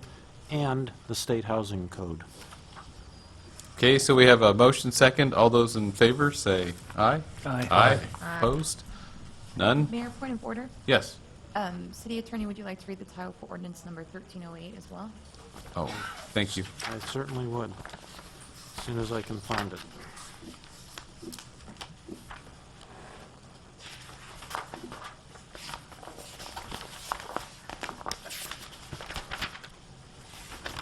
On page 8. Ordinance number 13-08, an ordinance of the City Council of the City of Los Alamitos, California, deleting Chapter 15.08 of the Los Alamitos Municipal Code and adding a new Chapter 15.08, adopting by reference the 2013 edition of the California Fire Code, Title 24, Part 9, with appendices and amendments thereto. Okay, thank you. Thank you for that point of order. So we'll go ahead and revote on this. All those in favor, say aye. Aye. Aye. Opposed? None, so thank you. Okay, next up, 12-8. 12A, which would be Consolidated Disposals Public Education and Outreach Program. May we have the staff report, please? Yes, Mayor and City Council, this report continued from September 16th, 2013, provides the details related to the public education and outreach program conducted by Consolidated Disposal Services Republic as a provision to its 5-year contract.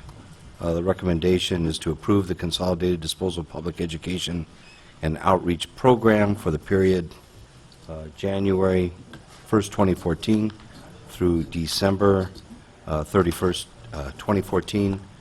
You have the report and the spreadsheet available for your consideration, and our Director of Community Development, who worked very diligently on this, is available for questions. Okay, thank you. Questions of staff? Anybody want to go first? Okay. So, I Okay. have some Thank you. questions for council, actually, if not Okay. necessarily for staff. I brought this up at the last meeting and asked if some of the unspent money that seems to be being carried over might potentially be used for enhancement of the fireworks show.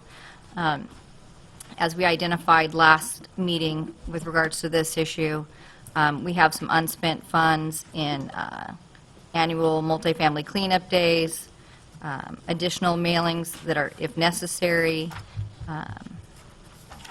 some sponsorships, and also the Big Billy solar-powered compacts. Do we know how many compactors we're going to get for that amount? Mayor Pro Tem, that would be 2. 2, okay. So I'm not sure if you were to ask the community if they would rather be able to enjoy by being able to view the fireworks show from their homes where they celebrate with their families, as they have for many years in their traditions. If they would rather have solar belly trash cans in 2 positions in the city, or if they would rather have that money go to aid in making those fireworks visible through higher detonation. I had several calls this year from families who have both been at home or gone in the past over to the base, and now that those fireworks were moved, the location for safety purposes, they were unable to view those from their home with their family. So I just would like to put it before the council and would greatly appreciate some support on finding some funding in here that might be able to be used for that fireworks show. We do, Consolidated does in the first section where it says city, they are a sponsor of the race on the base as it is. So maybe there's some potentially, there's some potential money that we might find in here that would go towards that. And let's not forget that our residents gave up the right to practice with safe and sane fireworks, and the benefit was is they were going to be able to enjoy this fireworks show.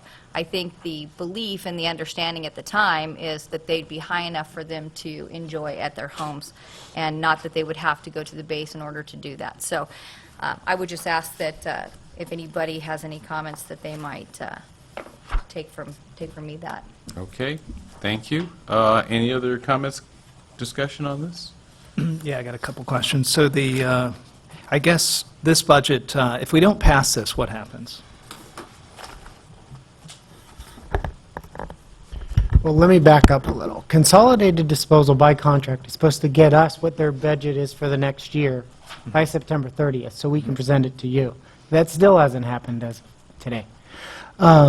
So you're reacting to staff's development of a budget in lieu of Consolidated proposing a budget. So very similar to JM coming up and asking about the vote on the trash contract rates. We said no. They went ahead and did it anyway. Now we've got a budget. We can't get a number from them and certainty on payments, but we're going to go ahead and pass this. It seems like our relationship with them is deteriorating quickly, and I don't know, do we utilize this process that we're going through to try to come back to a discussion with them to true up a lot of the things that are going on here? You know, Jerry's got her issue, and I mean, even if you just looked at the unused portions or, you know, the big belly solar power, I mean, there's a lot of different options in there. And then, you know, it's hard because in this seat, you also get criticized for why do you have a slush fund of $300,000 that you negotiated in a trash contract to be used in the different parts of the city, but you're going to use it for fireworks. So a lot of people don't understand how the two are related. And but yet we have unused portions because we don't seem to be able to kind of come to closure. I'll also tell you from the business community, you know, I've been very disappointed of how they've handled the Chamber of Commerce. You know, in our community, the Chamber of Commerce has a significant role in trying to get people to the race on the base, get people to the 4th of July, help out in all the community events, and I would like to see the Chamber of Commerce bill the city for the amounts that are outstanding that they were committed to, because they spent to those levels, and then allow us through this contract to take care of those problems, because, you know, this is now the second or third time we've seen this, and I think this is the first time that we've actually been able to go through a budget in the 3 years the contract's been in place. So I don't support passing this personally, 1 of 5. I think there's a problem with either the company that we're dealing with isn't listening, and the unilateral rate increase really has a bunch of us irritated in the community. And then when we look at something like this, I mean, great, so let's high-five each other that the city was able to put a budget in place. We still don't know if Consolidated is going to make good on it, and we're going to have another Chamber of Commerce issue where we tell people, do your community thing, and then we hope we pay you. And so I don't know. I'm really struggling with this, and I'm like I said, I can't support this right now, and I don't want to hold something up if I am. But I think we've got work to do here. Thank you. Thank you, Councilman Rager. Other comments, questions on? Question. Okay. I believe at the last meeting, we were told that any unused funds would get paid to the city. Is that correct? I don't know if I said that. I could have. What it was meant was it rolled over Okay, and what into happens? the balance. Then what happens at the end if the rollover is still going on? I really don't think the contract clearly states that, sir, Okay. of what that occur. I think that'll be open to interpretation for the city attorney and staff to review.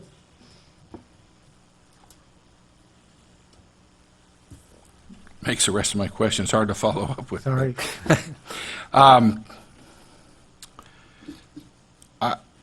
I think in the end, the Consolidated is going to owe us the money in some fashion. My question at this point is, do we have to use it for something else here? I mean, I half agree with the Mayor Pro Tem that, you know, the Big Belly might not be the best use of $20,000 at this time, and I'd like to find out what are our options, you know, going forward with what was promised here, and what has been paid so far, and, you know, get that resolved. Obviously, from my statement, I disagree about the fireworks for two reasons. One, I'm just so dead set against what I would consider piecemeal budgeting, just spending money not within the context of the budget. It just makes no sense to me to do business that way. But I think we need to clarify the unused dollar question, and that would be our basis for figuring out how we move forward. Until we resolve that issue, we really don't know what we're talking about, I don't think. That's it. Okay, thank you. Councilmember Murphy. Yes? Oh, I'm sorry, Councilmember Gross. It's late. I beg your pardon.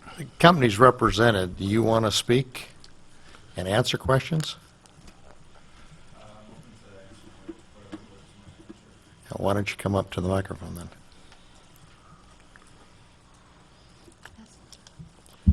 Well, good evening. Good Hey, evening. Sam. Hey, Sam. You've kind of heard some of the dialogue and the concerns, and do you have any kind of a plan in terms of how we can mutually resolve this? There's contractual money that was agreed upon per the contract, and I think the last time that you were here, there was a reference that we'll stand behind our contractual commitment, and yet there's money that was due in year one that didn't happen. There's additional money. I would like to know what your company plan is in terms of actually working with us, or do we just have to continue to gnaw away at it bits and pieces? I mean, maybe you can help me. Sure. Well, I understand the points that you're all making, and certainly valid. I think from this point, you know, I'd be happy to work with staff, work with council to identify what exactly you want in this budget over the next couple of years. If it is more fireworks, or if it is some other type of program, whatever the case is, I'd be happy to work through that with the new city manager, or with Greg if you want it done in the next 2 weeks or something. I mean, you know, we'll figure that out. But ultimately, you know, we are here to work with you guys, and I know it's been a little up and down, but you know, I'd like to make the best of it moving forward. I would think we would be appreciative of doing that, and the sooner the better, so that we can resolve this and don't have to look at it month after month. In the process, there were certain things that the budget called out for. Some of those have been met, some of those haven't. And to get together with Steve, the Community Development Director, and/or whoever else, and try to finalize down, you know, we agreed that we owe this. If there's disagreements, then there's parts, I guess, where some negotiation needs to be changing these amounts and saying, well, the Big Belly solar-powered thing isn't needed. I mean, I think staff can make those decisions. Frankly, I think that's all part of commercial recycling and the things that were talked about. They were obviously put in there for a specific reason. To be taking them out now doesn't make sense to me, but I would like to get us together so that we're working forward in a positive manner. and the good faith from the standpoint of Consolidated to this particular point, doing that would be appreciated, at least from my seat, and I think from the other members of the council. And I'd like to see it done in a timely fashion so that hopefully this can come back to us at our November meeting resolved. If there's money owed to the chamber, we had talked about it coming through because there's some question whether this was paid or that was paid. It's probably better for tracking purposes that it comes to the city, and then the city makes that payment. And if the company's agreeable to that, then I think we've got a better paper trail from the standpoint of what we're doing. If the company is just not willing to do any of that, and I'm not hearing that from you, that's a different phase and maybe breach of contract or whatever. But only people make money out of that are attorneys. And No, pardon my interruption. And I'm not but- trying to take money away from the city attorney. He's being paid well as he is. So if you can do that, I think that would help the city from the standpoint of moving forward. And I'll yield back. Thank you. Thank you, Councilmember Gross. I like that. Okay, so for mine, Sam, appreciate you being here, but Stephen, I think I heard you say, correct me if I misunderstood, but this staff report and the recommended spending is city-generated, kind of? Yeah, about a year and a half ago, Okay. Angie Avery, our previous city manager, took on developing a budget to track the 280. Okay. She went out to all the staff members and directors of the department and say, what can be developed for outreach to get out to the community to inform them about trash, recycling, AB 939 compliance. And staff developed different ways in our areas of specialty to get the word out about trash. So we came up with things like Big Bellies. We came up with things like sponsorship of races. We came up with things like, one of my things was get out to the business community. And that was the chamber, the event sponsorship, get out to the business community, to get entrenched into the business community to teach them what they needed to be taught. And that was the commercial recycling education. So, and then spread it out among the years of the contract. With that, that was the previous reiteration of a spreadsheet that you had seen. And then we had, the previous city manager had brought it to the city council to be ratified, and then at that time, council said, we need to see this each September. With the changes in the upcoming year, based on a submission via the contract from CDS, Consolidated Disposal. Consolidated Disposal has not done this year, so we couldn't provide you with a budget for the next year. I'm sorry, they have not done what? They have not submitted how they plan to spend next year. For 2014? Correct, Okay. which would be accepted by you or tweaked by the city council. So we're still backtracking here and not meeting a condition of the contract. So staff can't bring something forward to the city council that it doesn't have from Consolidated. Okay. Thank you very much for that summary. I think I understand a lot better. So, to me, I guess, and Sam, I asked you this question, I think, last time you appeared before us. In my kind of perspective, something like this is not typical or usual in contracts. I don't know. I'm not going to try and put words in your mouth, but I can't imagine that this makes any kind of sense from a contractor and contract, whatever, buyer kind of standpoint. It just further complicates a lot of things, and I think one of the directions we give to staff is to, not just this, but more broadly, is account for all the contracts in which each individual department might manage, and go and make sure that the contracts are being, I guess, complied with. And so something like this is just crazy and complex. So with that, appreciate what was tried to be done here to impose into a contract philanthropy from organizations such as yours. I think this kind of thing where we're at just shows it doesn't really work, because I think there's a difference of opinions as to what it is.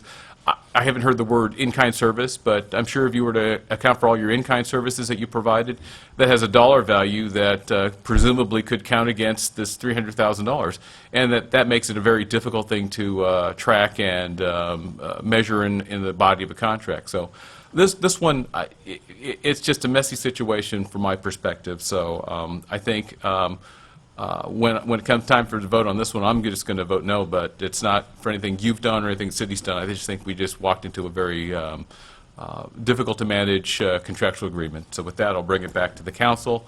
Sam, thank you very much. Certainly, thank you. And we'll go ahead and, invite public comment on this. So members of the public wishing to speak on this item, please come forward. Oh, yeah, Alice, I'm sorry, you wanted to speak on this item? You have it on your card? Okay, thank you very much. So if we can put Ms. Jumps' comments here. Any other members of the public? Okay, we'll go ahead and close public comment, and we'll bring it back here and see if we can get some kind of motion. Looking at the clock, what do we need to do to keep going? By 9:45. The magic time? 45. Let's see if we can just get through this and then. All right. I have a couple of questions for clarification only. Sure. Stephen, my understanding when I first learned about this program was through Angie. And she had said that it had started back when Jeff was here, and that Jeff was the one who got together with staff and kind of came up with the ideas of what they wanted to see within the $280,000. Is that right, or was that wrong? Corey was just reminding me, I was confusing Angie, the Public Works Director, with Angie, the City Manager. Corey just reminded me that it was Angie, the Recreation Director, working under Jeff, Right. coordinating all of that. Okay. My apologies. I just wanted to make sure, so moving forward, I know what I'm talking about. And it is in the contract, is that not correct? Because that's what I was told. Yeah, it is in the contract. The $280,000 is in the Right. contract. Right. Just for public, because they're not going to go through and read all of this. My understanding also was that we were the ones in control of the items, not that Consolidated was. We came forward each year, we addressed it at I think it was September 30th of each year, and actually in the prior years, no one had even addressed it. It never came before the council. It had gone through 2 years. When I learned of it from Angie, I said I'd like to have it come before the council. And that's when we started talking about maybe there are different things we could do. You know, you fast forward a year and things change, and there are different things that you want to address. But I just, in all fairness to Consolidated, we are the ones that are the driving force as to what goes on to that list. And like the others, you know, there are concerns about the things that haven't been paid, but that can all be addressed. And that's really only my points of clarification, Mayor. Thank you.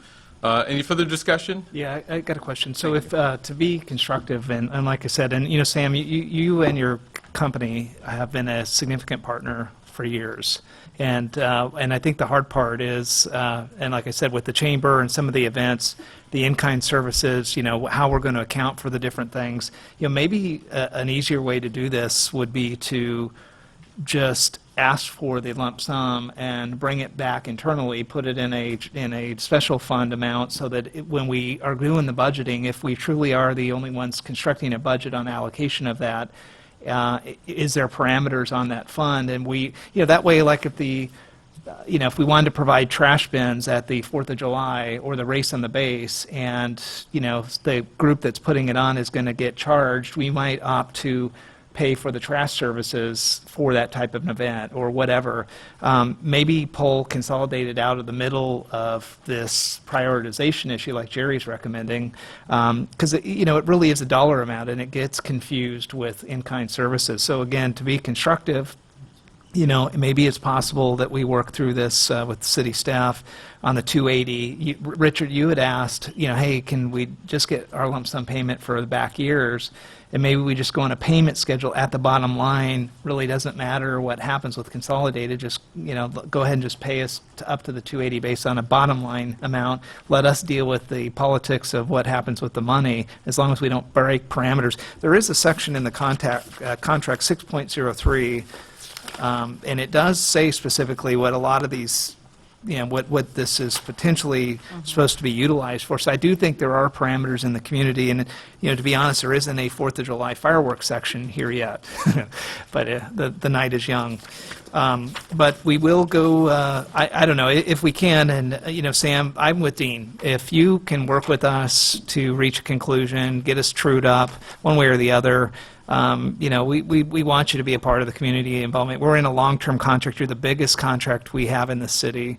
We just, we're starting to probably have reactions and go through, and, then we have stakeholders that are also talking to us all the time, so we just really want to try and true everything up. So I'm supportive, whatever the motion would be. I think directionally we're going towards some sort of fix.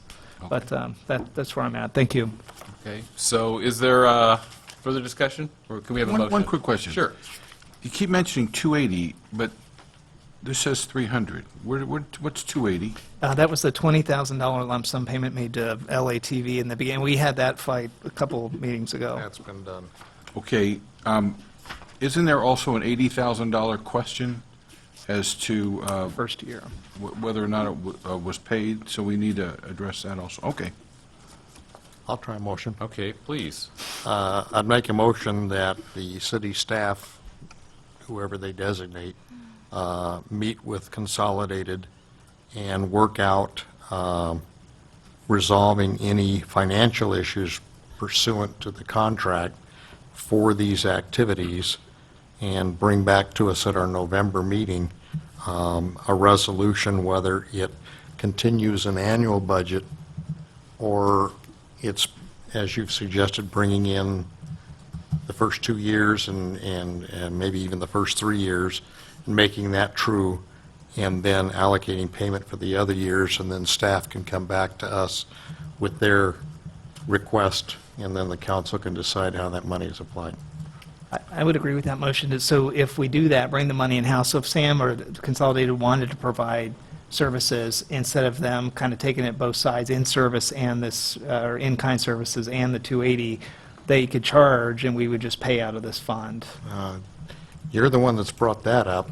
Yeah. And- Well, I'm just using it as an There's- example because I've heard that problems in the community right now. Well, there's certain businesses that philanthropy-wise will do things that's good for the business. And I'm not suggesting that they have to charge for everything philanthropy-wise that they might want to do. Okay. I'm with you. As it relates to the city or the chamber or Taste of LaSalle or whatever that it is they happen to do. If they come back and say, no, we've put in our money and we're not going to do that philanthropy-wise, or it's not in our interest to do it philanthropy-wise, then we just deal with it at that point. Okay, so we have a motion and a second. I'm not sure I quite understood the motion, so it's direct staff to meet with Consolidated, And bring back resolution to us at the November meeting. not a resolution, bring back a staff report resolving the, Yes. okay. Yes. Which is them Mr. reconciling Mayor, point of the first order, year. please. Yes, thank you, Mr. Councilman. It's now time we must make a decision Okay, to follow our own laws here. okay. Let's take a vote on this and then we can decide. So No, it says 9:45, Dean. It doesn't say 9:46. Okay. We already got into this once where we had to end the meeting. If we extend the meeting, we can vote on this all night long. I agree. Yeah, okay. So, this is the cutoff time, so typically we would just try and wrap things up. So is there a motion to continue on this meeting to, do you want to try and pack something to get through some items, or just I don't finish with see this why one? we can't get through all the items. Okay, so you want to make a motion to continue the meeting to get through all the items on the agenda? Yes. A Okay, second. We have a motion second. All those in favor say aye. Aye. Aye, okay, so we'll go ahead and do that. So back to item 12A, in terms of the motion, which is to direct staff to meet with Consolidated and work out a solution to this. We have a motion, a second, and I think, did I capture the essence of that? Troy and? Okay. All those, any further discussion? Okay. All those in favor say aye. Aye. Aye. Okay, all those opposed and say no, and that's me, no, I oppose this, so it'll be passed 4-1, and disposed, for the reasons I stated, I just think this is just not the best way to contract for this stuff. Okay, next item we have up is 12B and consent calendar item 10G. We're going to bring those all together as a whole, and maybe we have the staff report relative to 12B. I think we've already heard on 10G. Yes, Mayor and City Council. There was a meeting of the ad hoc technical committee and the Cable TV Commission recommending one full camera package totaling approximately $10,000 $100. The background talks about meetings in July with the ad hoc committee and proposals from Mr. Strother, as we know, and Mr. Underwood. References the joint meeting, and then also October 3rd, the ad hoc tech committee voted on this. The commission also did too, after being informed that the 2 city-owned cameras were in need of service, and Chairman Underwood's personal camera was broken. The ad hoc technical committee has met, is in the process of meeting for a master plan for LATV. The Cable Commission has also appointed 2 members to review and update the policies and procedures for LATV. And the recommendation is, as you have before you, to approve approximately $10,100 for this equipment, not to exceed. Okay. Questions of staff on this item? No? Seeing none? Okay. Oh, Trey? Yeah, I'm sorry. Go ahead, please. Yeah, I don't want to pass up every opportunity. Oh, it's okay. So I'm struggling with this big time.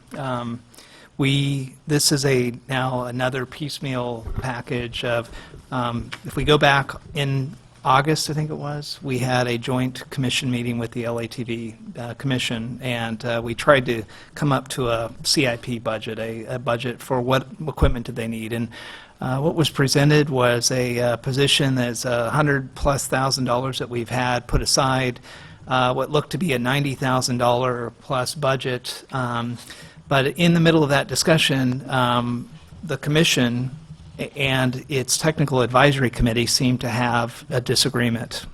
And in that joint meeting with the commission, we said, look, enough of the disagreement. You guys need to go back and try to come to a conclusion. Just give us one unified list.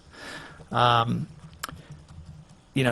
we gave that direction directly to, I know the chairman of that commission is John Underwood, but it has 5 people right now. And that commission, I still have not seen anything come back that says we've concluded what that final number is. But what we have seen, and again, last meeting or the meeting before was another problem, which is we had the World Series of Little League come through. We had a problem, and we needed some equipment, and we ended up sending out a piece of equipment, very technical. I don't want to get into the details because I'm barely following it. But the bottom line is we started incurring costs kind of impromptu and unplanned and unforecasted, and then we ended up having football season start, and we needed to have certain piece of equipment. And that item got passed through $7,000 or $8,000 or some amount. Maybe it was 5. Closer to 5, but the bottom line is, how much was it, Greg? Closer to 5. Closer to 5. And so, again, that item not only got passed, but it got paid, and then we were dealing with it after the fact. And in that point, much like Mayor just voted no on something, I took exception, said, look, I'm not doing this anymore. We asked for you guys to do a process, to go back and vote on an entire package. That was the $6,000. Now we have another request. Now this one's unanimously supported by LATV Commission for $10,000. This process is kind of broke right now. And, if you go back to what we really want them to do, it's not done yet. We haven't gotten a joint perspective. Think about this, City Council. We are the council, and we appoint people to commissions, and they work on our behalf. We got elected to carry out our agenda, and we put people on commissions that we hope will follow our lead, because we're accountable to the voters, they're accountable to us. If we don't like what they do, and we've done it, we remove people. But you can do that. What we've done to this commission is we've put them in charge, and that commission, under our guidance, said we're going to establish a technical committee to help us because we just want to make sure we get the best for it. So this technical committee gets established, and they don't like what the commission's doing. It'd be like the planning commission coming to us and say, City Council, I don't agree with what you're doing, so I'm going to conscientiously object and not let you move forward. We're letting this technical committee basically paralyze this. During the weekend, when I got the staff report, I called John Underwood and I said, John, you're the chairman of this committee. Why haven't this thing moved forward? And he's like, Troy, we've been trying to get meetings together, and this is all we could come to a conclusion on. This is the right piece of equipment. And I said, no, the big picture. I want to budget the entire thing. I don't like this piecemeal. Like you said, Rich, enough's enough. So, if we're going to do piecemeal, let's just digest it completely. And, John had asked to have a piece of equipment he really needed. His kind of comparison to the LATV emergency, the football emergency, which was Larry's piece of equipment. John's got a piece of equipment. He's been actually wading through the process. This is one of 3 cameras that was in that package. And there was also a switcher that was in there to help the studio. It just seems to me, if we're, if we're going to pass this, let's make everybody whole and just, basically approve the $23,000 that we rejected out of the Joint Commission, and then we need to address. We can't keep kicking this down the line and hope they settle it. We need to decide: is the technical committee the commission, or is the commission the commission? Because if the commission is the commission, they had a 4-1 vote that said this is what they want, and we said we didn't like that because you guys don't agree. We either need to ungeld them and allow them to make decisions, or remove those commissioners and tell them that we don't want them on, we'd rather have other people.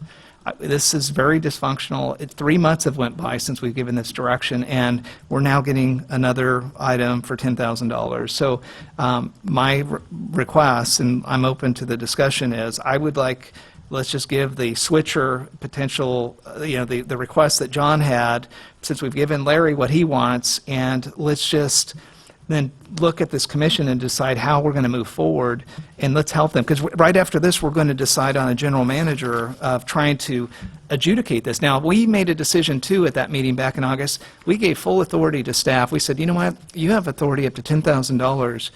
Hire someone to referee the committee and the commission issue.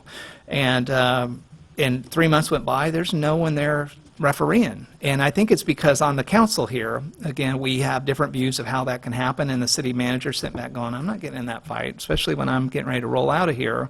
He's done everything he can to bring people there. So again, I think it's back on us. I wish, again, to be specific, I wish that we wouldn't approve a one-off shot. If we're going to do one-offs, let's do the whole one-off, make both sides whole, and attack the commission, or reject this item and send it back and get one unified list. And let's listen to the commission we appointed. If they want to vote, and whatever the vote is, we need to go with it, or we should abolish this committee, or this commission, because we're not really following our rules. If a planning commission did this to us, we would get rid of those commissioners. So that's all I have to say, and I'm very open to hear what everybody else thinks. Thank you. Thank you. Mayor Pro Tem? Thank you. Well, I think, Troy, that where I would disagree with you is when the information came forward to the commission, it was misrepresented. The commission put the tech committee in place because they don't have the technical expertise to know what's necessary for both the station and the van. And that's kind of where it gets difficult. We have one person who is looking to provide for the station, and then we have one person who's looking more globally to provide for both the van and the station, which is the approach I prefer, because then, like Troy said, everybody's made whole. We've got producers that are passionate. They can go and do what they need to do, and they have the equipment to do it. The commission is... They're very good people. They've been very patient with all of the things that have gone on. I really believe that if we spend the money on a general manager for the station, that may be throwing good money after bad, because I've been dealing with this 2 different entities for about 2 or 3 years now, and it seems like it's gone from the ad hoc committee with the city manager to the commission, who's having the same issues, back to the city council, who's saying the same thing, and now we're saying we want to put it on a station manager. I don't necessarily think that's the answer. I think that there are some real issues I have with conflict of interest. We have a commissioner who is also a recipient of grant monies, and he's also the chair of the commission. And there's nothing, I think John does great work. It has nothing to do with him personally. It has to do with the appearance within the community. And so I think that really is an issue we need to address. Because if you're going to have someone who's producing, I don't know that they should be receiving grant money to do their productions. It just is kind of a little muddy, as far as I'm concerned, in the waters. It gives the wrong impression, because that person is actually receiving money from a board he sits on, and there is an influence. Even if he's not voting, he still influences because those people on the board have become his friends. So I think there are some very structural issues that need to be addressed before we move forward with any of this. And Troy, as you said, in the past, we've removed people from those boards because there was a disconnect. That's not what I'm saying we need to do, but I do think that there needs to be a level playing field, and what I see is the person who's controlling the commission is driving a very specific agenda for the entity that he uses, which is the station. And then you've got a person that's not on the commission, who is part of the tech committee, and so is the chair, who's looking to benefit overall, and even come up with some innovative ideas to generate funds, because now that we've had the cut in funds that we receive for the station to operate, we're needing to look at new ideas and new ways to make that station a viable station. Councilmember Edgar was frustrated at the joint meeting for the council, the commission, and the tech committee, and he said, we do have the option, if we don't want to address this, if we can't come to some kind of resolution, we can always go to a joint powers authority where we would share a station with other cities, and then people could go in and use that as opposed to having our own station, maintaining it, which has become very costly, and still retain the van, because while not everybody agrees, I do think there's a huge percentage of this community that enjoys seeing their children either in their performances or in their sporting activities or something that's related to that. And so I think it is a viable part of the programming, along with the city council meetings, which some people would rather not see at all, and they'd rather see a football game, but you know, we get our share. So for me, having been seated on this commission longer than anybody, or this ad hoc committee, I just see that we're kind of at an impasse. And I agree with Troy that if we can't come up with a whole list, then maybe we just look at another alternative. And I'll pass it on to you. Okay. On this side, Councilmember Murphy. I want to read the minutes of the August 12th meeting, where it says, Mayor Pro Tem Graham Mejia summarized the goal of the future meetings were to discuss the potential for a general manager, potential of joining a JPA, and direction to the commission to review the policies and procedures. She added a clear decision regarding the legality of advertising needed to be incorporated into the policies. So I don't think we gave Greg the authority to get a general manager. I agree. We discussed the idea. What I would like to see, and we owe the commission, we owe the city a decision. Okay, we bumped along for years with basically two managers. Two managers never work. We need a decision at this point. If it's going to be I'd like to see the staff report that lays out the options of a JPA, lays out the options of a general manager, what their job description and duties would be, what their potential pay would be. I mean, $25,000 to me isn't a magical number. Maybe somebody do it for $1,000. That's at $50 an hour. That's $20 a month. Well, You know, that's a good point. I can't I'd be imagine- happy to revisit that. So. Can't imagine it taking longer than that, quite frankly.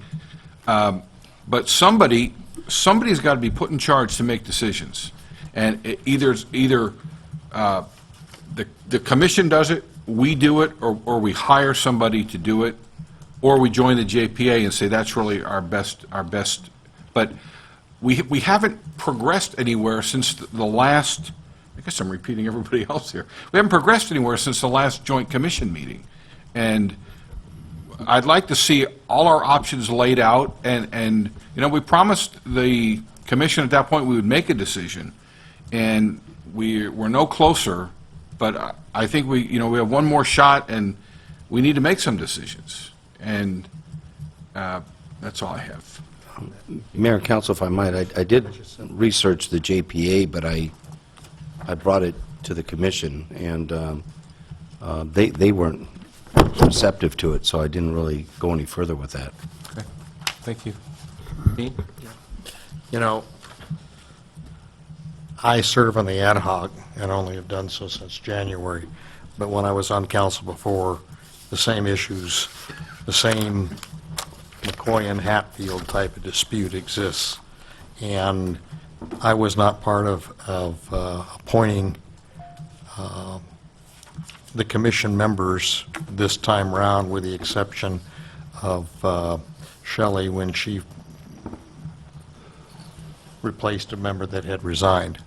I will tell you that I am very much opposed to the process that was started back when Jeff Stewart was here as city manager, and we're paying a city manager's salary to be babysitting what has become pretty well understood as a dysfunctional group. And it transferred from him to the next city manager. And earlier tonight, there was some comment made about it transferring to the new city manager. And we went through the job description, and it was approved as part of that package tonight. And there's nowhere in that package does it say he is a representative to any commission, whether it's planning or anything else. What happened, I think, in fairness to the prior two city managers, is that it needed to be done, and they couldn't find personnel qualified to do it, so they took it on themselves. I think that's wrong that the council allowed that to happen. I think that should have been a decision made that this is not the way to go. The question, which is actually getting a little bit convoluted here, is 12C talks about the ability to hire a city manager. And I did come away from the meeting feeling in August that was the direction that was given to staff, was to find somebody to do that. And the question really comes up about the funds and the availability. And I asked city manager for this meeting to see what the breakdown of revenues and expenses are. And I also agree there's probably a way of doing this for less than $25,000, but that was a figure that was put into the staff report on item C, 12C. And I think that's the only way we're going to do this, is to have someone who can apply for the position that meets the basic requirements that we want of somebody to do it, and allocate time. We're currently spending money for Mr. Woods to do stuff at a regular rate. There's nobody supervising that position other than the city manager signs off when a bill is submitted. And hours are included, because I have copies of those receipts as well.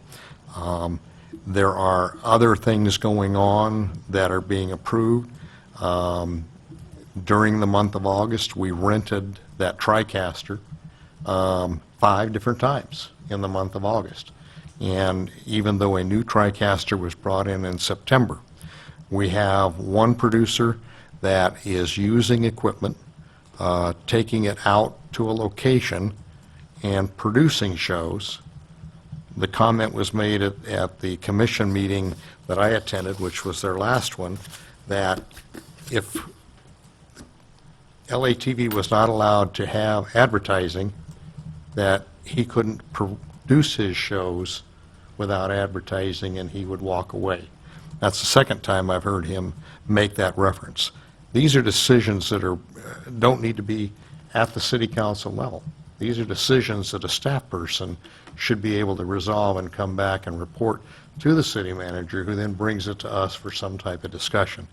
If there is a conflict of interest with members of the commission, then I think we take action and we replace those people, so that there's a fair and even distribution from the standpoint of people.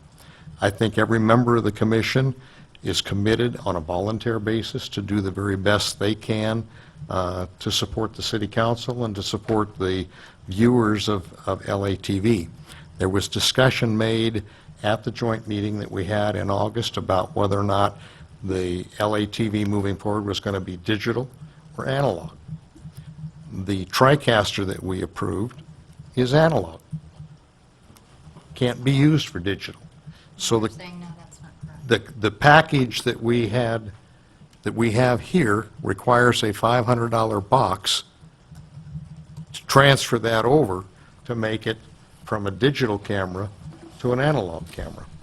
And so, I mean, there's things that go on in this particular process. You've got one side that's lobbying the members of the council by emails. You've got another side that's meeting with members of the city council, and that's not what we're here for. We're here to set policy, and it's time for us to set some policy and move this process down the road. And much like the amount of money that's allocated here, those funds are available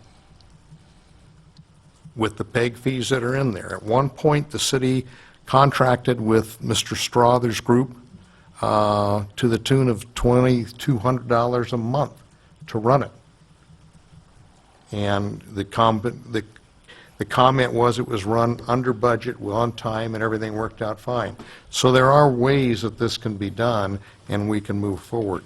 The commission has not come back to us with policies. They just, at their meeting this month, appointed 2 people to try and go through the policies.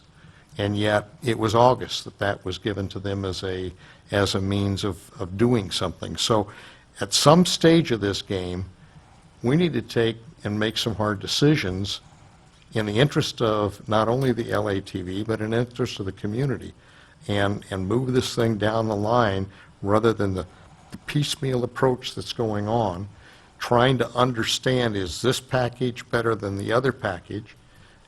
We just have to make some decisions, and frankly, I think that the item 12C gives us the opportunity to do that, bring somebody in that will make decisions, report back to us, and we move from there.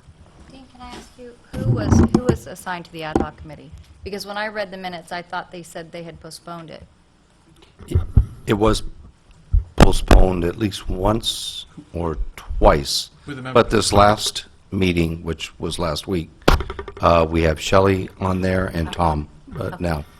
So we just did, the previous month, Shelley was Out. unable, it was out, so they wanted to hold it off till Give her the we had a full commission. Thank you. So, to my comments, I think as a council, and I sense the frustration, the angst in the council, and I've asked the city manager several times to keep a track of how many labor hours are tied up in this this entity called the LATV Commission, and the wants and needs, and the lobbying by the producers, the producer groups. I, too, am frustrated with the whole process. And unfortunately, I missed the combined meeting because I was out sick, and so I have a little bit of a hole in my recollection of what went on. But certainly, from my perspective, there are, I think, decisions that are trying to be made, but they seem to be at odds with each other. And I did meet with Mr. Underwood for several hours, I think one Saturday morning over here in the back room to talk about the, I'll say, the architecture and the whole systems engineering approach to the LATV, I guess, domain. And there were sort of 3 big groups that needed to somehow coexist together and maximize the use of the funds, the limited funds that we have and the shrinking funds that we're facing. So I'll just be honest. I think this is sort of one of those dying things. It's just, it's going to be a shrinking budget, and we need to just do the best we can to maintain it. So I guess, the council's comments as to the commission and then the so-called tech committee. And my understanding of the genesis of the technical committee is something that city manager Angie Avery had put in place to act as our advisory committee. So it wasn't really something that the TV commission had christened or chartered out, and nor that we touched. And I think the way that I view it, the the technical committee became this ad hoc because it comprised of two appointed and voting members of the LATV Commission. So that in itself made it an ad hoc committee to look at the questions that needed to be asked, needed to be kind of designed in. So from a systems engineering approach, it really is, I think, what do you want it to be? What are the maximum uses you can get of the core equipment?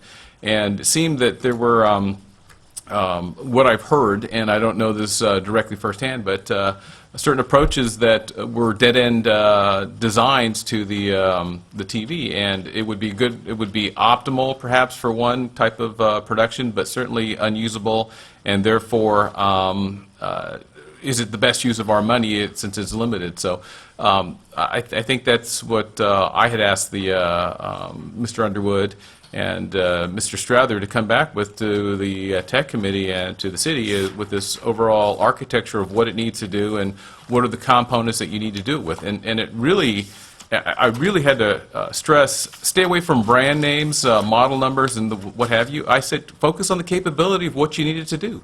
Once you understand that, then I think everything falls into place as what you can go out and buy, because technology changes and advances at a very rapid rate. So I think you want to have an open architecture, one that you can interchange building blocks and I think grow it in a very economical way. And I guess I'm frustrated because I don't hear that. And the piecemeal approach on this one, I'm hoping that it's going to fit within the architecture of what it is we're trying to do.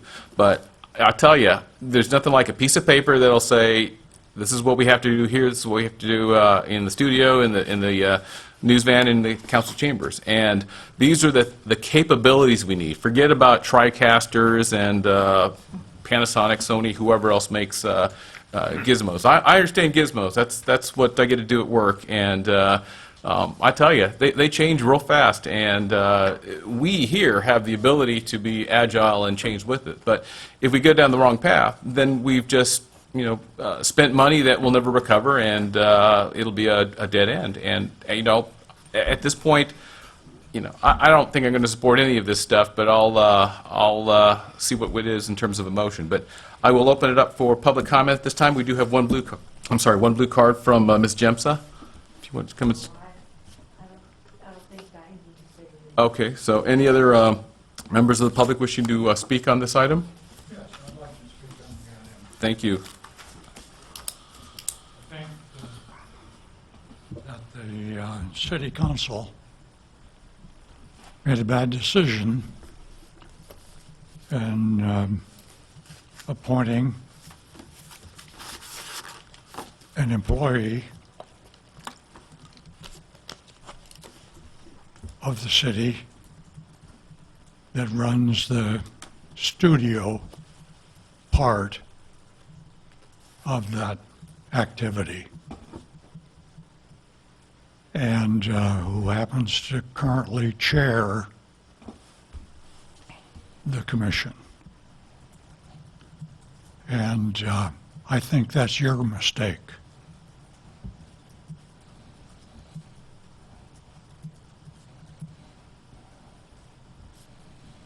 So it's that simple. Okay? Thank you, Mr. Rothwell. Any other members of the public wishing to speak on this item?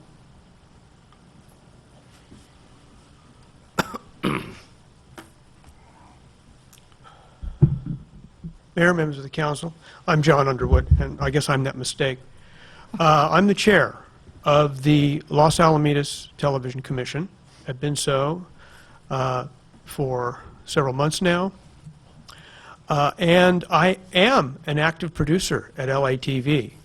I am not in the process of engaged in taking money from the city to engage in productions by my own decision. Because of the perception that has been brought forward by some, although in consultation with the city attorney and in written advice from the city attorney, as well as from the Political Fair Practices Commission, it is entirely my option to do so without incurring the perception of a conflict of interest, and I have documentation to that effect. and I have done, I believe, my due diligence in asserting that and finding those decisions to be acceptable if I so chose to engage the city. Unfortunately, I have not because I do not wish to, because I'm very distraught about not being able to cover Race on the Base, 4th of July, events like that. These are very precious events to the city of Los Alamitos, and I have deferred from doing that for the simple reason that certain people have presented to the public a perception, have tried to conflate my role on the commission with my role as a producer. So I have taken a step back, wishing to avoid any perception whatsoever or condemnation of my role, my dual role at LATV.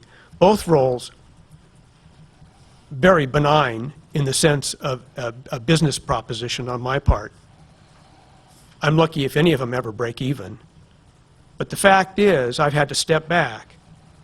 Even though I have legal representation from the city and from the Fair Political Practice Commission that I can continue this act, as long as these events are not quote-unquote made by the commission itself. And of course, I would defer from any kind of vote like that. But I've stepped back from all of that just to belay any perception. And as to the issue of a master plan, architecture for LATV, I took that meeting, Mayor, that you and I had to heart, as well as the April 15th meeting in which you said, Mr. Underwood, as chair of LATV, go out and find consensus, you said. And I took that very seriously as the chair of LATV. And I went out, and for a solid month and a half, I attempted to do that. And all I got back, either verbally and then finally through emails because they were refused. May I continue? Please continue. Were documented emails. The gentlemen on the tech committee that you told me to find consensus with were not going to communicate with me, and told me in no uncertain terms and in very short order in email form. And I have those documents to support those statements as well. So I made every good faith effort to go out and find consensus. There was not an interest in consensus. There was only a unilateral interest on the part of 3 members of the so-called tech committee to move along their own rail at their own speed with their own process and their own master plan. They had no intention of communicating with me, conferring with me, or collaborating with me as a member of the tech committee or as the chairman of the commission to come to some consensus as you demanded of me on April 15th. About middle of May, end of May, I wrote a letter to you informing you that all of my best efforts to find this consensus between those gentlemen and myself, all 5 of us together, were for naught. I did not hear a response from you at that time, but that I have a documented letter I can submit for the record if you wish. But as the chairman of the commission, I made every effort to find consensus. There is consensus at LATV among this tech committee, which, by the way, was convened by Angie Avery, and there are documents to show that her and Jeff Stewart, the following city manager, referred to this organization as quote-unquote informal, with no voting right and no ability to exert or demand any influence on the commission that the commission does not accept. We voted 4-1 as a commission to present to the council a package way back in May, I believe. And then a very concerted lobby effort followed that on the part of these, once again, informal advisors to have that thrown out. Or, I'm sorry, to have it postponed, because that's the state it's in now. It has been postponed. I've come up with subsequent packages and presented those packages to those gentlemen. Every single attempt on my part to present a mediated package, a lesser package, a more amenable package to them has been rebuffed. Now I'm down from a $39,000 package down to a $23,000 package of bare-bones core equipment for the studio, because the studio is in disarray. We don't even have 3 cameras to do an in-studio show. And I'm waiting and putting people off. There are producers who want to come in, work with me, learn from me, and produce their own shows eventually. And tech people coming in from Los Alamitos High School, from Cypress College, from Long Beach State University, that want to work with LATV and want to be part of this thing. But we don't have the equipment in the studio to pull it off. There's one thing I started to say that the tech committee all do agree on, and that is that we all want to move into the digital era. We all want to turn to digital. So, what I am looking for, and I'll admit, my primary interest is the studio, although I have some knowledge of van operations and some knowledge of playback operations. But my interested sphere of influence is the studio, because that's where I believe the public intersects with LATV in the most intimate and informative way that supports the mission of LATV, which has not changed since 1983, to go out and enable the public to make local community television that it otherwise might not be able to do in the larger arena of broadcasting. That's the purpose of LATV, community television in general. And that studio is the nexus of that communication and that mission. And so the studio needs to be straightforward, the equipment needs to be, as much as possible, dedicated to that effort, and the architecture in that studio needs to be open and with ability to be able to be modified in the future and be able to service and be upgraded for future needs. As you say, widgets are widgets and they change. And if you have an open architecture central piece of equipment like the switcher I'm proposing, it can be modified, changed, upgraded, incorporated with anything anybody else might come in and throw at us. The all-in-one switcher in a box that they want to impose on the studio is closed architecture. It's analog, and it contorts So the I'm going to interrupt. principle. I'm going to interrupt this, John. I think my eyes are starting to glaze over on some of the technical, and I don't. It's not that it's not important, but perhaps this is a discussion offline that we can have. So, if there's other things related to public comment you'd like to make, certainly we'd like to hear those. I'd just like to say that the proposal that I have made for the studio is not for me. It's for the interests of producers that would come after me, a simple, open architecture that they can use, incorporate, and be a part of. Okay, thank you. So, City Manager, to the, wait, hang on, just go ahead, the other speakers, but while they're coming forward. City Manager, so to Mr. Underwood's proposed architecture of this, does that exist in your office? Is that something he submitted to you? I'm asking the City Manager a question. I don't have. Okay, it so what recently, what so I Yes, though, I mean, it's here. something that I'd have to I got a copy of it. okay maybe okay yeah, search so for something. so on that perhaps as a point of discussion we might have here at the dais is maybe it's not the city manager or the general manager we might want to look at, but maybe sending out the proposals to an independent studio for an assessment as to see how the upside downside. That's just a question that, or a suggestion we can have possibly down the road. But anyways, member of the public wishes to speak. Mr. Strather? Yeah, before I do, which item exactly are we talking about here? Are we talking about the general manager? Are we talking about the equipment? The We're budget talking thing? about We've the... gone all over the place here. Hang on. So we're talking 12B and eventually 10G along with it, having to do with the TV commission, equipment purchase, in the amount not to exceed $10,100. That is the All right, topic. let me just deal with that one first, okay? Quick comment on that is, you guys sent out, after that last meeting, we said, why don't you go out there? We went out there. We didn't have a chance to talk a lot, because obviously this is the time of year when I'm very busy. Other people were starting to do football games. We had the problem with the one TriCaster that went down, so we had to replace it. There was a proposal by John about a bunch of cameras. Our discussion was, before we do all those cameras, let's make sure they fit within the framework of a larger picture. We all agreed this possibly is a good camera, but equipment changes. So why not just buy the one camera package, which would fit his needs, because the majority of the tech committee feel that those other two cameras that are in the studio are sufficient. A majority of the tech committee feel those cameras are sufficient. It's not, there is a majority of the tech committee feel those are sufficient. So that's 3 cameras that he can do what he needs to do. That's fine. We can also use that 1 camera and try it out in the field. If it works fine, great. Then we'll get the other cameras, because you do need to upgrade eventually. But why do what we've done before and bought cameras? We bought the HVXs before that John recommended that we couldn't use in all the applications. We've already made that mistake once before. Why do it again? So that's why there's only 1 camera there. We thought it's a very prudent and smart decision to make at this point to find out if stuff fits.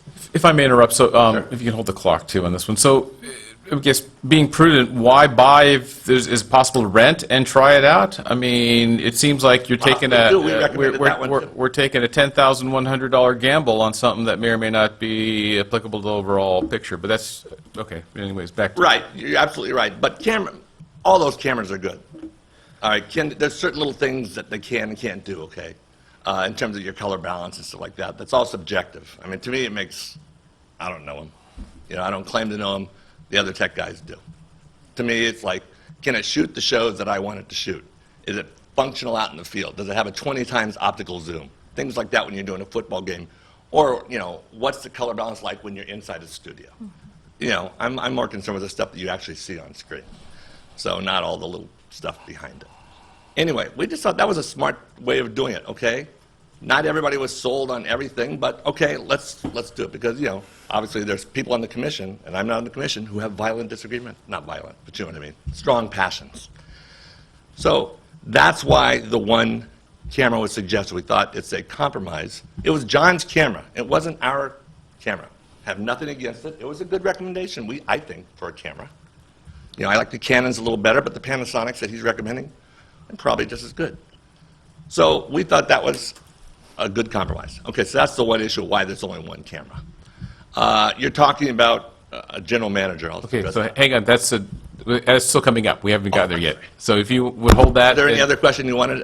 Result? Yeah, I got a question. Sure, thank you. So do you think that when you say the majority of the committee, the tech committee, is on board with something, do you guys overrule the commission from your perspective? Nope, never claimed to. Because I see the architecture and I see a 4-1 vote, but I heard you vehemently say, hey, I don't agree with this solution, but a majority of the commission said good, the majority of the tech committee said no, and we seem to be at a disconnect. And so aren't you guys just advisory to the commission itself? And so just like Jerry and I have been on a lot of ad hoc committees and we don't agree sometimes, but when we go back to the commission or the committee and we say, hey, look, this is what we're at, we're seeing different things, they basically say, thank you, Troy, Jerry, and then the commission or the committee goes whatever direction. And it just seems like this advisory committee is acting like the commission. No, what in the instance you're bringing up, what was passed on was totally incorrect. We did not vote what that was in the document you're referring to, which I think is probably like the May meeting or something like that. It looks like May. Okay, there was whatever was presented in that document was not what we voted on in our committee. So, but I mean, even if that's true, and I'm with you, that I have a meeting minutes for the LATV commission meeting, the one that we hired, that they voted and they approved it. So because you guys didn't vote on, it's that's where I feel we're undermining the commission. Is, look. It's dysfunctional, maybe. I love both of these guys, by the way. I pray that these guys would just do what they do and we could figure it out. But the bottom line is, if the commission is our residents, our taxpayers, and we put them on there, and they agreed on something, but the tech committee vehemently says no, to be honest, from my impression, is they say no and it stops it, but who does the recordings out in the field that really has urgent matters?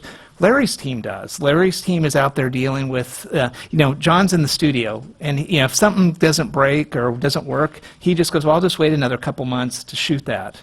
But Larry's like, darn it, football season's here. I got to have this tomorrow, and we do. So basically, you got 2 guys that are trying to follow rules. We're not sure if the commission or the committee's running this. And what we're doing, though, is we're giving the committee buying power. We're even reinforcing that we don't listen to them by giving Larry more equipment when they've requested it under an emergency condition, which I voted against. And that's why I'm saying, look, if we want them to both continue doing it, we ought to just, Larry got what he needed for now. This camera is clearly something they agree on. There is one piece of equipment that's for the studio that they need. It's digital. It meets the high-level picture for the community that I've seen in here, that meets the high level. We're going digital. Why then do we just approve what the studio needs? The van seems to be able to get whatever it needs in an emergency status, and then we should decide bigger picture on this. What are we going to do? I got to be honest, because you talk to Larry for a few minutes, he's very passionate, and I'm like, pretty soon I'm like on board with it. 100%, whatever. Then I talk to John, I'm like, I'm on board with both of them. But with Larry, even his, look, we don't agree with what he was doing, and we said no. And I'm thinking, well, you're the advisory committee.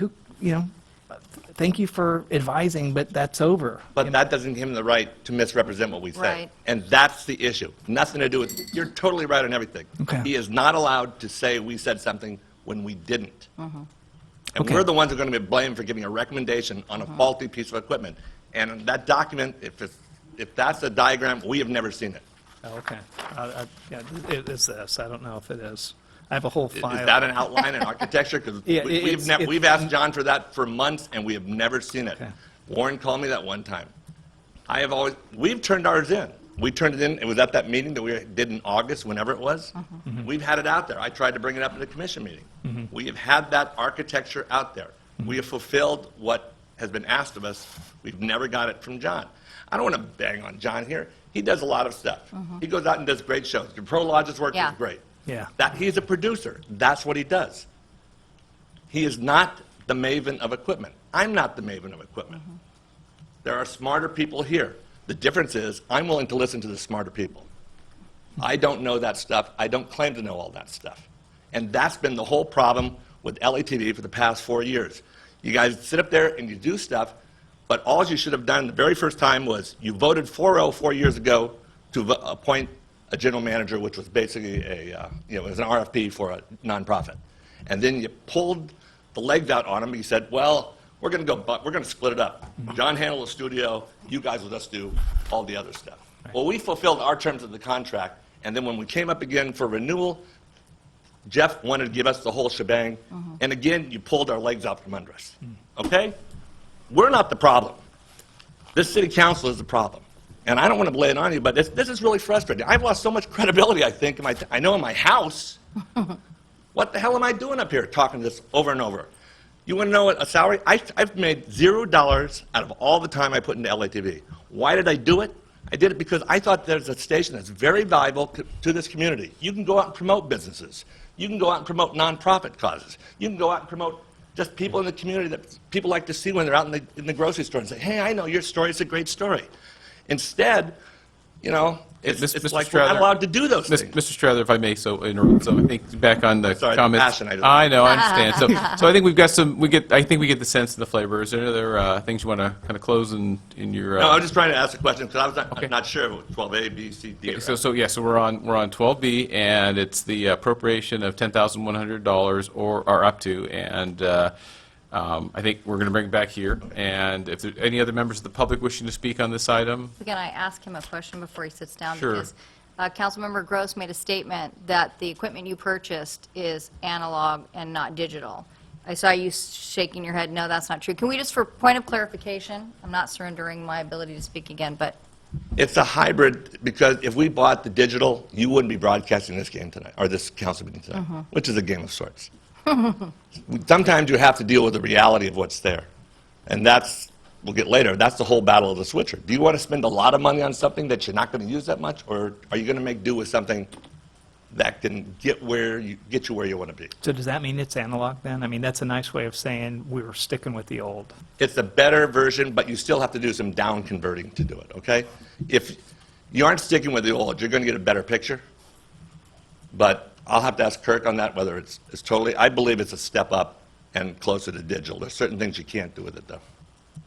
So, Can I ask a question then, too? Sure. When we met on the last time go-round on the TriCaster, we also had to upgrade monitors in here as well as monitors in the van because it was digital, is what you said. My understanding, I don't understand why we wound up having to do that. I was told that nothing was purchased for in here and that he was moving the TV back and forth. And again, these cameras aren't digital, so if we're going to go true digital, these cameras wind up getting replaced in here as well.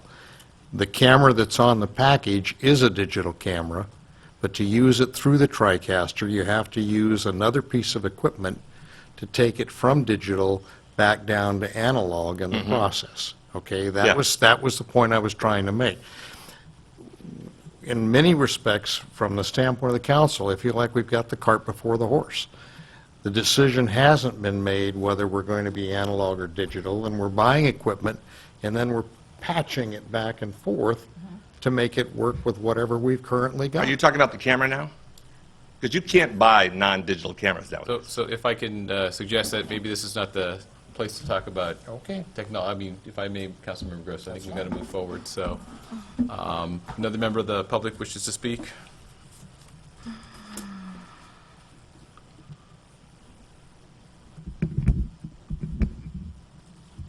I remember hearing about LATV when Fred Freeman was sitting up there.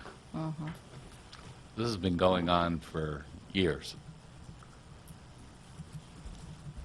Both, you've got two people who have two very different desires, yet they both have agreed that this is a piece of equipment that they need. I agree, you don't want to do piecemeal. But since both of them seem to have come to some level of agreement, it seems on this item, well, talk to the next item when that comes up, but on this item, they've gotten agreement. This is a piece of equipment that they can both use that will benefit the community. I don't think there's a lot of question. Yeah, this isn't the best way to be doing it, and yes, we have to fix the process. Troy, you're right about that. The process is broken. But the process was so broken at one point, the city council took over running the TV commission and took over running LATV. This process gets broken a heck of a lot, particularly with the LATV. I think that since both sides of the LATV community have said this is something we could use, I think the decision for the council is pretty simple. Give them both what they've agreed they need. And then when we get to the next item, maybe we should be talking in more detail about what the future of LATV in the community is. Thank you very much for your time, and I look forward to your decision. Thank you. Anybody else wishing to speak? Okay, back here to the council. I guess I'll entertain a motion, and I might want to try and advance one myself. I've got a couple of statements I'd like to make, but go ahead. Okay, so I'd like to go ahead and I'll make a motion on this item that we do not authorize the purchase of this equipment. And what I would like the staff to do is explore a rent-to-buy agreement to see if it's going to work. I think that we're advancing a $10,100 experiment to see if this is going to be applicable. So that will be my motion, and we have a second, and I'd like some further discussion on this. So I guess I'll just start. The feasibility of that, perhaps John or Larry, if you might want to comment, is that something feasible we can look to rent to buy? Larry already recommended it. Many months ago, so. Rent to buy? Do you have an idea of the magnitude of the cost of rent? I think you could probably buy rent to buy and probably just get it for maybe a couple $100 more than it might cost if you go to the right vendor we've had a good relationship with in the past. You could probably get it used for a month, for a couple of weeks. Yeah, okay. Gratis. I'd like to hear what Councilmember Egger has to say, because I'm not sure I'm going to vote yes on this motion, so I'm going to just leave it at that. I'm serious. I'm just like... Flattered, Mayor. Thank you. Thank you. I want to hear what you say. The process is broken, there's no doubt about it. If you net out whether you rent or buy, bottom line is we're adding this piece of equipment, and I'm just going back to the August 13th meeting that we had, the Joint Commission. The only difference between what was supported for the studio operations and what Larry wanted is, and what we have here is the switcher that they want for the studio with this camera. It is an action that was supported by the commission that we aren't honoring, so we are continuing to reinforce that the tech committee really, at the end of the day, is the most important part. And I'm just saying, you know what, guys, if we're going to do this, we have been making decisions based on sense of urgency, and it's probably right. We want to keep that going. We also want to keep both of these guys, half in so they don't get fed up and finally walk away. But I think it's back to fairness and what both sides need. And yeah, I agree with JM. That's 3 times in one night, but it's scaring me. But so I think that this piece of equipment's important. Rent to buy or buy, I'm not there. But give the other side and John what the studio needs. I mean, I'd like to see the production in the studio pick up at the same pace and sense of urgency that we support Larry for his purchases when the things go down. And I think it just puts him on an even keel until we could work through this policy and process problem we have. And so, Mayor, I'd respectfully, and I'm just going to put forward a substitute motion, and if it dies, it dies. But I would like to support the purchase, buy, or rent of this camera, supporting your package. But I'd also like to include the switcher for the studio as requested, so that these things can at least be on equal field. And then we'll head the second items up after that. So that would be my substitute motion. Okay, so we have I guess an amended motion, I think is the way I'd characterize it. If that's okay. Amended motion. So there's an amended motion to both rent to buy as well as purchase the switcher. Which can you give us a magnitude, City Manager, of the switcher? Round figures. I would defer to John. How much? As it stands right now, price for the 4A XT 110 is $7,500. Okay, $7,500 switcher, because I think that's the magnitude. So I think that's the amended motion. But Mike, It needs some peripheral equipment to make it work. so what's the whole number? What's the whole number, John? It was like, because that was part of your 35, now we bought Larry's piece, and then we... This proposal, which by the way Mr. Strother has seen, is for That's a big productive. amount of $23,000 is this proposal.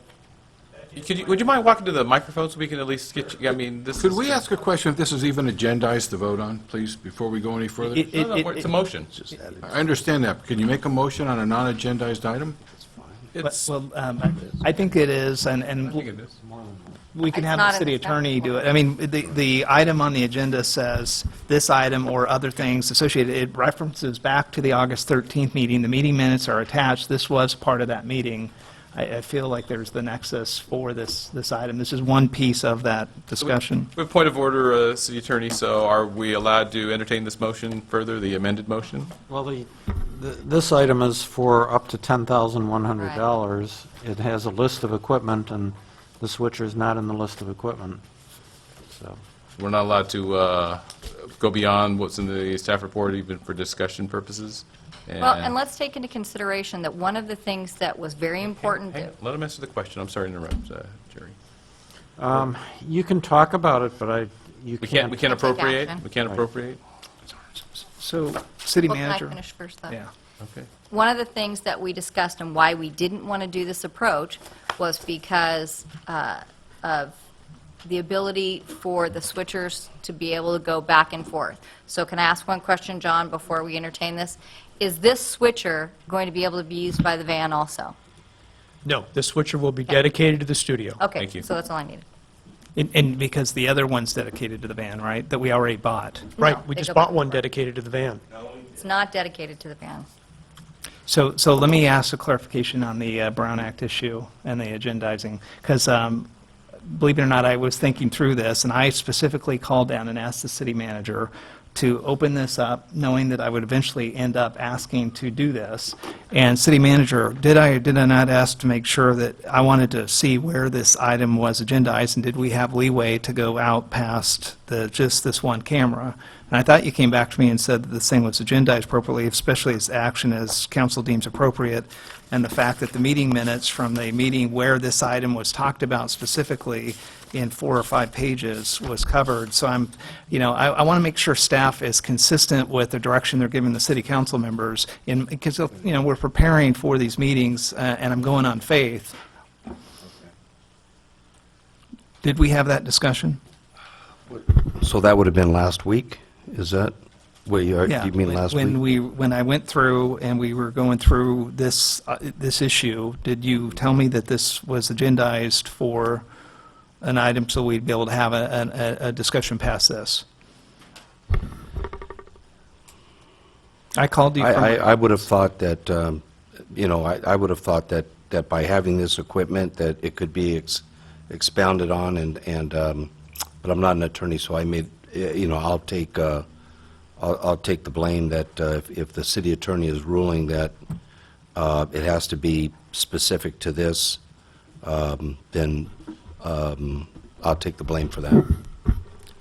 So, is this your final answer, staff in general? Seriously, legally, I'm with Councilmember Egger. So it seems to me the subject is equipment purchase.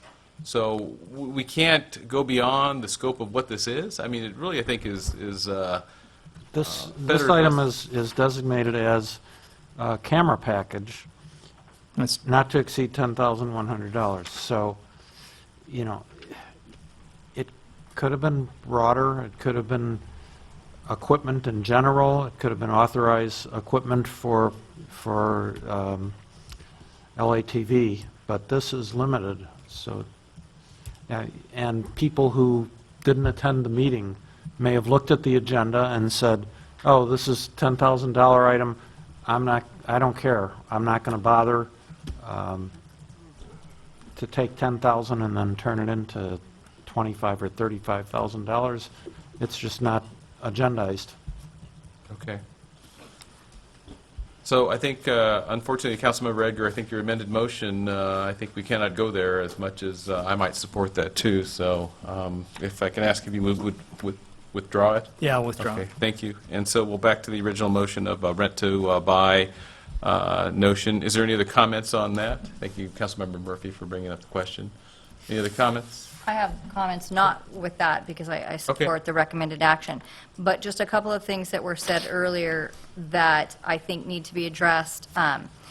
John, you spoke about undue influence. I'm sorry, you were over there initially. And while I'm not sure why you don't see our concern or my concern as a council member that you do have undue influence, because you're bringing forward your proposed recommended list to the commission, and then you sit on the commission and you vote on the list. And even if you don't vote on the list, your commissioners are going to lean more your way. I'll go back to what Troy was saying. Troy was saying that we're not paying attention to what the commission is recommending. I will agree with what Larry said.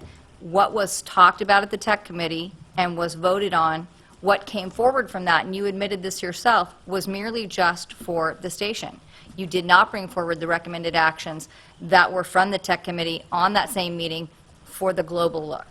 So when we are brought information, Troy, I'll give you an example. When we were on, I believe at our first year, we were given information on our insurance and how much it was going to cost and how it was going to reduce over the year and how we were going to get paid back. And then the night of the meeting, they slap down a piece of paper and say, oh, we're wrong, it's going to cost us more. But we had no time to really go over it and decide whether or not we wanted to move forward. The deadline was there, we had to do it, and we were put into a corner, okay? So then I move on to my second point with you, John. When you talk about acting in good faith, when we've come to these meetings, and you and I have talked personally about this, you're supposed to be submitting your recommendation. Larry's supposed to be submitting his recommendation for us to digest before we come to these meetings, because it's very technical. okay? And we're not experts even as much as you're not experts. So we're really at a disadvantage. Each time, John, you brought your paperwork in the day of the meeting. There was no time for us to do a comparison, to digest it, and I think that that's hard for me because when you're asking us on the moment, let's make this decision, and then Troy's coming forward and saying, let's add a switcher, when we don't know if there's redundancy, we have to buy what's best for this all the way around. It has to be able to go back and forth between the studio and the van as much as possible. And maybe, John, there's things that can't, and I don't have that knowledge. I'll defer to you on that. But one recommendation we might want to think about, and I kind of mentioned this before, is Larry has conceded he's not the expert. John is not the expert. Steve is also on the commission, and they are the people who make up the tech committee. The people that I felt had the least amount of bias or dog in the fight, but really wanted to come up with a product that was going to be good globally, were Kirk and Doug. And they are the experts. So one thing we might want to entertain is remove all of the other distractions from the tech committee, give it to the two technicians who are now implementing the programming that we're doing, and ask them what they recommend, because I believe that those two gentlemen could come to some kind of a compromise that would be good for the station and good for the van. That's my recommendation. Okay, but I think we do have a, Sorry. I just had a question when you, on that.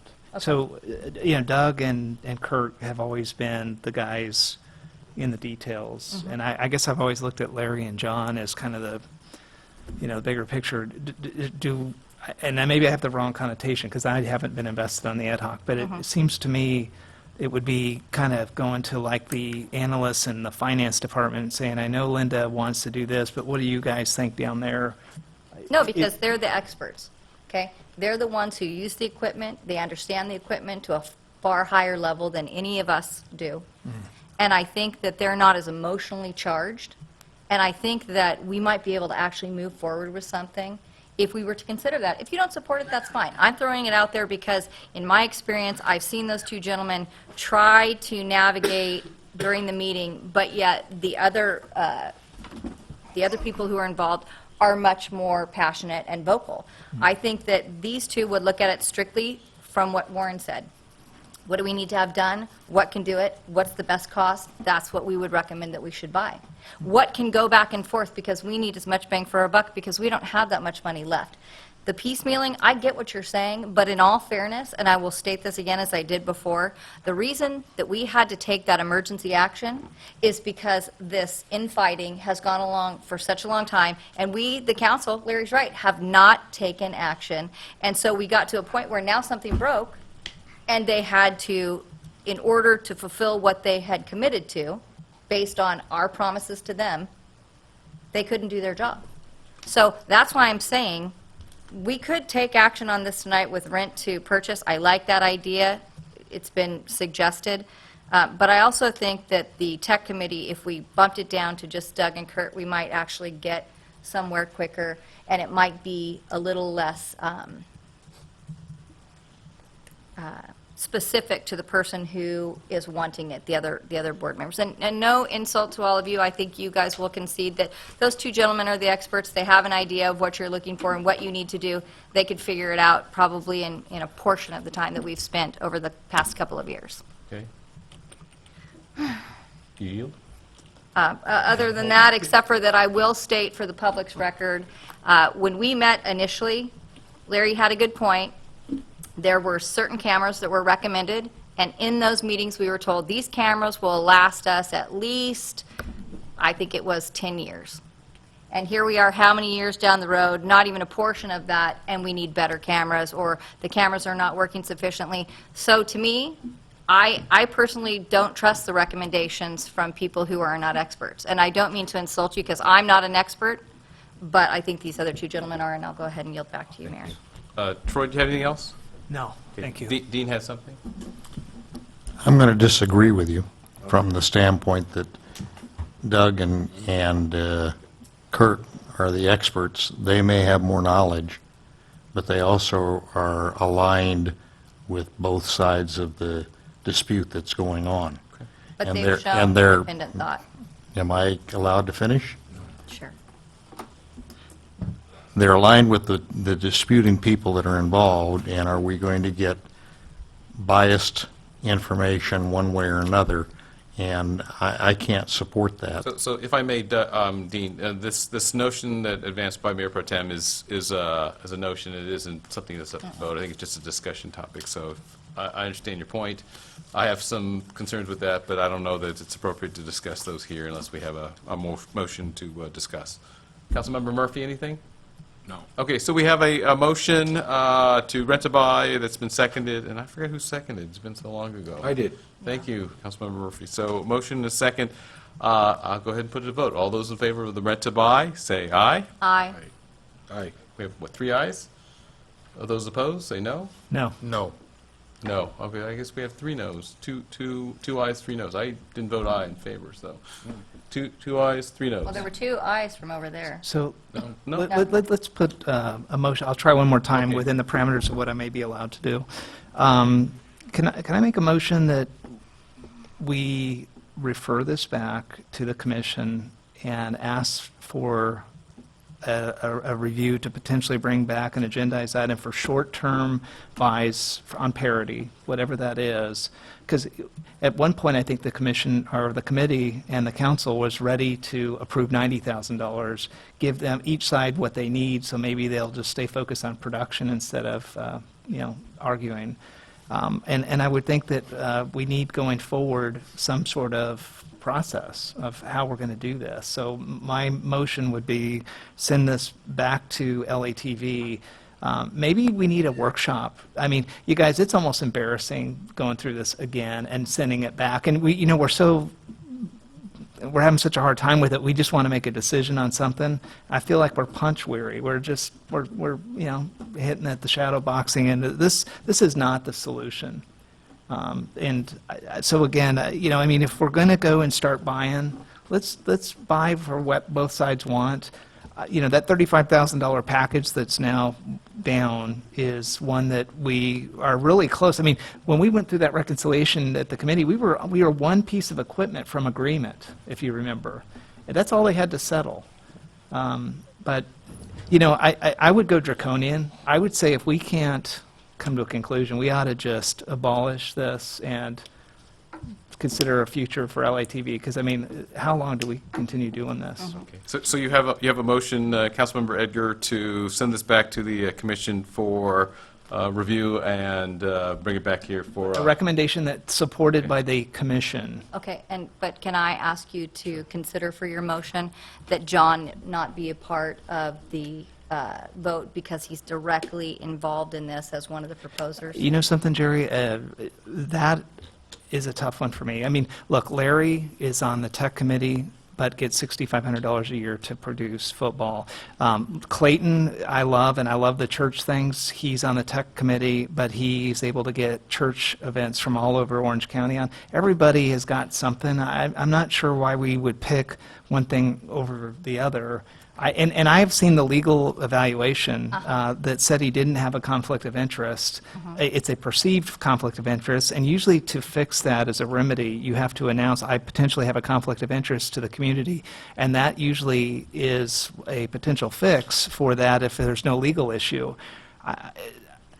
Look, I think your issue is deeper, is do we want to continue to take a vote of confidence for all the commission members? I think we had a commission member who came forward and said it was a big mistake that we did that, and I think that that's the perception in the community. So may I offer that before we get too far in the discussion, we don't have a second yet on this item, so we do have a motion to send the action back. Again, clarification, Councilmember Edgar, is send it back to the commission for review and a recommendation based on parity purchases for the, I guess, equipment. Is that kind of... Yeah, that's it. So many words, I guess Wendy can kind of help clean that up.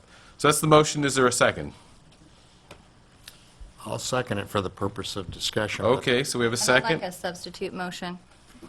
This is getting to be ridiculous. I think that we go forward with recommended action, we purchase what is mentioned in this staff report, and that moving forward, when we're asked to consider a piece of equipment, that all of the costs are included, so we're not being told it's $7,500 and then there's another $500 here and $200 there. I understand what you're saying, John. He asked about the switcher, but any pertinent pieces that item would need to work, we'd like that full amount. And that would be my substitute So it's a motion, because so- we're doing this. Okay, so there's a substitute motion to go forward with the staff recommendation. Is there a second for that? Seeing no second, fails, the motion fails. So we're back to the original motion, the maker of Councilmember Edgar and seconded by Councilmember Gross for discussion Can I now. make a substitute motion or a new motion? Sure. I'd like to send it back, but I want to look at the big picture. I want a staff report that shows, Okay. the JPA, the general manager, and the equipment. All three. We need to make a decision from the top and then let the commission go do their business, or disband them. I'm not for that. I mean, we have, Okay, so your motion, your substitute motion, I'm trying to capture all this, is to send Send it it back back for the, for a staff report that explores our various options, including a JPA, a general manager with a job description. Okay. And a review of necessary equipment. okay. So we have substitute motion is, do we understand the motion as Yeah, substitute? can I ask clarification? Because I'm actually with you. You've just switched mine a little bit, but I'm 100% on board. Will you include a financial analysis? Because I think JPA fully funded, general manager fully funded, because we may decide general manager, but, we're trying to operate within this budget, just like the pool. Maybe if we really care about this and we're tired of dealing with it, then let's hire somebody and realize that we're going to pay for it out of general fund money, not just this fund, or not. But I mean, let's give each one an equal footing. You got JPA by itself fully funded, what does that cost? You've got the general manager model fully funded, what does that cost? Not piecemeal, but what it costs so that we can get out of this business. I would like, That's what I thought I was asking for. well, the funding too, the Yeah, financial, yeah, the I'm financial completely on board. Okay, so hang on, so we have a motion, and I don't know that we have a second to I want to ask a Councilmember. question for point of clarification. for Sure. Richard, would we be considering first the manager, and then the manager would handle this information? If we decisions of- decide to go with a manager, it would make sense to me that he would make the decision on the Okay. equipment. Our decision would be more JPA, manager, or a third option. Okay, and can we ask that it be done in an extremely expeditious manner because there's equipment needed and we're not getting anywhere? Can Larry speak? Can I just ask you to ask city managers for all options? There's about 3 other ways of going. Okay, Well, I think, The most complete analysis we could get would be great. perfect. I don't want to preclude anything. Second that. okay, so we have a motion to send back to staff with the instruction to bring back I'll say, comprehensive analysis, including JPA, station manager position, fully funded, and equipment list. Is that kind of? Well, and other recommendations. And other And recommendations. other recommendations. Okay, good. I'm just going to open it. So that is the motion, that's seconded. Any further discussions? Yeah, Rich, what about the option of just shutting the thing down? That might be our conclusion. That's one of the other options. Yeah, I think we need to look at that, too. Yeah. What would that mean? We get PEG money regulatorily, we have a duty to accept it and do something with it. So what would happen if we just stopped doing that? I mean, in my mind, the last option right now, I hope, but Yeah, we me need- too. we need to put it in the comprehensive. Yeah, Couldn't it be used for government and education? or fireworks. I vote for that. Okay. Okay, so so we have a motion and a second. Now, I think it's a substitute motion, so I think we have to vote. Wendy, can you help me out? Vote to substitute motion? Is that kind of procedurally, or Carrie, can you help me? Substitute this first. Yeah, So we have a substitute motion. Do we want to accept the substitute motion? yeah. Yes. Okay, all those in favor say aye. Of accepting Aye. the substitute motion? Aye, okay. So the substitute motion is going to go forward, and again, just to reiterate, Councilmember Murphy is to send it back to the council, to the city staff, JPA, studio, operations, finances, other, equipment purchases, and other options, including closing down the studio or the LATV. Is that it? Okay, we're all good with that? In an Now- expedited manner. In an very Well, quickly. yeah, expedited manner. But, this one, I don't know if I want to ask public, I'll ask for public input on this one. Members of the public, anybody want to talk about this? Which one are you on now? Say again? Same thing. The motion. Okay, so, see, no other public comment, we'll go ahead and vote. All those in favor? Thank you.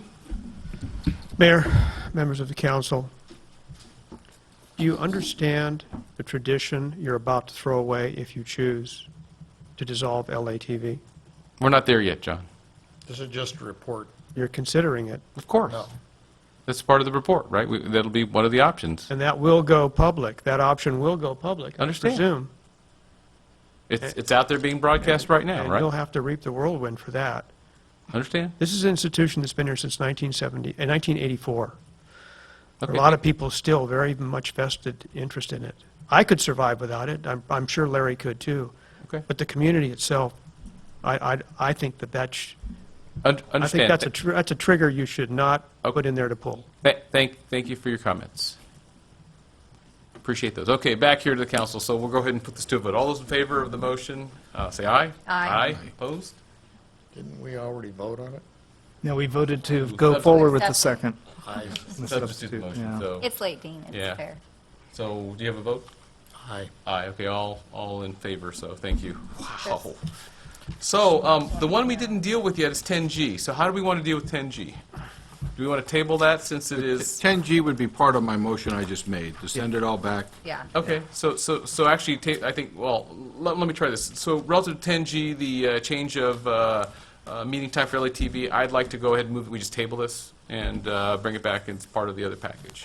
Yep. Any, okay. And I want to say thank you to Richard for having the sensitivity. I didn't even think about the early hour because I was focused on the commissioners that are there, but you're right, everyone should have a right to serve. Then I think the next item on the agenda is 12C, which I think is really overcome by events, so I think that gets pulled. That, Already addressed.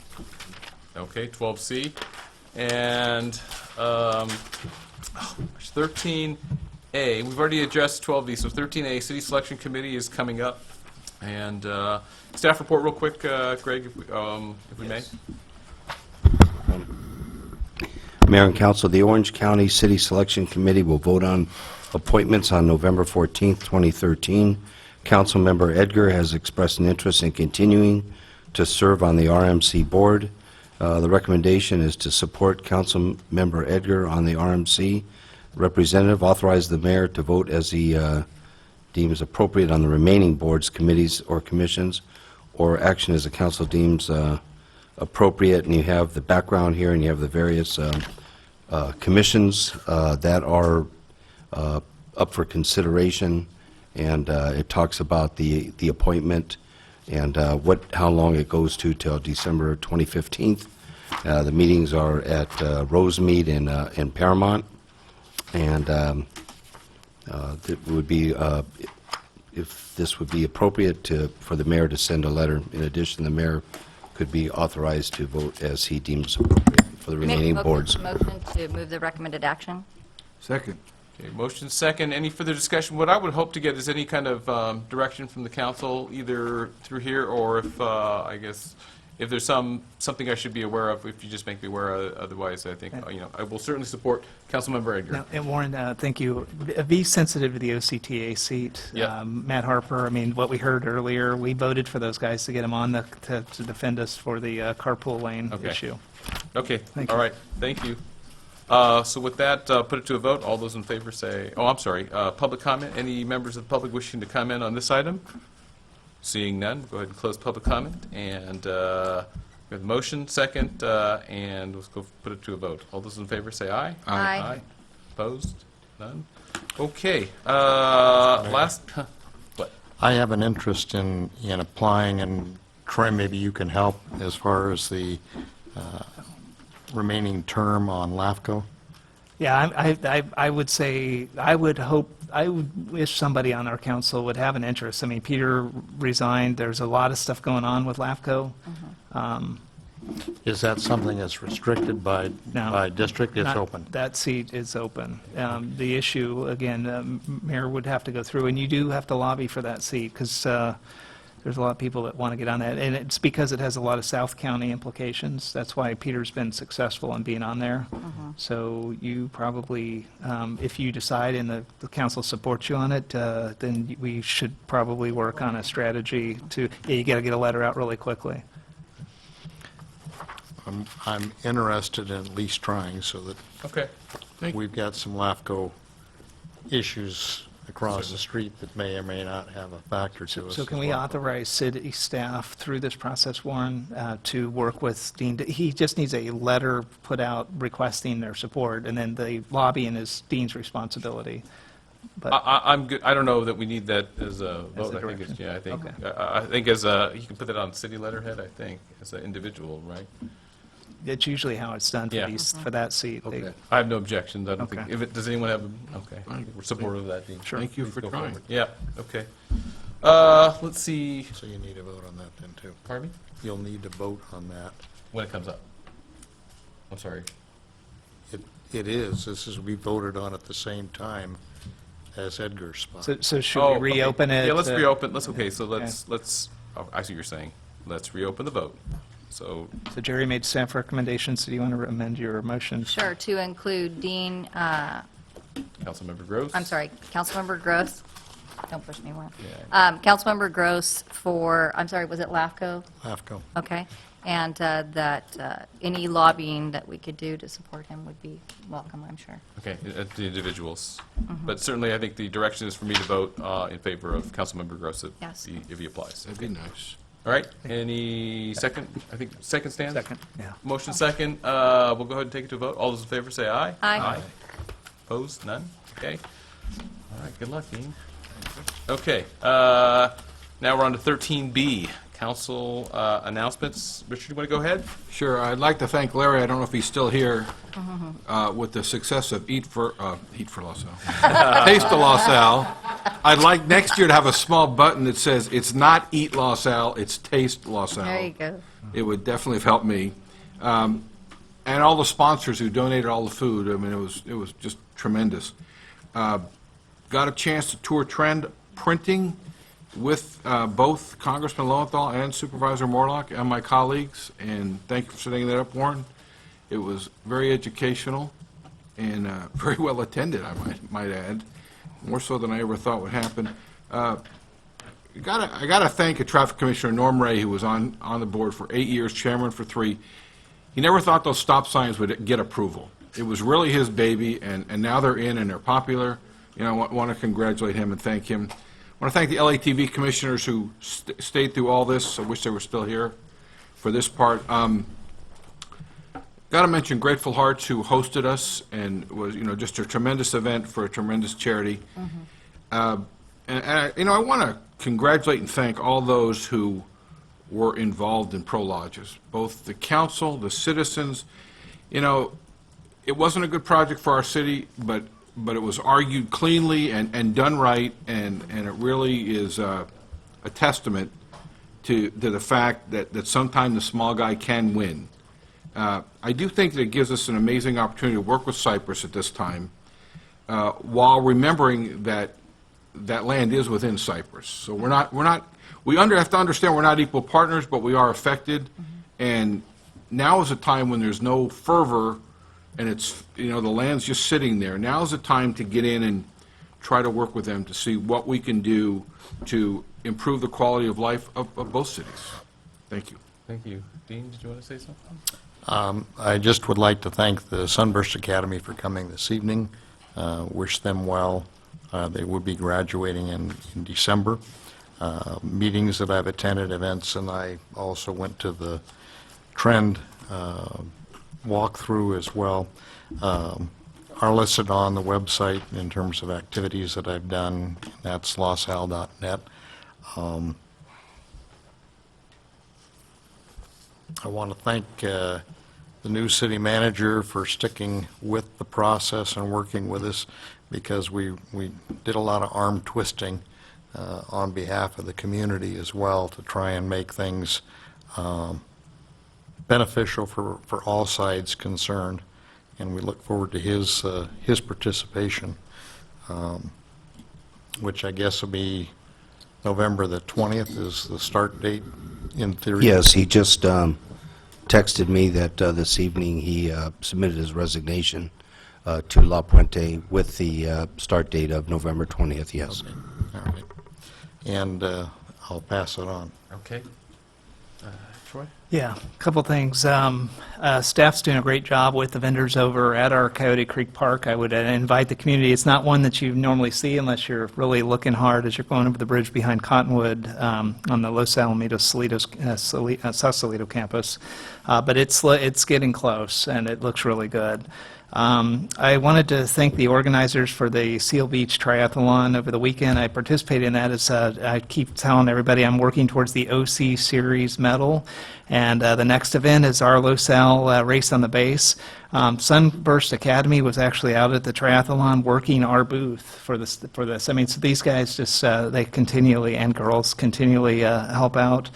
But again, I just want a great turnout for the Race on the Base, and I just appreciate being a part of that.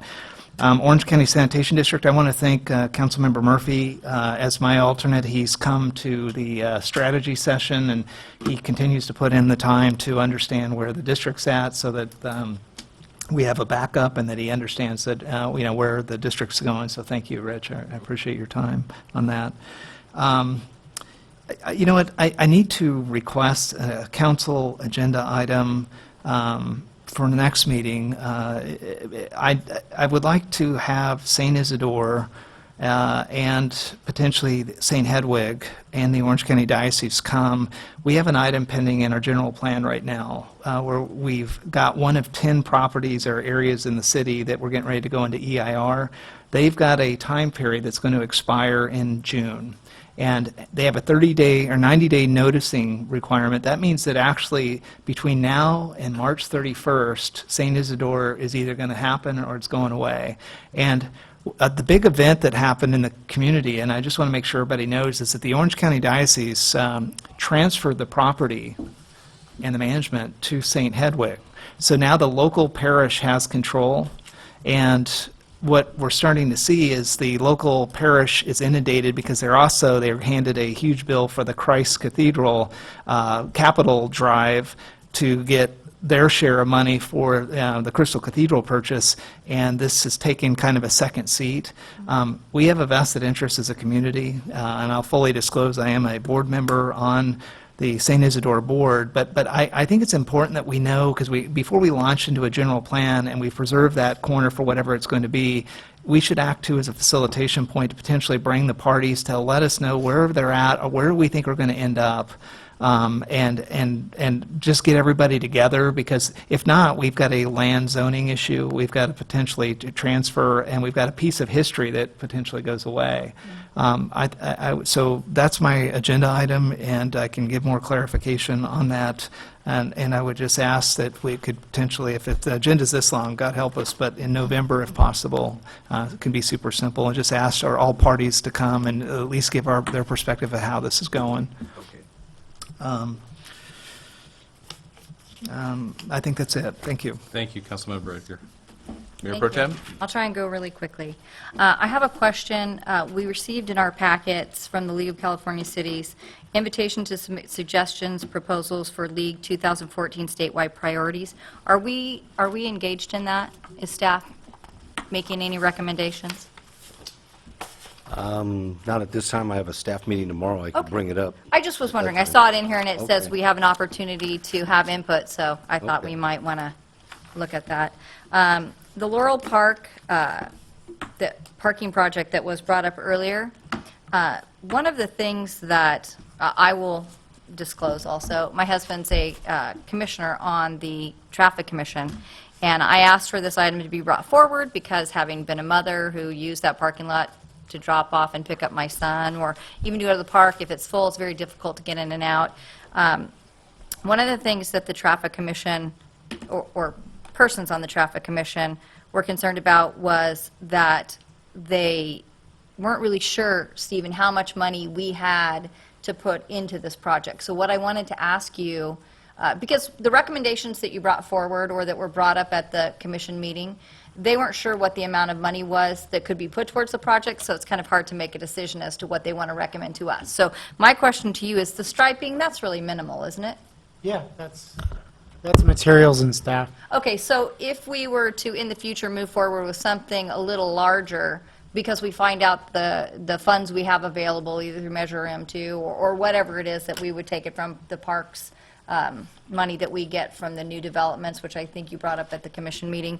I just would not want an amount to take away from us being able to complete and see it through to fruition, as opposed to just these lines. So I'm glad to hear that it's very little amount. I reported that I'm attending vector control. One of the things that we addressed in one of the subcommittee meetings was the safe harbors, which has to do with the Affordable Care Act, and it's just merely putting steps in place to make sure that there isn't any violation by the vector control with regards to their employees, as it's very difficult to explain. They have the ability to provide insurance, but their employees don't have to take it, and it's very intricate. 9.5% of their total income is what it's based on. But really what we did is the safe harbors is to make sure that we are being fair and equitable, and we are offering the affordable care to the employees, whether they are part-time or they are full-time. One of the benefits to the Vector is that their employees generally are very focused in about a 6-month period of time. So even if they were to work 40 hours, which is 10 hours more than what the Affordable Care Act allows as full-time, they say 30 hours is full-time. It can be spread over the entire year, so that even if they're working 40 hours, if you spread it over the entire year, it's only 20 hours per month, and they would be in that safe zone. So we took those measures, but I will say one of my concerns, and I don't propose that I have a great understanding of this. I'm starting to get more adept at it because of my involvement at the Vector, and then also attended a class at the conference to get some basic understanding. But my big concern is that, like Troy, your business, if you have 50 employees or more, then you're put into this category where you have to offer these options.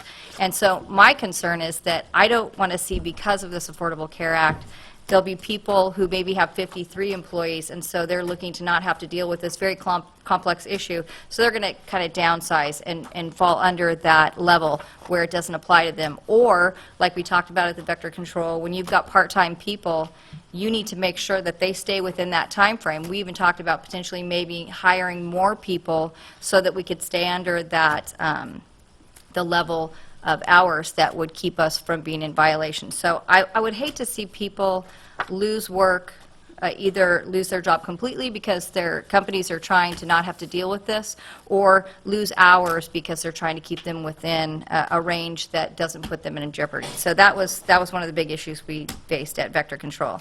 I attended the conference in Sacramento, and I have some things for staff and also the library. Richard, I wanted to go ahead and give this to you. This is a book that they were offering at the conference, and I asked them to go ahead and make it out to the Rossmore Los Alamitos Library, and it was free, so if you could deliver that to them, I thought that was kind of fun. All right. And then we've got some information for Planet Aid, which I think would be great for our nonprofits. It's about if you have excess, when you're taking in product, either clothing or food, you have excess, Planet Aid is someone who is willing to accept that overflow so that it doesn't go to waste if it's food, and I think it's something for the nonprofits in the city. Also, Greg, I wanted to pass these on to you, maybe pass them on to Brett. Therefore, oh, maybe this is part of it too. Hold on just a second. No, this is for Stephen. It's for apps that we could potentially look into if the council has a will to, where we could put information that's accessible through your phone, different apps that the city could go onto their phone, go into our system and retrieve information, you know, whether there's updates on the 405, something similar to that. So I brought that information just in case we're interested. And then Graphic Solutions is a company. They do beautiful work, but this would be applicable to pretty much the downtown if we were to look at that. It's branding and signage. Very, very good job that they do.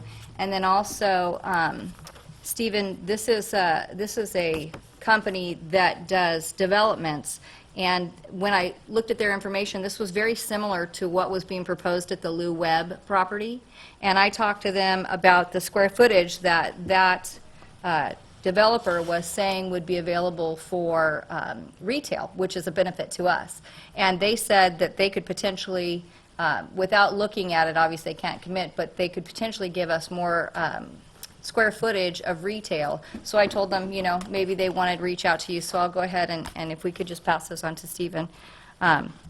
Attended several of the classes there. As I said, one of them was regarding the Affordable Care Act, and that was probably the one that I found most interesting because it's something that I have not had a great deal of experience, and as a manicurist, I don't think I have any employees to worry about, so I won't have to deal with that. But it's good information to have, so if our residents have any questions, we can, to some degree, answer those. I would like to remind people about the human trafficking gals that were here. This event is in January. If you're interested in becoming involved, please go to our website, and Greg, if we could include this. All the information is there, and that's going to be held at Cottonwood Church. I think that our children are our best investment. More than land, more than services, they are the next generation, and many of the people in this community, myself included, my parents raised me here, I raised my son here, I couldn't be happier, and so I just think that anytime we can address issues that are having a negative impact on our children, we absolutely should do all that we can to support that. I would like to say the town hall meeting for the I-405, I would like to ask the council members, if you have the availability, please come. The more people that are there to voice their opinion, to fight these toll lanes. When I attended the meeting, it was very clear that the board there felt frustrated and even mentioned to the representative from OCTA and both Caltrans that, you know, if you weren't going to take into consideration what our recommendations were, why did you bother to waste our time? And it got a little bit more heated than that, but I will tell you my opinion is that, as I said to the board, I said, I'm very new to this, so please just, I'm going to walk through this and make sure I understand this correctly. We're taxed for our infrastructure. In Orange County, we're such a good county, we've decided to self-impose a tax with Measure M. And that was such a good product for us that we decided to, again, tax ourselves, a second time, self-imposed. And now you want us to pay to use that infrastructure. To me, that's double dipping. And so that would be my basic take on what happened at the meeting. Stephen and I had a good conversation. Stephen, is there anything you wanted to add? No, you pretty much have the whole bait and switch down. Yeah, so I would just encourage any residents, Greg, if we could also put that information, I reached out to the city manager. He's been so effective. He passed it straight on to the chamber's passed it on to the businesses. Anyone who could come and have a voice at this meeting and really a show of numbers, that's what they're going to be looking at, I think. They're trying to, they inferred through Caltrans, more or less, this is a done deal, and if you want to get part of the money, you better get on board now. And so my answer to that was, well, we've already paid our fair share through Measure M, Measure M2, so why don't you consider exempting the people from Orange County, and they don't have to pay to use those? And he said that that would be bad business, the representative from Caltrans, and I said, no, actually what you're doing right now is bad business. And I think that's a general consensus of the board that's there that serves alongside me. So if you can come to this meeting, that would be greatly appreciated. And then the last thing is I would like to say, Greta Anderson, who is one of our gold medalists, from many years ago, she's been giving lessons at the pool, and she's fallen and hurt herself. And so I just would say, Greta, you're on our mind, and we just wish you a speedy recovery, and we're hoping that you're back by the first of the year like you're proposing to get back into that pool and train our kids to swim and be safe. Jerry, can I ask you a question? On the toll road issue and the workshop, I got a message from the Costa Mesa City Council members that they're going to actually start a lawsuit. I don't think we're going that deep into this, but I would just say if you start getting lobbied, we should be pretty firm that we really don't have the money to get entangled at this point, because they really, I think, are looking for other people to jump in. Well, you know, I think that that's something we need to not put off the table for right now. I did hear that there was a lawsuit. They're asking for other cities to join in, and I would imagine, from what I'm hearing, it would be proportional to the size of our city. I think that people have been very specific. They feel betrayed because we've already voted on this. The preferred alternative, as the young lady said earlier tonight that spoke in place of Diane from Westminster, was that we've already got a preferred recommendation, and they're simply bypassing it. In the two new options that they offer us, the one that we preferred isn't even an option. So I think that they're summarily just dismissing any input that we have. And while I'm not saying let's jump into a lawsuit, I just don't want to say, from my point of view, that I'm not interested in being a part of that if it's what we need to do to protect the residents. Okay, thank you for that. Thank Yep, you. that was a little long. Yeah, okay, let's see, I'll try and make mine short. I do want to thank Trend Offset Printing and City Manager Cordner. Trend hosted a plant visit, and it was very impressive, and it's just amazing what goes on there, and the publications that they're doing. And Tom Balutis, President, General Manager Steve Furlong, and HR Director Charlotte Troilo, and then, as well as owner Bob Linnow. And he spoke, and he got choked up about talking about his employees, and I thought that was real touching. So I think we got a good employer here in the city, and I want to make sure that we can do anything we can to help them to continue to be successful and stay here in our city. Also, there was, as I think Councilmember Murphy and Councilmember Gross said, Supervisor Morlock and Congressman Lowenthal were there, and some of their staff, as well as staff from Travis Allen's office, Assemblymember Travis Allen's. The other thing, I guess, I did attend Taste for LaSalle, and shout out to Larry, thank you, Larry Strather and Diana Hill and the committee for putting that on, another great event. There was something I did ask the city clerk if we can do, having to do with the prescription pill drop-off. Did you check with Seal Beach? Is it okay we publicize it? Yes, it's been added to the website. Okay, so we have on our website, Seal Beach Police is having a prescription pill drop-off for those expired drugs, so don't flush them down the toilet. As Ms. Jemsa said, you can bring them to Seal Beach on Saturday between 10 and 2, I believe it is. So I've been saving up my antihistamines and what have you for the last couple of years. Knowing that we didn't have ours, I'm going to take it down there to Seal Beach. And there's a kite festival as well down there, I think. Was that this week? Oh, this past weekend? No, darn, I missed it. Let's see. Is that at the pier then? Is that what you're saying? No, I'm sorry. The prescription It's drop-off? at Seal Beach Police. It's on our website. Let's see. I'll yield temporarily to Councilmember Gross. Can you talk about Wings, Wheels, and Rotors coming up? Wings, Wheels, and Rotors will be Sunday from 9 a.m. until 4 p.m. at the base. There was concern that it might not happen because of the government shutdown, but that's over with. There still is sequester that's impacted the military, and we're not really sure if we're going to get any military planes there, but the event is free. Please take advantage of coming out. It's a family-oriented event. There's food. Their weather is expected to be good as well. And, so plan to come out and have a good time. Okay, so I'll reclaim my minutes back. Thank you. And then, let's see, also, I do have a couple items, one having to do with the Los Alamitos racetrack.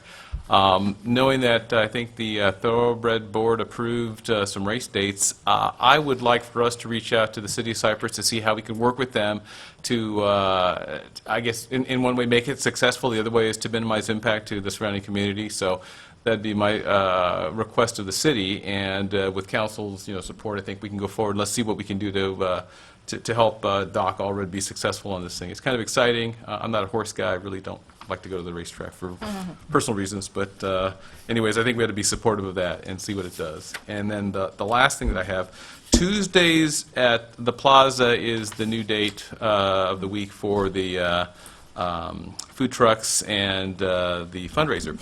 Now, I think I look back at how I was quoted by our local reporter here in the St. Isidore, and I would really, putting to the people, our voters here, to see if we would support this. And so what I want to do is I want to ask staff, Greg and Brett, if you can bring to us a study on what would it take to put a ballot measure in place for next November that we could vote on. And what I want to see is the total cost of acquisition, renovation, monthly or yearly operating expenses, plus staff. Presumably, Corey might have a staff there to administer the property. and bring it back here to see if that's something we would support as a ballot measure to put on next November's ballot, to put it to the people. Because on the one hand, I'm very, very fearful of this property becoming owned by the city without a way to fund it. And if we're willing as voters, as parcel owners, to impose on ourselves I'll throw a number out there, $50 a parcel tax for the next 15 years with the sunset, that might be able to fund the acquisition as well as some operating cost and the refurbishment and operating costs to make this thing a viable plaza, and who knows where it'll go from there. But if the voters say no, then I think that's the mandate as well. So I have a proposal here. I will pass it out to council and to staff. I do have some copies for the media, and I'd like to see if we can bring this forward at the next meeting. And the timeline I can see is that by the March meeting, we would have a pretty firm idea of what a ballot measure might look like and whether we support it or not. So that's kind of my So are you request. proposing a special election because their deadline comes and goes? So even if the voters are on board in November, it's over.